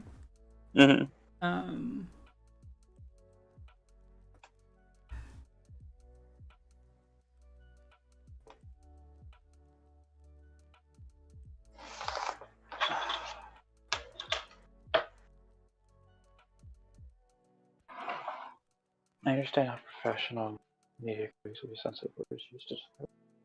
Oh, I'm not a professional media critic. I just hate objectivity. Yeah, you're coming from like a research philosophy background. Yeah, I hate it. I think it's I regularly say, and I say it to my advisor in my program, in my PhD program, that I'm not trying to know anything. I'm not doing that. That's not the point. I'm trying to do things. I don't give a fuck about knowing.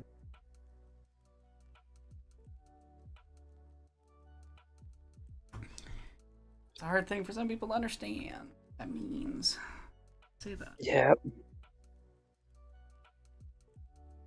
Well, there's a Chinese philosopher, Lao Tzu. No, Zhuangzi. Spelled like Zhuangzi, I think. Yeah. Who posited that knowing isn't possible. Also, to be fair, because I was talking about being sensitive about it. I technically am like sensitive to the use of like objective good and bad in art and stuff. I technically am a professional media critic, I guess. So media analyst. I mean, I say you were. I see myself mostly as an artist, but like, yeah, I guess that does like the nature of the art that I make is analytical, as it were. But yeah, he posited that knowing that we can't know, it's not a thing. That all is basically more or less experience, which I agree with, because I can't know what's in your head, and I can't ever really know, even if you tell me. Because we use words differently, we communicate differently. Things mean different things to us. You know, we have different cultural backgrounds, different experiences, etc., etc. We're going to interpret things differently from one another, and that's always going to be true, no matter how close we get to like a shared dialogue or shared language or shared premises. There's always going to be a gap. I mean, in fact, there's a gap within the self. Exactly, because I have to understand myself, what I'm even trying to communicate in the first fucking place. And if I don't have the words to try and communicate it, then the only thing I really have is like a visceral experience of it, you know? And that isn't something that can really be understood so much as it can just be felt and experienced. You know? Like, I can't explain my fucking culture to anybody. Like, yeah, I can explain elements of it, but like, I know it when I feel it. And genuinely find me one fucking person on this planet that knows themselves truly and completely, 100%, perfectly. Yeah, it's not possible. So that's what I say when I say like, that's what I mean when I say that, like, I don't care about knowing anything because I don't think it's possible. The point isn't to know, the point is to do and experience.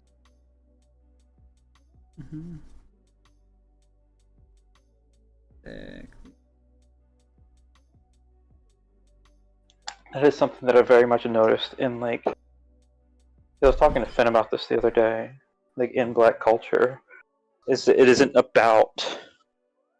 It is visceral in a way that I haven't noticed, at least in the U.S. You know, I can't speak on other cultures because I'm obviously not over anywhere else. But it is so visceral in a way that like other cultures just aren't here in the U.S.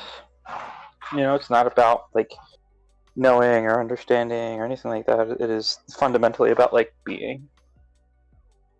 I think it's like the difference between the mentality of like existing versus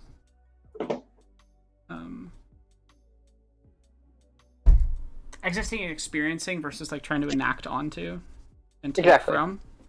Exactly. It's an acceptance of existence itself, like a fundamental acceptance. There's no questioning it. It's just like, I'm here. That's nice. That shit looks nice. Yeah, definitely. So might as well be alive then. I've noticed that like a lot of Black thought doesn't really focus on questions of like existence for what existence is, but they're questions of like the self. Mm-hmm. And how to live fundamentally. And I think it's the thing you and I both talk about a lot, which is about like processes, like ongoing processes. That everything's an ongoing process. Nothing ever really it's really ending. And I think a lot of particularly like either colonized thought or just like white culture, say. Is so built around quote unquote like endings. Well, you said white culture, and I said quote unquote. Yeah, I know. You know what I mean? Like it's like colonial thought, whatever the fuck you want to call it. Yeah, it's like there's like an end point. Yeah, it's all about. There's like a goal, and yeah, which is it pops up in so many different complicated different ways. For conservatism, it's this like stagnation, right? Like the endlessly existing as this one thing that's central to conservatism. For fascism, it's the it's the final war. It's the one true victory where all others are removed and all that is left is the empty self.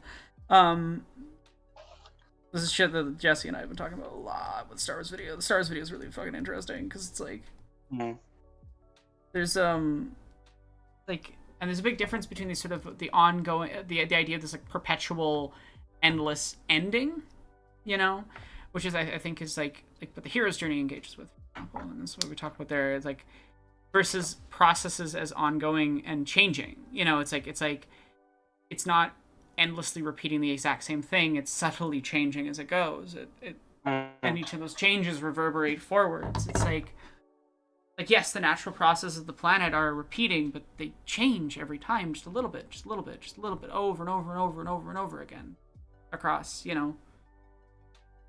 vast swaths of history and time. And I think a lot of people are so caught up in this idea of like, if you just get to this point, it's done. And I'm like, well, what happens after? And then they're like, and you're like, well, then your mentality is kind of broken.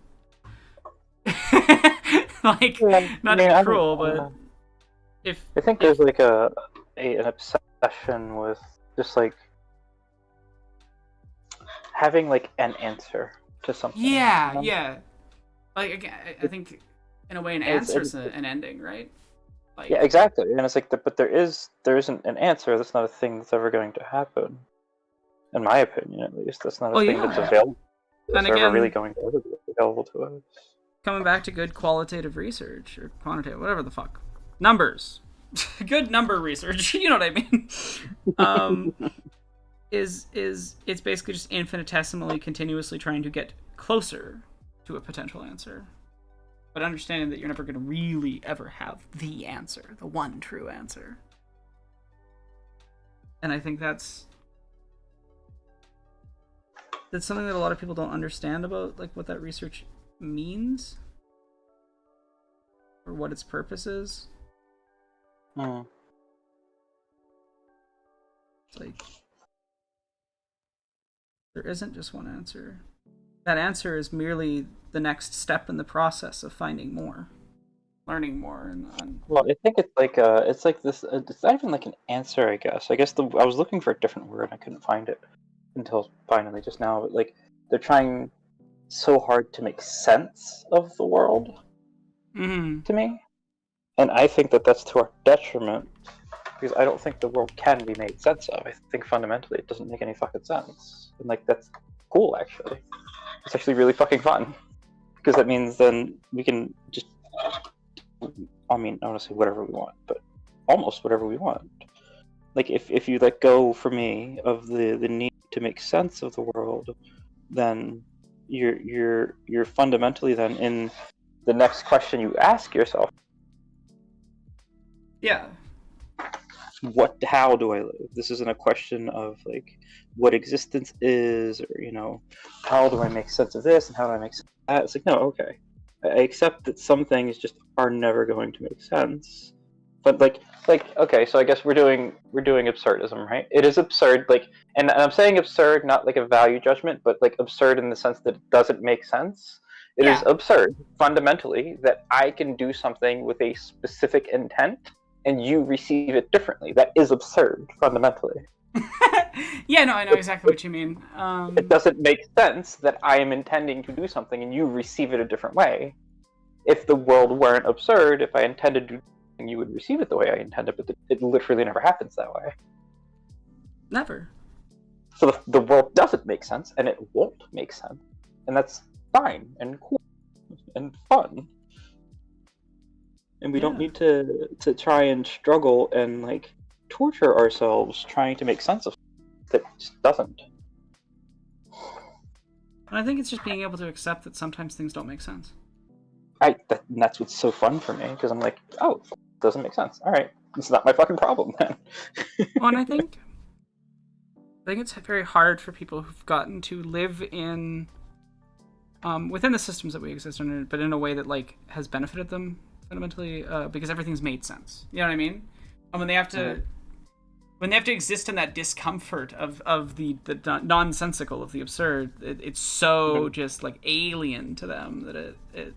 Well, there's a Colossal Noir just released a video, Afro-pessimism and Afro-optimism, which I found really interesting, and I'm going to go back and watch it. But one of the arguments, I don't agree with all of Afro-pessimism, but one of the arguments of Afro-pessimism is that Black people aren't human, and that we shouldn't try to be. Wild. Which I actually really fucking resonate with, because what Afro-pessimism posits is that humanity is constructed on being not Black, essentially. That the definition of humanity itself is fundamentally about not being Black, because wherever you go, Black people are more or less like at the bottom of the fucking list. Like anti-Blackness is a global. I mean everything, but anti-Blackness is a global system. I go to Japan, I'm going to get anti-Blackness. I go to Africa, I'm going to get anti-Blackness. I go to anywhere, I'm going to get anti-Blackness, period. Right? Mm-hmm. What Afro-pessimism posits is that Black people aren't human, and that we should stop trying to be human. We should actually be trying to destroy the world. We should be not in the sense that we're trying to kill people, not that way, but in the sense that we're the structures of this world as it currently exists. Yeah, we're trying to break the world that currently exists, which means breaking any definition of humanity itself. There's no definition of humanity, more or less. Interesting. So that interesting coincides with like elements of what I discuss in this Nimona video, because I straight up end with the conclusion of like, okay, we're monsters and let's fucking embrace it. Let's be that. Let's make them actually fucking scared. Hey, so I'm gonna read you something that I wrote. You'll get there's few enough people here that I can say that. Alright.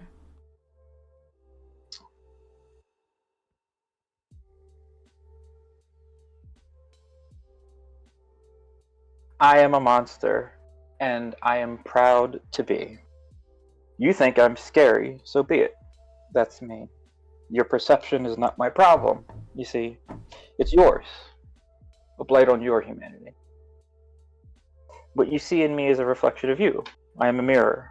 I have accepted myself as a monstrosity. But have you? Have you asked yourself why you create what you do when you look at me? Why you see what you see? What does it say about you? Do you know that you're looking at yourself?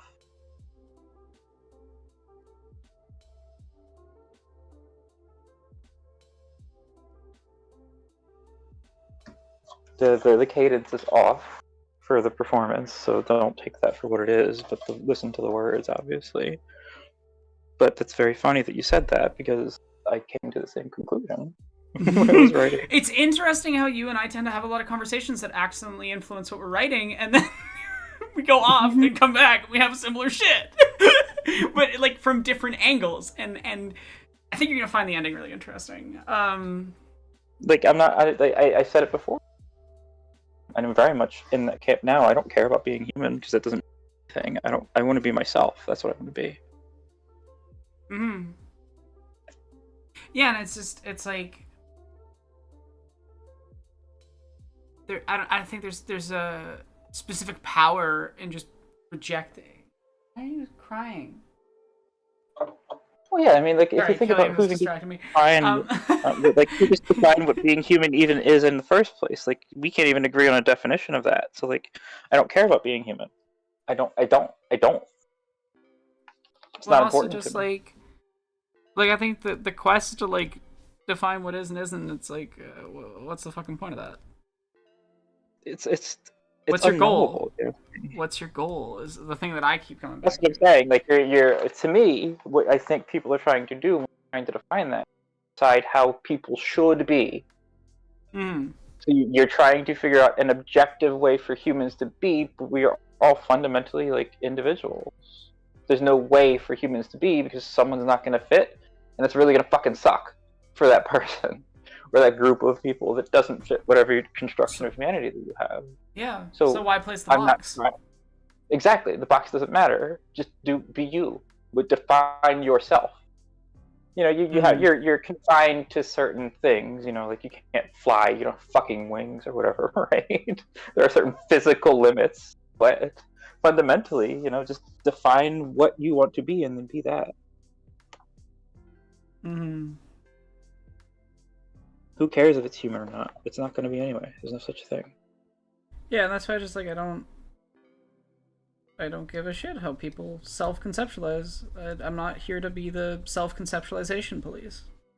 Mm-hmm. Well, it's also why I think like distinctions between like things like you get into certain philosophical conversations, right? And you end up talking like, oh, free will versus determinism versus all this stuff, and to me that's all like silly.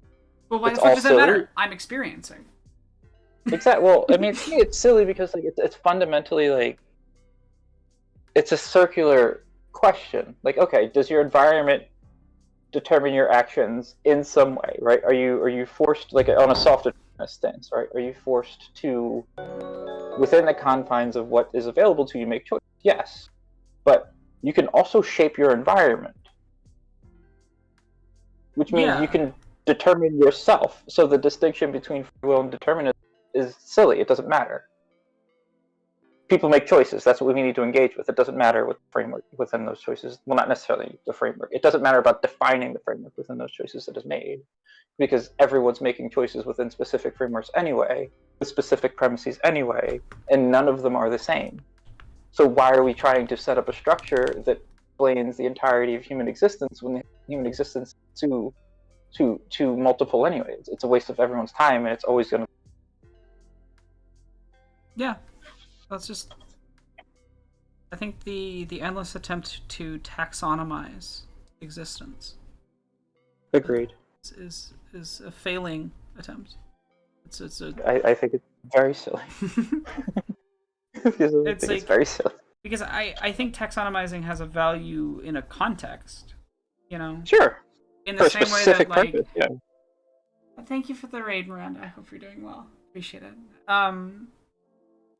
Like taxonomizing has a contextual value when it is useful to doing something. Knowing to put the bananas and the apples in different bins is useful if we want to separate the bananas and the apples. But like, you need to understand why you're putting them in different bins. And exactly. And this mentality of like separating and categorizing for the sake of separating and categorizing and for nothing else. I think that's it's a waste of time. It's a waste of time. It's a waste of time. It's also often a fundamentally political action that I mean, it's always action that gets messy and harmful very fast. Well, because you're making decisions for other people that you've never met and will never meet. Like that's not like stop. Stop doing that, please. Please stop doing that. Yeah, like really. Like, okay, sure, you figured out what. Let's say you figured out what humanity is. Random genetic mutation happens. Now what? Well, and also again, it just comes back to the question of why do you need to define it?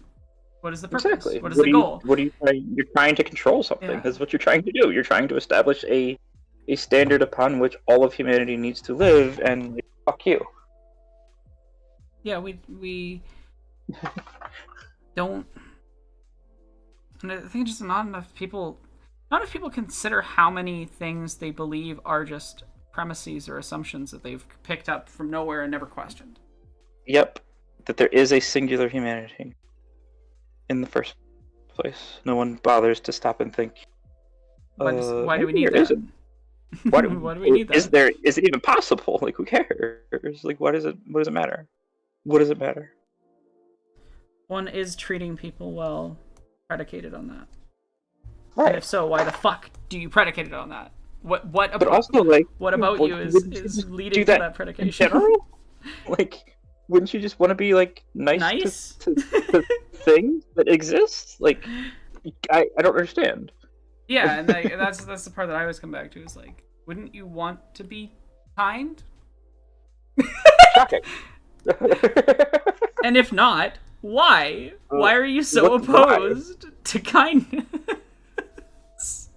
Why are you so opposed to compassion to things that are alive? Like, yeah.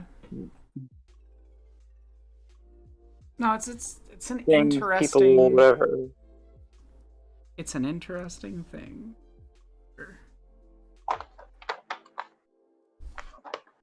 I get so tired of people like, like humans, this, human. I'm like, oh, fuck you. Fuck you. Like, you don't even know what that means. You have no idea what that means. No one does. Stop it. Stop it.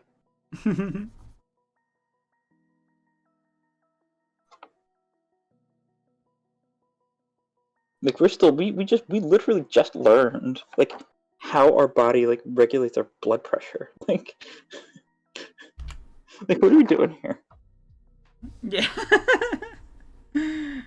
Well, like, we just had a fucking epiphany that, like, oh my god, the kidneys help regulate blood pressure. It's like, okay, cool. Like, we've been alive for how fucking long, and we just figured this shit out? And you think that you can find a definition for humans? Like, fuck you.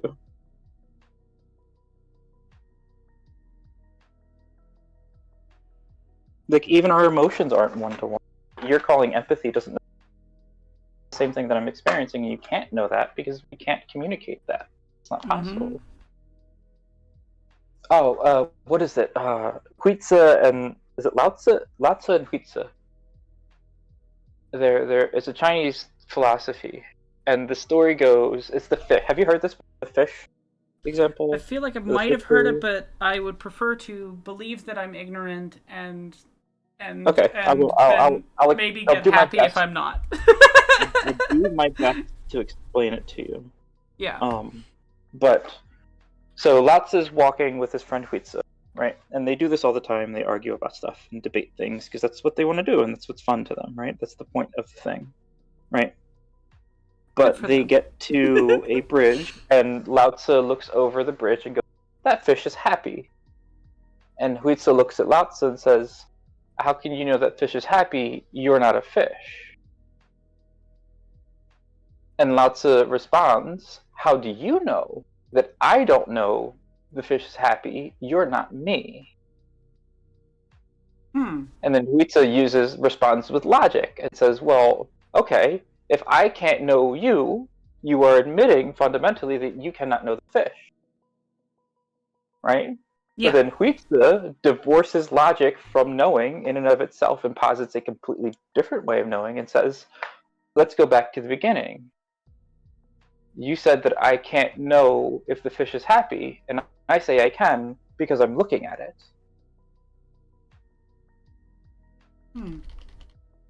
It's fundamentally about an experiential thing. It doesn't matter if the fish itself is actually happy. For Lao Tzu, the fish is happy. Because he experiences it as happy. That Exactly. makes a lot of sense as a philosophical framework.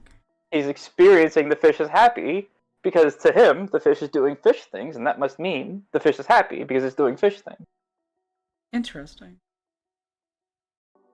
So it doesn't matter if the fish is happy or not. Lao Tzu is engaging the world in the only way that by experiencing it. There's no other way for Lao Tzu to engage the world. That makes a lot of sense. It's simply just not possible. So Lao Tzu's saying, fuck your logic, dude. I'm looking at the fucking fish. Yeah.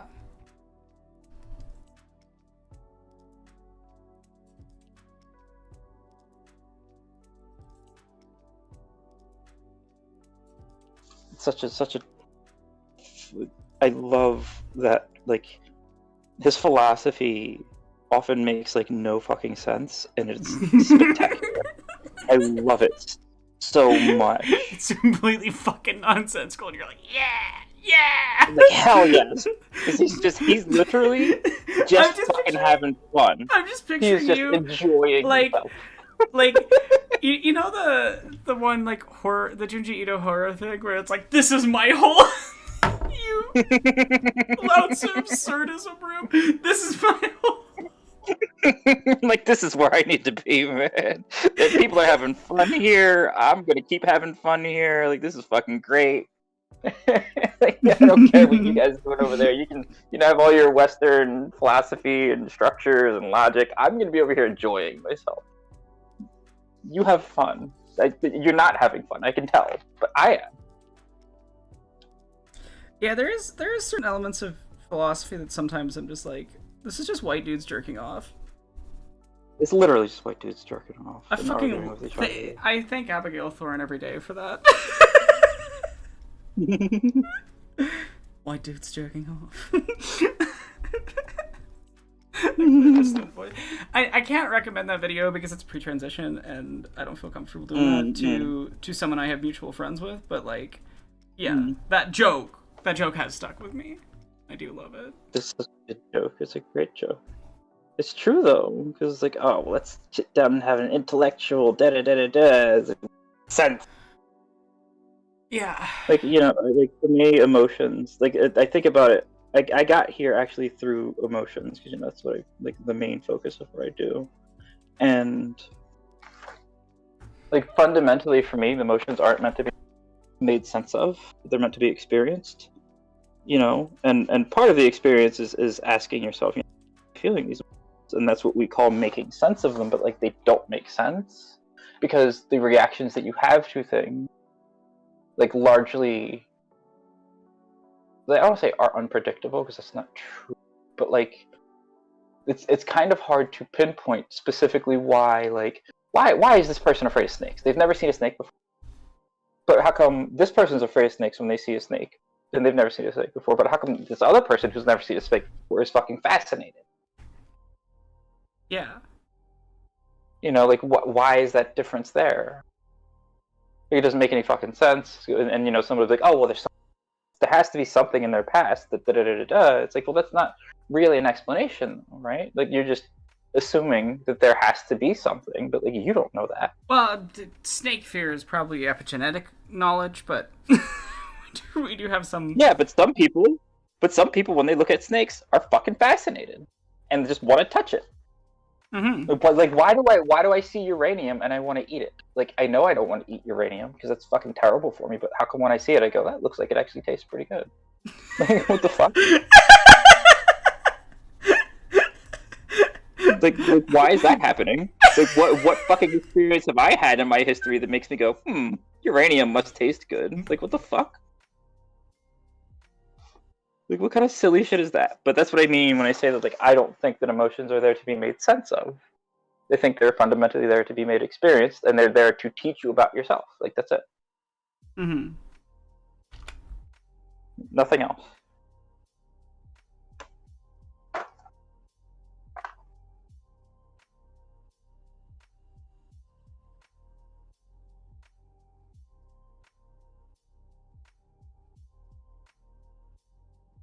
I love when we talk about stuff like this. This is so fun. It's so fun. You are the Huitze to my Lao Tzu.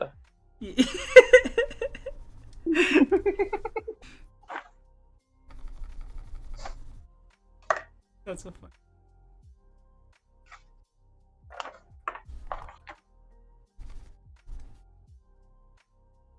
Such fascinating philosophy. And this is like 8th century philosophy too. Mm-hmm. It's so fucking fascinating. And it's so cool that like another human being was like, hey, this seems kind of silly. And I'm like, hey, this seems kind of silly. Like, oh, cool. Somebody else had this thought. I'm not alone. Yay.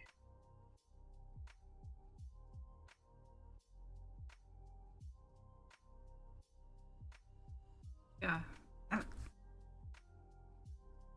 It's also interesting, human history and philosophy, and the ways that we stumble into these things, and just the interconnectedness of it all. Mm. Every thought, there's something just so beautiful and so powerful about like every thought we ever had, everything, you know. Someone else has probably had that feeling, had that sensation, had that experience. Maybe not the exact same way, but in some way that was similar. There are no original ideas. And there's nothing wrong with that. Nothing, literally nothing, because the point isn't to be the smartest person in the room or the person with the best ideas. The point is just to and be. anything that interferes with the ability to be is what must be destroyed. Mm. It's simple for me. It's simple and easy, straightforward. Which is also fundamentally why the structures of capitalism and things, which are actively against being. Well, it's structures for me. It's in any manifestation, be it communism, be it anarchy, be it whatever anyone else fucking tries to define, because like when you posit that you know what humans should do, you are fundamentally putting people in boxes, and you're always going to make a mistake when you do that. You're always going to try and put someone in something that they don't belong in. And instead, I mean, we've talked about this, chaos is fucking amazing. That's what I want. I want chaos. And not in like the weird destructive fucking sense, but in the sense that like from chaos emerges desire for me. People desire, and then from that, you know, you get the things that people want, and then people can just do whatever the fuck they want, and they're great, awesome. You know, as long as you're not literally hurting someone else or interfering with their ability to live their own life, then great. I think the thumbnail's done. Yeah. Yeah. This card's almost done. I have to put Chad, what are your thoughts? What do you think? How did it come out?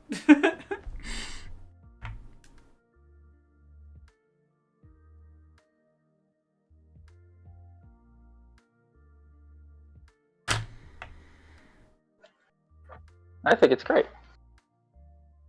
Yeah. I think you're a very talented artist, my friend. Thank you. You're welcome.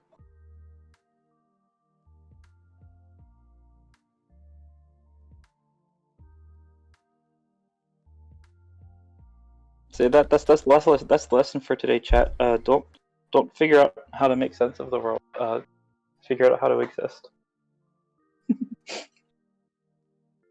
That's your homework. And to be honest, I find sense is made through existing. You know? Like, I kind of don't instead even of like thinking... that word. What? I don't even like the word anymore. I don't like the word sense anymore now. Fair. Go ahead, I'm sorry.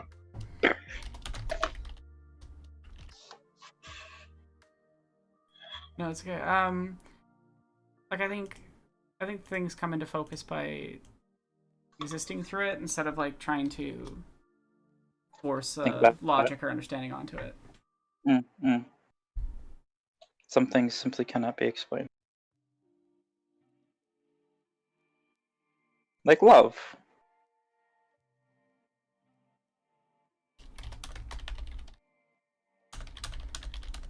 Yeah, it's like, do you need to have a logic to love, or can you just live love? And in doing that, it makes sense. Like, I don't know. To me, that's I guess to use your terminology, yeah, I guess. If that makes sense. It's less for me it's less like I guess making sense and like it feels right. Yeah. The way this feels is what I want. So I'm Did gonna it, keep chat. doing more of this. We did it. We did it. Hooray. Good job, chat. Nice job shading, chat. You did a wonderful job tonight. Well done for hanging out. Yeah, thumbnails are a fucking process. Way more than a process than I would like them to be. Yeah. The Like, amount of conversations I've had with people trying to help them shop thumbnails. Too many. I was like, maybe I'll play a game this room, but now I'm kind of just feeling going offline. If it's bedtime, it's bedtime. Yeah, it's 11:30. I'm not gonna go to bed right away, but I'm probably gonna go chat with my Destiny 2 clanmates to get ready for raid tomorrow. New raid. Okay. So, but I'll say fun. I'm gonna say bye to you after. I'll say goodbye to the stream. Okay. And then, yeah, thank you everybody who came and hung out. And if you feel like supporting and helping me pay for Food. like rent and food and shit, that would be real appreciated. Ko-fi or Patreon. It's Aeronok. The link trees are in the bios of both my Twitch and my YouTube. Just gonna see if there's anyone on right now. Good job, team. Spectre. Fuck, I'd have to sign into Twitch to find out. Yeah. Effort, and I need to take my phone. Okay, it's fine. I guess I won't raid out. Sorry, chat. Instead,